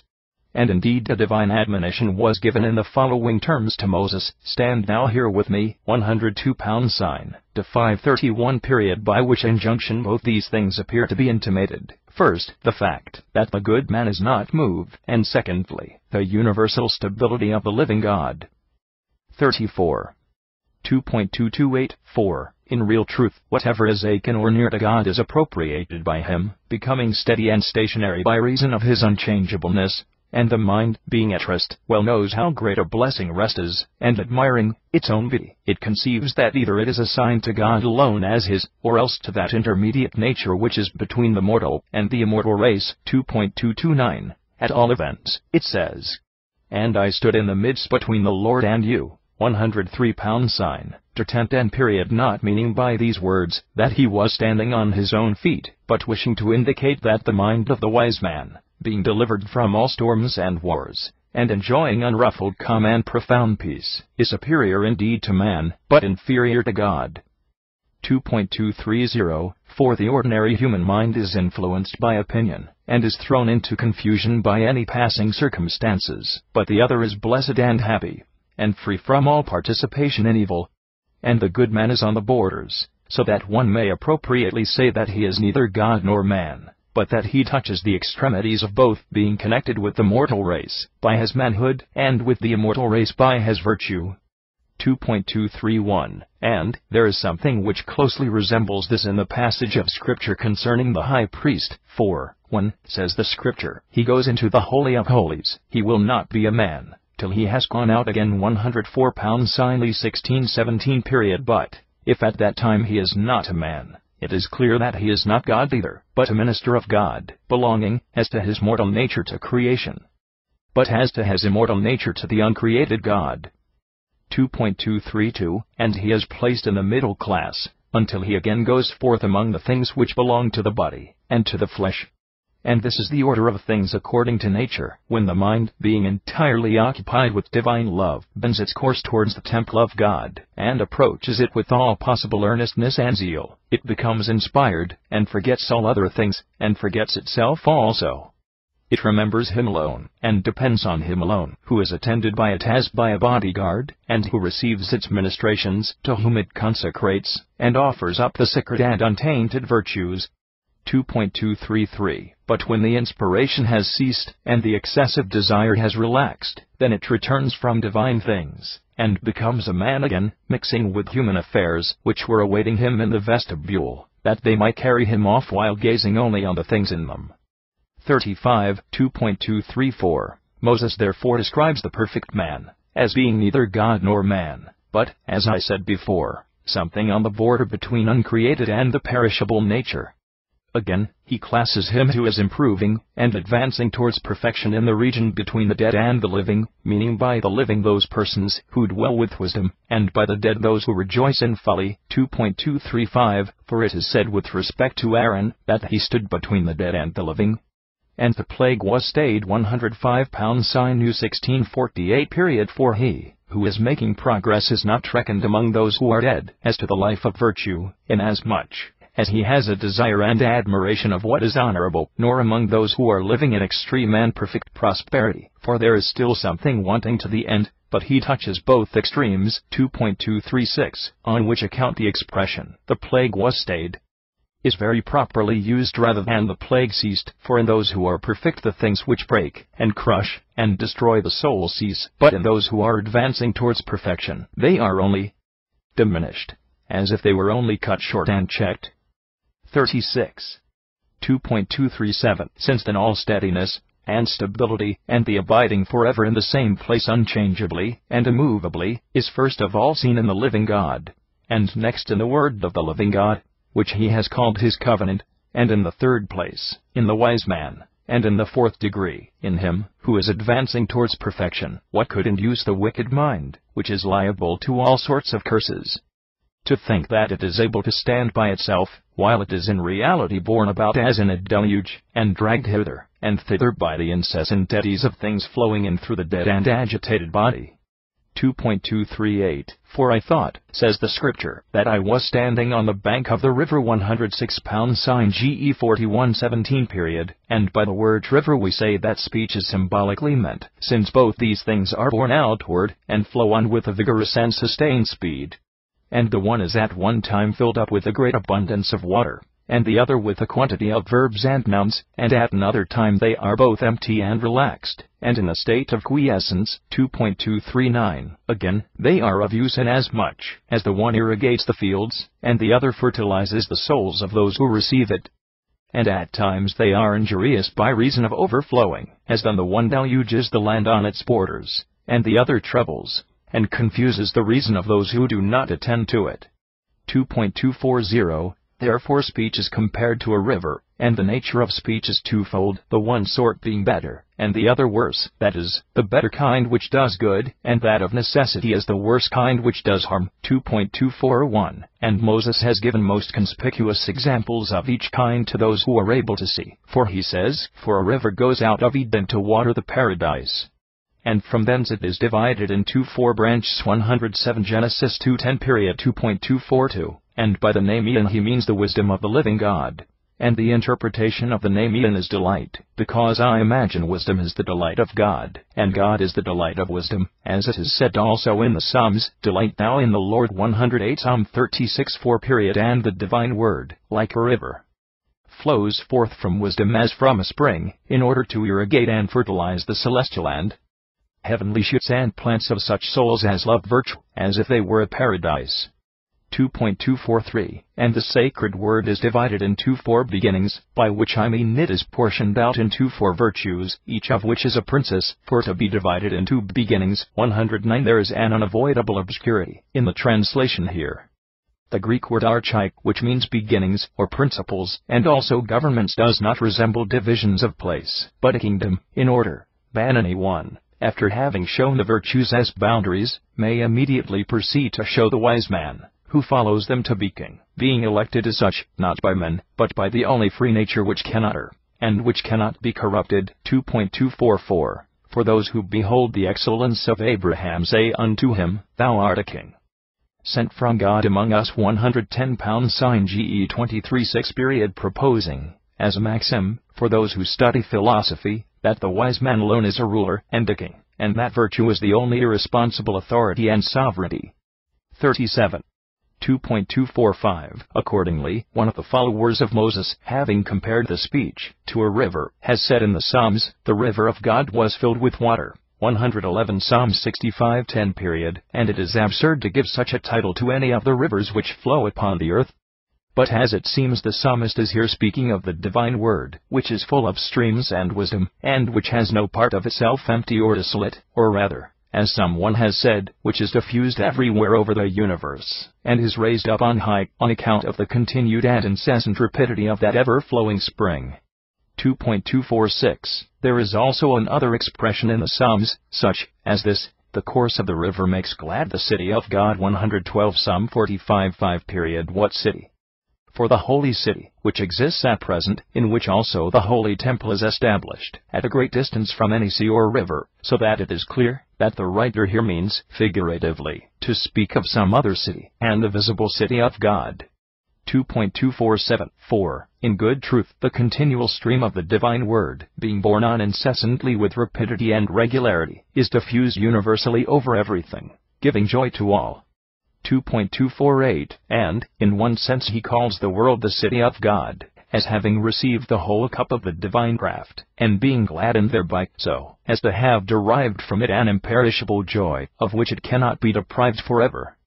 But in another sense he applies this title to the soul of the wise man, in which God is said also to walk, as if in a city. For, says God, I will walk in you, and I will be your God in you. 113 Signly 2612. 2.249. And, who can pour over the happy soul which proffers its own reason as the most sacred cup, the holy goblets of true joy, except the cupbearer of God, the master of the feast, the Word?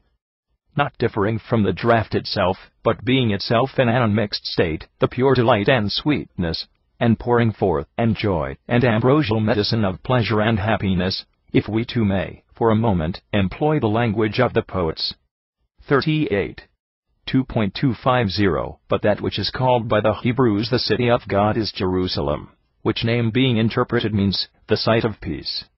So they do not look for the city of the living God in the region of the earth, for it is not made of wood, or of stone, but seek it in the soul which is free from war, and which proposes to those who are endowed with the acuteness of sight a contemplative and peaceful life. 2.251. Since where could any find a more venerable and holy abode for God, amid all existing things, and the mind fond of contemplation, which is eager to behold everything, and which does not, even in a dream, feel a wish for sedition or disturbance. 2.252. And again, the invisible spirit which is accustomed to converse with me in an unseen manner prompts me with this suggestion, and says, O my friend, you seem to be ignorant of an important and most desirable matter which I will explain to you completely, for I have also in the most seasonable manner explained many other things to you also. 2.253. Know, then, O excellent man, that God alone is the truest, and most real, and genuine peace, and that every created and perishable essence is continual war. For God is something voluntary, and mortal essence is necessity. Whoever, therefore, is able to forsake war, and necessity, and creation, and destruction, and to pass over to the uncreated being, to the immortal God, to the voluntary principle, and to peace, may justly be called the abode and city of God. 2.254. Do not, therefore, consider it a different thing, whether you speak of the sight of peace, or the sight of God, as they are the same thing, because peace is not only the companion, but also the chief of powers of the living God, which are distinguished by many names. XXXIX.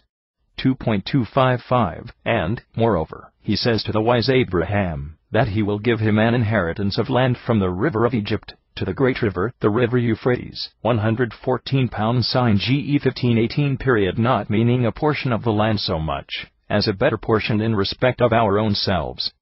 For our own body, and the passions which exist in it, and which are engendered by it, are likened to the river of Egypt, but the soul, and the passions which are dear to that are likened to the river Euphrates.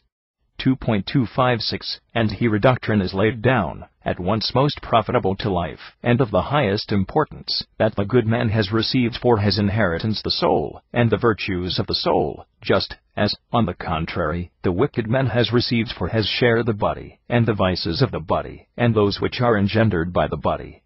2.257. And the expression from has a double sense.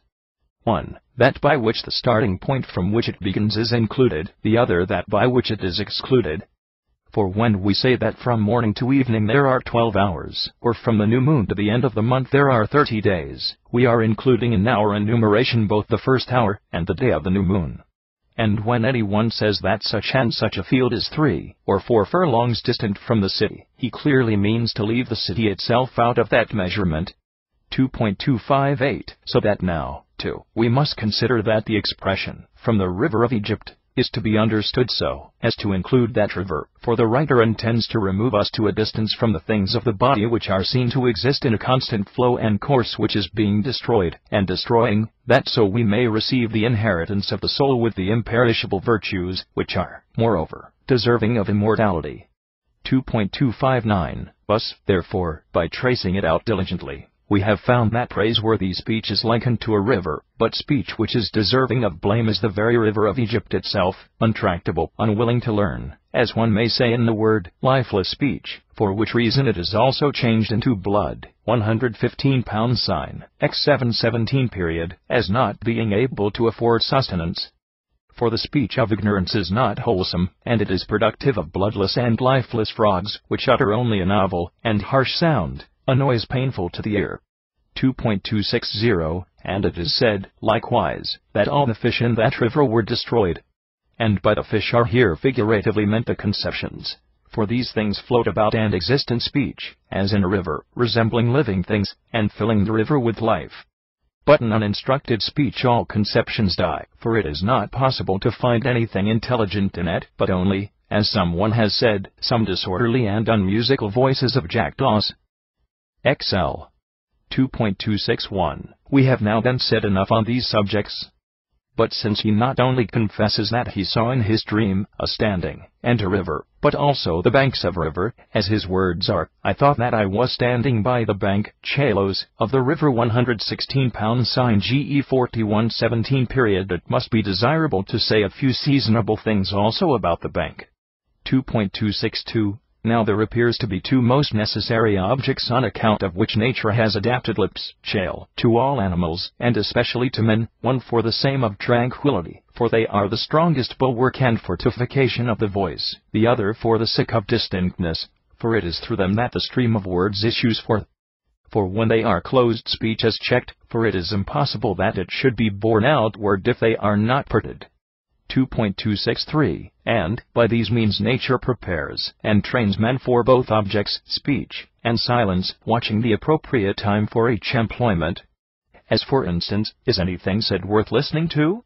Then attend, raising no obstacle, in perfect quiet, according to the injunction of Moses, be silent and hear 117 pound sign, to 2719 period 2.264. 4. Of those persons who mix themselves up with contentious discussions there is not one who can properly be considered as either speaking or listening, but this is only advantageous to him who is about to do so. 2.265. Again, when you see, amid the wars and disasters of life, the merciful hand of God and His favorable power held over you, and standing in defense of you, be silent yourself, for that champion stands in no need of any assistance. And there are proofs of this fact recorded in the sacred writings, such, for instance, as the verse, the Lord will fight for us, and ye shall be silent 118 pound sign, x 1414 period 2.266, and, if you see the genuine offspring, and the firstborn of Egypt destroyed, namely desire, and pleasures, and pain, and fear, and iniquity, and mirth, and intemperance, and all the other qualities which are similar and akin to these, then marvel, and be silent, dreading the terrible power of God. 2.267. 4. Say the Scriptures, not a dog shall move his tongue, nor shall anything, man, or beast, utter a sound. 119 pound sign, x 11:7 period, which is equivalent to saying, it does not become either the impudent tongue to bark and curse, nor the man that is within us, that is to say, our dominant mind, nor the cattle, like beast which is within us, that is to say, the outward sense, to boast. When all the evil that was in us has been utterly destroyed, and when an ally from without comes of his own accord to hold his shield over us. XLI. 2.268. But there are many occasions which are not well suited to silence, and if we go to the language of ordinary prose, of which we may again see memorials laid up, how did there ever an unexpected participation in good take place to anyone? It is well, therefore, to give thanks, and to sing hymns in honor of him who bestowed it. 2.269. What, then, is the good?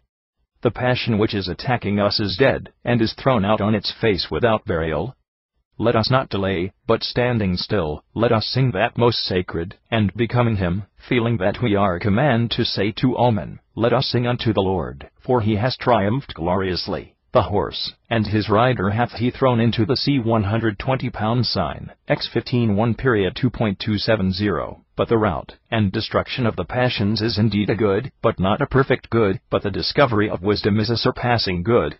And when that is found, all the people will sing harmonies and melodies, not with one kind of music only, but with every sort. 2.271. For then, says the scripture, Israel sang this song at the well. 121 Numbers 21:17 period, that is to say, in triumph for the fact that knowledge, which had long been hidden, but which was sought for, had at length been found by all men, though lying deep by nature. The duty of which was to irrigate the rational fields existing in the souls of those men, who are fond of contemplation. 2.272. What, then, shall we say? When we bring home the legitimate fruit of the mind, does not the sacred scripture enjoin us to display in our reason, as in a sacred basket, the first fruits of our fertility, a specimen of the glorious flowers, and shoots, and fruits which the soul has brought forth, bidding us speak out distinctly, and to utter panegyrics on the God, who brings things to perfection, and to say, I have cleared away the things which were holy out of my house, and I have arranged them in the house of God. 122 sign, to 26:13 period, appointing as stewards and guardians of them, men selected for their superior merit, and giving them the charge of these sacred things. 2.273. And these persons are Levites, proselytes, and orphans, and widows. But some are suppliants, some are emigrants and fugitives, some are persons widowed, and destitute of all created things, but enrolled, as belonging to God, the genuine husband and father of the soul which is inclined to worship. XLII. 2.274. In this way, then, it is most proper both to speak and to be silent.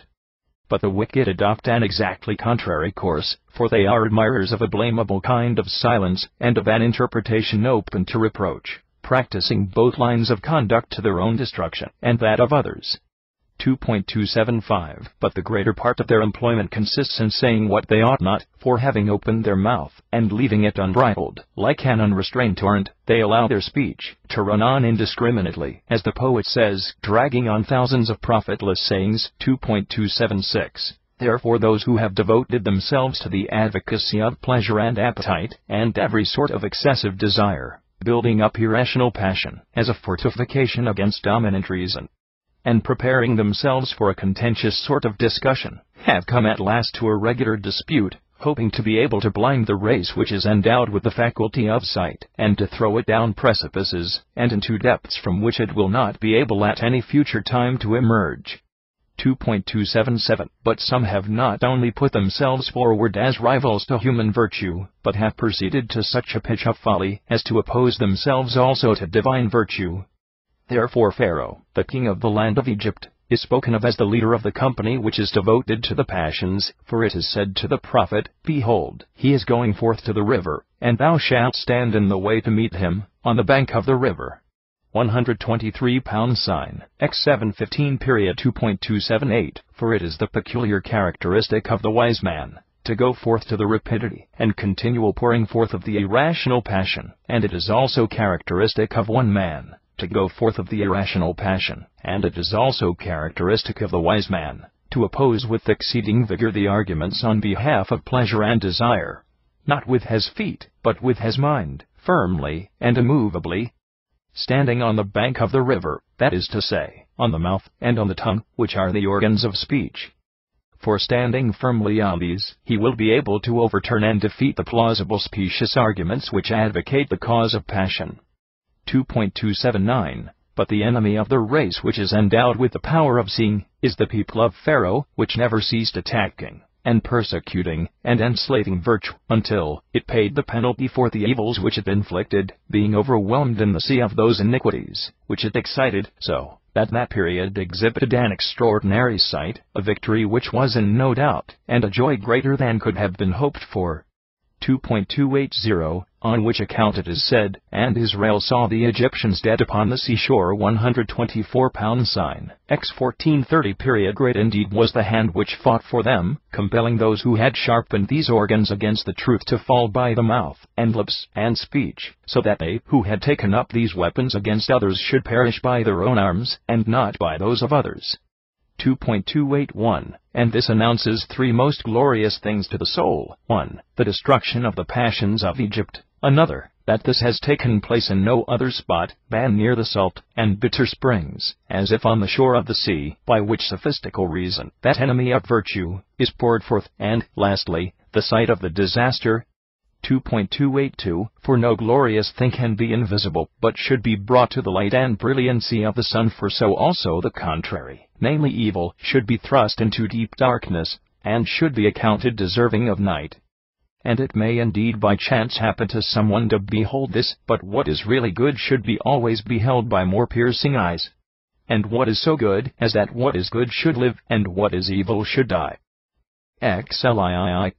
2.283, there were, therefore, three persons who uttered atrocious words which were to reach even to heaven. These men devoted themselves to studies against nature, or rather against their own souls, saying that this universe was the only thing which was perceptible to the outward senses, and visible, having never been created, and being never destined to be destroyed, but being uncreated and imperishable, not requiring any superintendence, or care, or regulation, or management.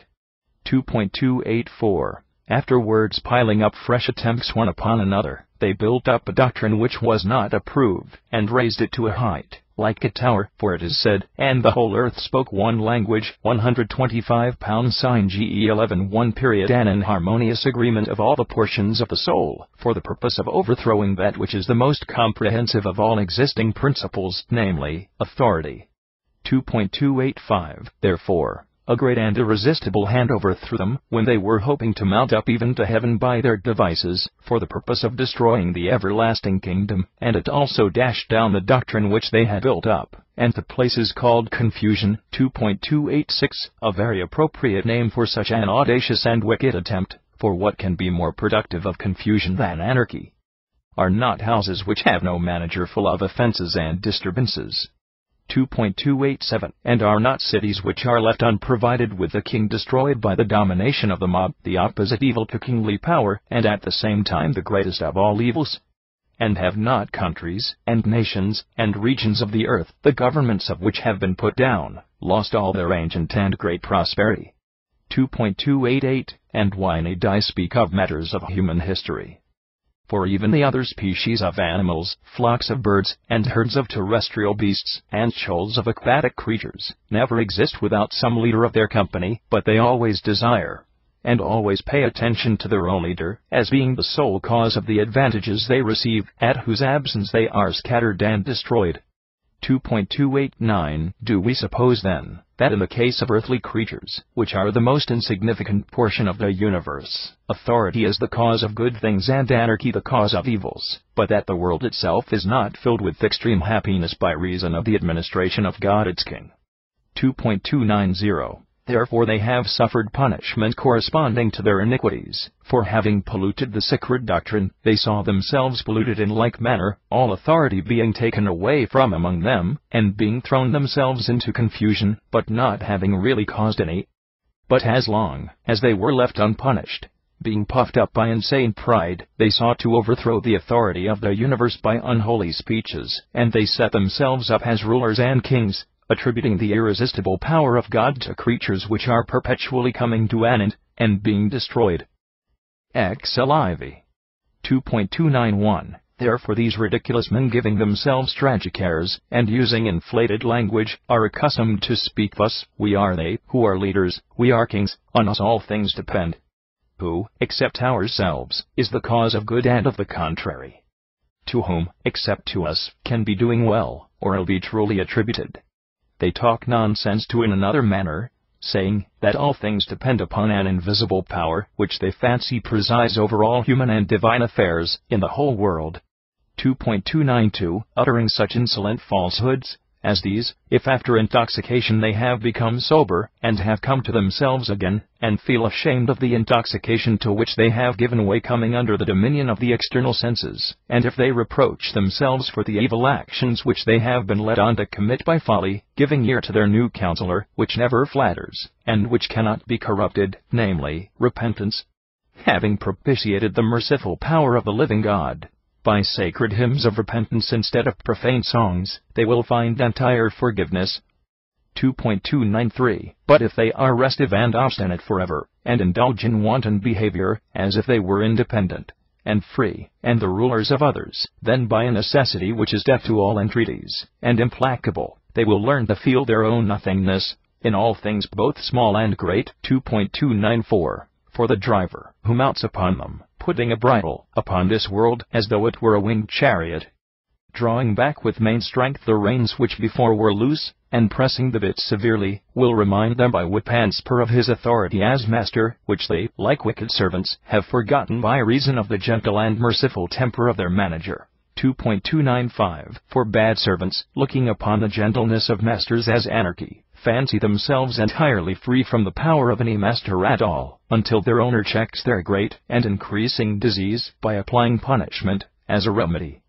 2.296 For which reason the expression is used of a lawless soul, which with its lips distinguishes well-doing and evil-doing, and then will subsequently announce its own sin. 126 Sinly 5:4 What sayest thou, O soul, full of insolence? For dost thou know what real good or real evil, real justice, or real holiness, are? Or what is suited to what? 2.297 The knowledge of those things, and the power of regulating them belongs to God alone, and to whoever is dear to him. And witness is borne to this assertion by the scripture in which it is said, I will kill, and I will cause to live, I will smite, and I will heal. 127 Sign to 3239 2.298 But the mind which was wise in its own conceit had not even a superficial dreaming intimation of the things placed above it, but, wretched that it was so completely carried away by the wind of vain opinion, that it swore that those things which it had erroneously imagined stood firmly and solidly. 2.299 If, therefore, the violence and convulsion of the disease begin to relax, the sparks of returning health becoming gradually rekindled, will compel it at first to confess its error, that is to say, to reproach itself, and afterwards to become a suppliant at the altar, entreating with prayers, and supplications, and sacrifices, that it may only obtain pardon. XLV 2.300 After this, who can fairly raise the question, why the historian of the Scriptures has spoken of the river of Egypt only, as having banks, and has made no such mention of the Euphrates, or of any other of the sacred rivers? For here he says, Thou shalt stand in the way to meet him by the bank of the river. 2.301 And yet perhaps some persons in a spirit of ridicule will say that it is not right to bring such matters as these forward for investigation, for that it rather displays a spirit of cavilling than does any good. But I imagine that such things, like sweetmeats, are prepared in the sacred scriptures for the improvement of those who read them, and that we ought not to condemn the curiosity of those who investigate such matters, but that we should rather blame their indolence if they did not investigate them. 2.302 For our present discussion is not about the history of rivers, but about ways of life, which are compared to the streams of rivers, running in opposite directions to one another. For the life of a good man consists in actions, but that of the wicked man is seen to consist only in words, and speech in the tongue, and mouth, and lips. And 128 The rest of this treatise is lost.